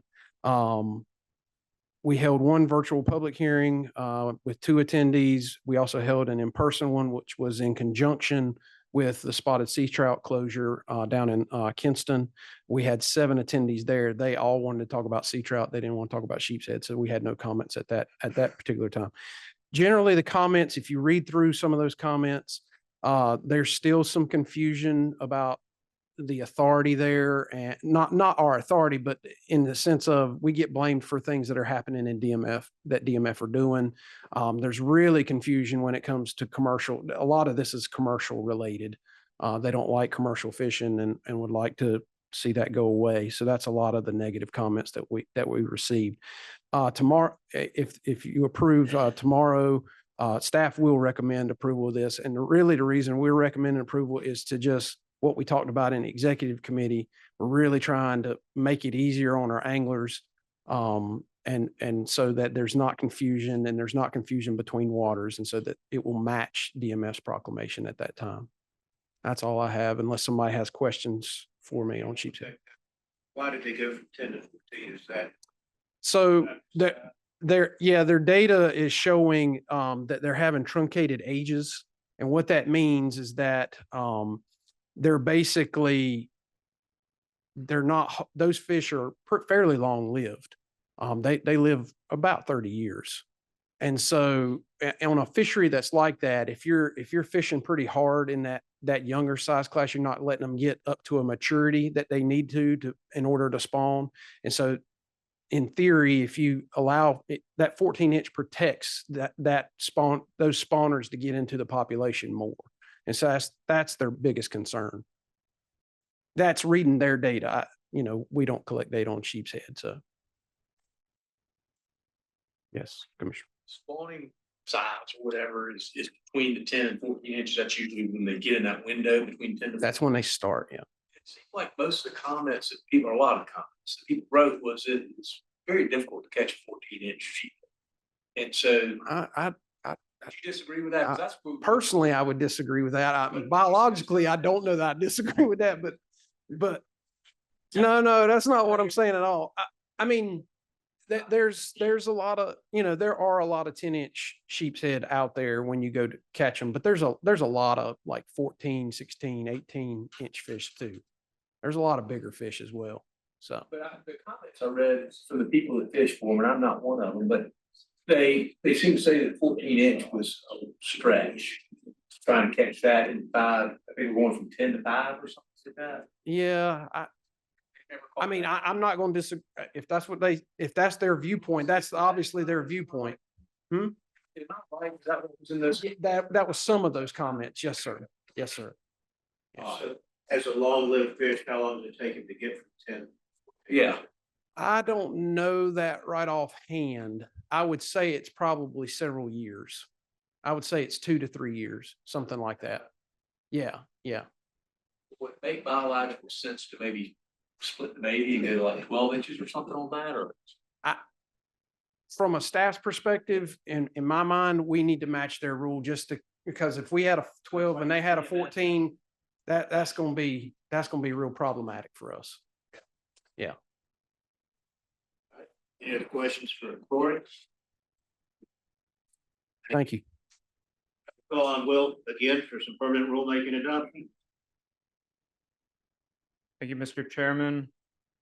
This is adoption of permanent amendments to 15A NCAC 1601 license fees and 10H 1801 general requirements and fees for commercial activity permitting. Amendments to 10A 1601 increase the fee for all license permits, stamps, and certifications that the Wildlife Resource Commission issues and administers by the total in the Consumer Price Index, rounded up to the nearest whole dollar since our last fee increase in July of 2024. This is an increase of about 3.4% rounded up. The fee will help the agency address funding issues related to increased operating costs, increased demand for agency services, legislative salary increases, and stagnant appropriations. You may have noticed in your exhibit packet that there are some highlighted corrections in that text, and those are to conform with Session Law 2022-65, which adjusted the fees for resident and non-resident for dealer licenses. We also have amendments to 10H 1801, which is for commercial activity permitting, and the increase in these is a bit different. It's 1.7% rounded up, and that's because this is just the change in the Consumer Price Index since these fees were established in January of 2025. Additionally, amendments to the general requirements and fees rule require that license holders remit quarterly rather than every other month every other month, and it requires that they submit a certificate of insurance as part of their application. We held one public hearing on these in February 12th with no attendees, and we received 14 online comments, the majority of which did not support us raising fees.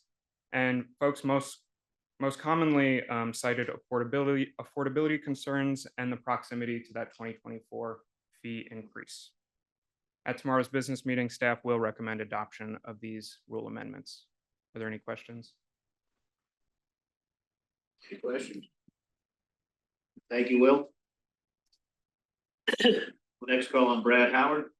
Still got one more. One more item. All right, for Russia. The last item I have is a petition for rulemaking that we recently received from a member of the public. The executive director received the petition on February 2nd and distributed that packet to the commission on February 3rd. The petition requests 2 amendments to 15A NCAC 10D0211 Butner Falls of New Skaneland in Durham, Granville, and Wake counties. The first amendment would prohibit the use of dogs on the portion of the game land south of Purnell Road, north of Bent Road, and east of New Light Creek and Falls Lake. And the second amendment would designate that same geographic area as archery only. The petitioners cited several concerns associated with current hunting activities on this part of the game land, including safety risks from firearms discharged near residential subdivisions. The petitioners assert that limiting that area to archery only would reduce that risk. They also said that conflicts between hunters who use dogs and adjacent property owners is an issue, and the petitioners report damage and harassment of private property resulting from hunting with dogs, and they assert that prohibiting the use of dogs in this specific geographic area would reduce those conflicts. The proposed amendments would reduce opportunities for hunting with dogs and hunting with firearms on about 230 acres of the game land. And in your packet, you'll notice that the rule text submitted by the petitioner has been revised by staff to comply with the rulemaking style guidelines as required by the Office of Administrative Hearings. That text may be found in Exhibit M1. We completed a regulatory impact analysis found in Exhibit M2, and the complete petition packet submitted to the commission can be found in Exhibit M3. So the next steps, as outlined in rule, within 120 days of us receiving this petition, the commission shall either do one of the 2 following items. You all can either deny the petition in writing, citing the reason or reasons for such denial, or you can initiate rulemaking proceedings in accordance with the Administrative Procedures Act, like we do for any other rule. And so initiating rulemaking proceedings would involve motioning to notice text and approve that fiscal note at tomorrow's business meeting. And that would then open a 60-day comment period, and we would hold a public hearing just as we do for any other. Are there any questions on this petition? One quick question, technical question. Since this is originated by a petition, if we decide to move forward and want to convert it to rulemaking, and it was passed, it would still be subject to the 10-letter rule, even though it was sister. Okay, that's what I thought. Clarify. If we move this to the next step, why are we not considering that little tract of land above it? I don't know how much more it goes up. It certainly looks like the next little tract, if that's to the north, is not very long. So the specific area on the map here is just that which was requested by the petitioners. But that could be modified if the commission did choose to move it. Here is part of the game that we tried last year. It's that entire area kind of north of Falls Lake. You can see that out there. That rule was not successful. Close vote. It was a close vote, and it's a year later. Right. So are you proposing to put more in there? I don't know, I mean, I think he makes a good point. I don't know how much is left of above there, but if we're leaving 50 acres, that makes sense then. If you're gonna move forward with the pond yard. I don't know how much more. Probably that. The total acreage, I don't have, off the top of my head. What did we take last year? Remember that total acreage? No, but it was all that. Never mind, I won't ask the question, you get bigger than I thought. I couldn't see it, but. Do we need a motion to move this forward? Motion, Mark. All right, smart. Okay, good. Okay. Any other questions? Thank you. Now, Brad. I'll probably only take 30 minutes. Going. Before I start in the chronic waste and decision rulemaking, I had several questions about turkey harvest so far. So I pulled the numbers. I was reading the numbers all day. People are killing turkeys right now. They keep checking birds in. So as of 142, the total harvest is 9,735. Last time at this time of the season, we were about 8,500. So good season so far. Youth weekend was 1652. Last year it was 1708. So actually down just a little bit. And then on opening day last year, this year was 5,198 and last year's was 4,540. So pretty much on par. This weekend was a good weekend. Should have been a good weekend. Weather was great. So, questions about turkey stuff? Very good. I'll move into chronic waste. I'm going to take a real quick, staff is, we basically wrapped up our testing and staff is moving towards establishment of our surveillance areas for next year and our CWD management area counties. So I just want to take a quick reminder of the designations that counties can be. They can be a primary county, a secondary county, and or a CWD management county. So that's our three options. What's a primary county? It's a new county not associated with any other known CWD confirmed location, which we had this past year with Edgecombe. Secondary counties are those adjacent to or within a certain distance from a confirmed positive in the new primary county. CWD management counties are those that where we've been doing surveillance for several years and are associated with confirmed positives either in or immediately adjacent to the county line. So that's our three county designations. So this year we have a new primary county, which is at Edgecombe, which we have announced earlier. We can now put counties in primary and secondary and establish mandatory testing periods, et cetera, through proclamation from the director. So the staff's recommendation this year will be that we establish these counties, Edgecombe, Halifax, Martin, and Pitt, as surveillance counties. We currently get statistically enough samples out of those counties to meet our sampling quota. So we're not recommending a mandatory sampling period. We think we will get what we want from our Servant Health cooperators and probably a slight increase in just hunter submissions in general because it has been identified there. This is what it looks like from the map's perspective. If you can see them, I think the CWD positives are like right here. Can y'all see the thing on there? That's where the positives, there's 4 confirmed positives from Edgecombe. So it's right in this area right here. So that will be the surveillance counties for this year. Edgecombe will be primary, Halifax, Martin, and Pitt will be secondary. Positives all on the same farm or really close? No, kind of spread out a little bit. So it's there. One of them was actually from a collection that USDA was doing in Tarboro, I think it was, as a population reduction effort. And one of those came back positive. So yeah, they're not on the same properties, but they're right, but they're right there in that part of that county, that area.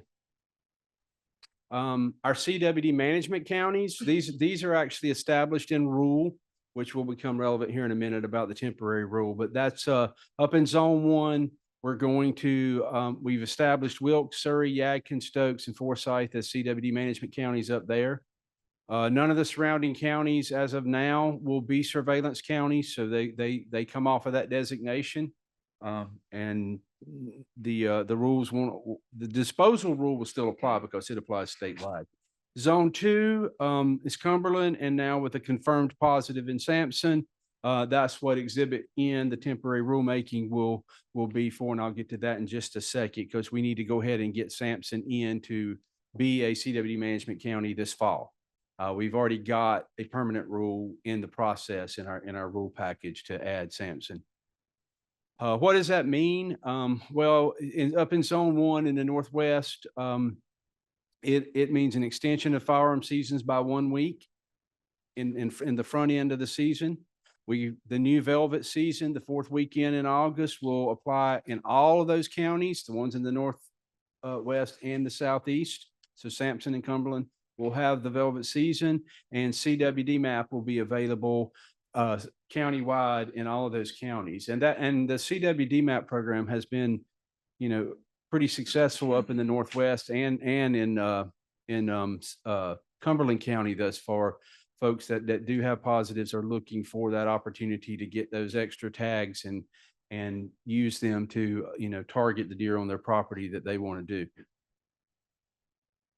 What are the rules for all these counties? No mineral and salt licks year round, no phone rehabilitation, no feeding from January 2nd to August 31st, proper disposal, which is also a statewide rule now. There's no more transportation rules. It's what you do with it after the fact that matters. And then, of course, the urine and use of urine and glands from deer harvested in those counties can't be used, but all the other urine restrictions apply, the standard with the seal of approval and all that. So that's what our CWD areas look like now. I have no explanation for why it's in those 3 places. We never will know, but that's where it is for now. That's where we know it is. So we will continue to work on this. Questions about that? Go ahead, Dave. Many deer farms, are there any in Edgecombe or Sampson or Cumberland? We're working on getting that information. Yeah. We don't know definitively just yet. And one other question, I know you're tired of hearing it, but any new updates on the testing as far as times? It is what it is.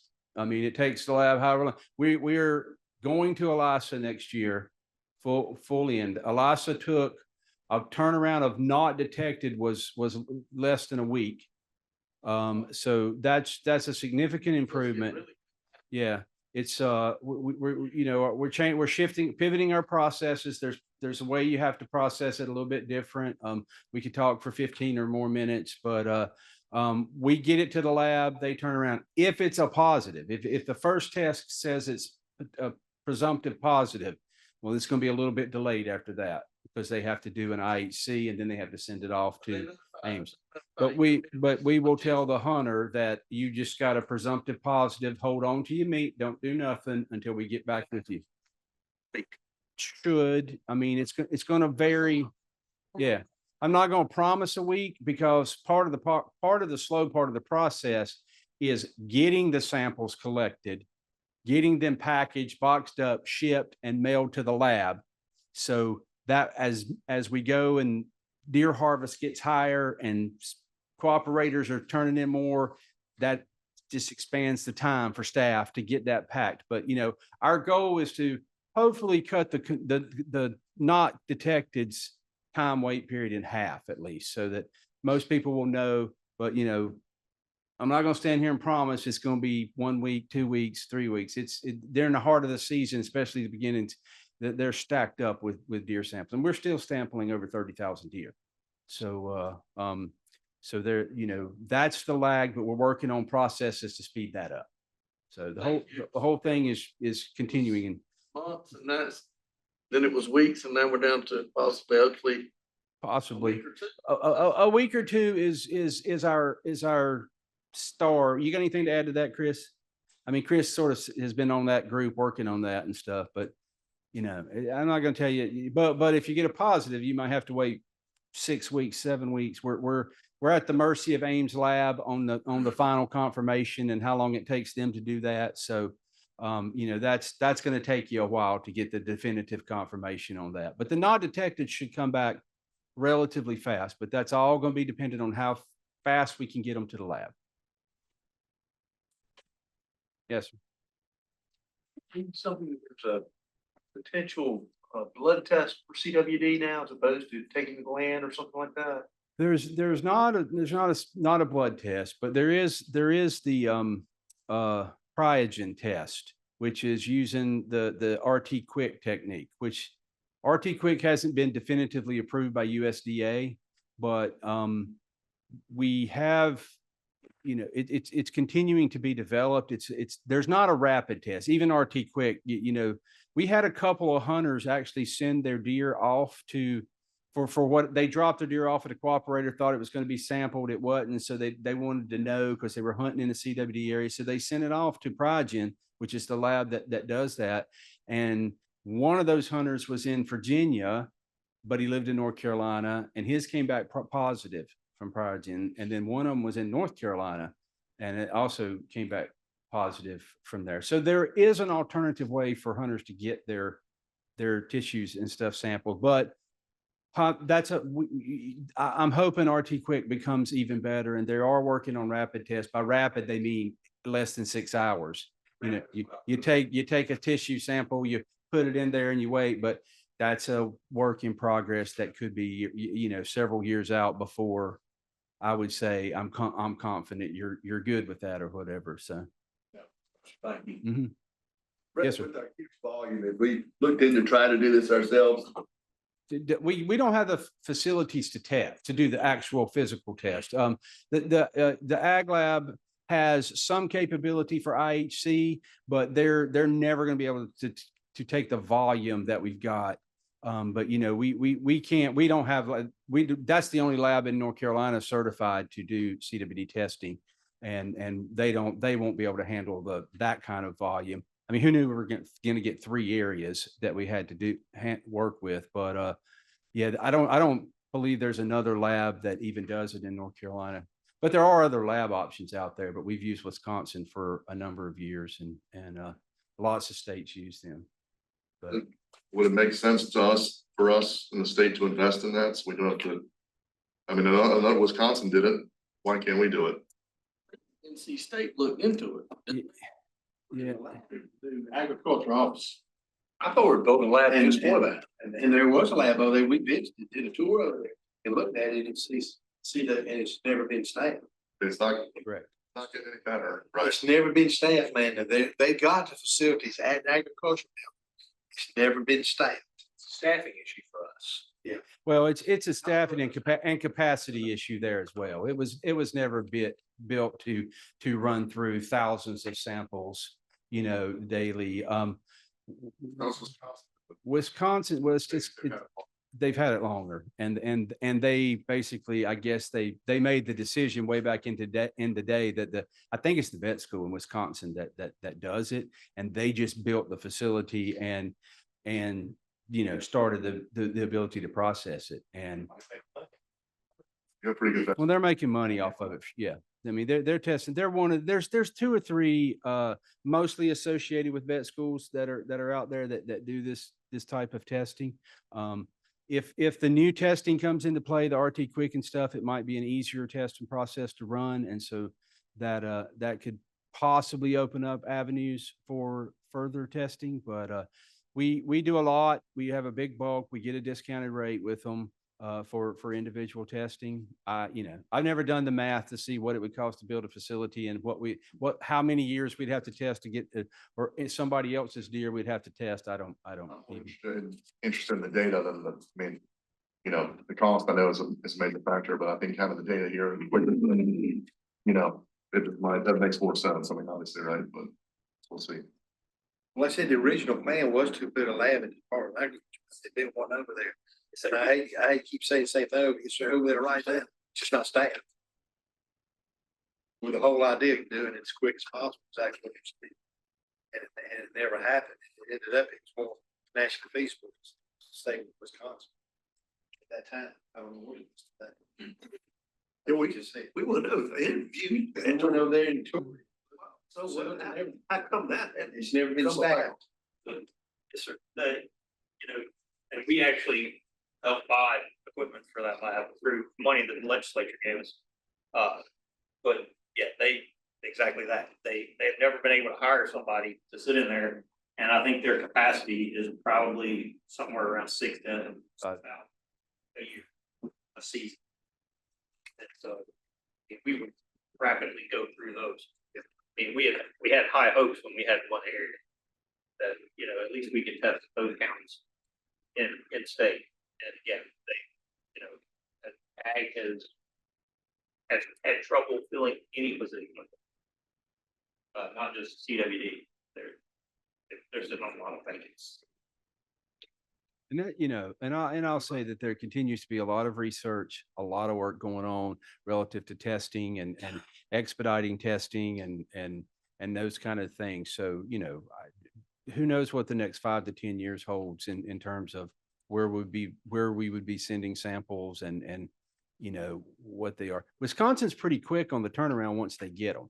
The big delay is the lag is just, you know, us getting them to them. And it's just a time issue. It's just as much as we do it as fast and as quick as we can. And then also our process, some of these things go to a taxidermist. People take it to a taxidermist. The taxidermists, most of them try to pull the samples as fast as they can, but some of them get behind and, you know, they don't submit the sample for 4 weeks after the guy dropped the buck off at their place. But most of them do pretty good. They know people are waiting to get that feedback. So Miranda continues to evaluate and look at different testing options and those kind of things. And so, but I think at present, as far as I know, at least in the Southeast, we test, Missouri tests the most and we test the second most in the Southeast because of our process and hunter interest and everything and trying to get a handle on what we got going on for now.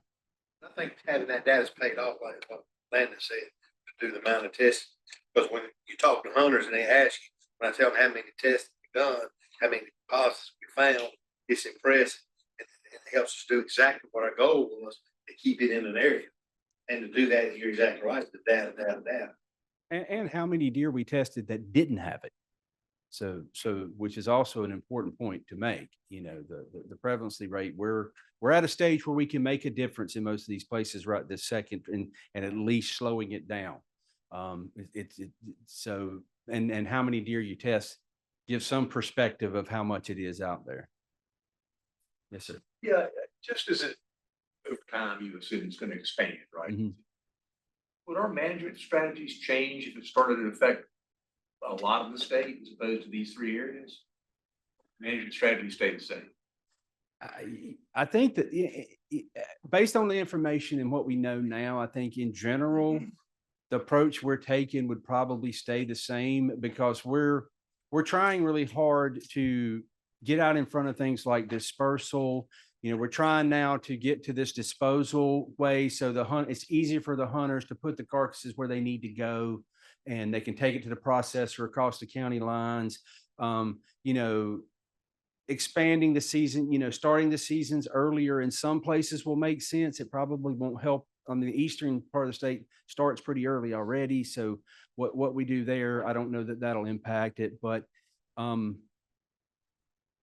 as you know, if it closes in on the Piedmont Crescent and the urbanization through there, we're probably going to have to pivot to some other things in those kind of environments other than just relying on our hunters to handle it because they can't hunt in some of these places. So that's a challenge I'm not looking forward to. And I'm hoping that doesn't happen for another 6 to 8 years or somewhere in that ballpark. Yeah, that would be my problem. But no, I think, you know, our approach to this, and we've been trying to tell you guys this because we know you talk to people about is, you know, we're not trying to eliminate all the deer. We're not overreacting. We're trying to make common sense management decisions that will help us to the best of our ability, slow the spread. If you start to get, you know, and we give the hunters themselves and the landowners the tools they need, if they want to reduce prevalence on their farms in their immediate area, they can shoot more deer, which will reduce prevalence. That's pretty consistently proven across the landscape through the last 30 years. It's just whether you can sustain that long, you know, shooting more deer. But so we give the tools to the landowners, to the hunters to do that. If and when a more immediate test becomes available, especially if there's one that the hunters can do themselves. We're gonna have to figure out a strategy to, what do we do disposal wise with a positive deal? Correct. Have that strategy yet? If it comes to point 10 years now, I can test my deer myself with the gun box with me. Mhm. That part too, because I don't want to leave it on landscape. Right. We don't want to leave it on landscape. Incineration's an option, but that's an expensive and long process. But yeah, I mean, I would love for that to be a problem we get to sooner rather than later, because I think that rapid test will be very convenient for hunters to know by the end of the day if their deer is positive or not. Now, if it is positive, then what do they do with it?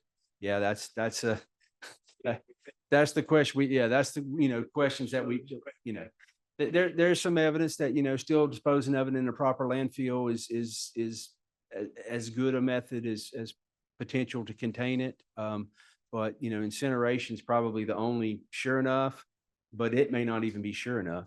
So, and we wouldn't have the capacity to, well, I'd like to stay at 10 to 12 positives a year. We could do it, but I don't see that happening. So. But yeah, I'm excited about, the potential for that. But they got to get that's based off of RT quick testing. But they got to get that right to start with right now. And they're getting close to being comfortable saying, yeah, this works.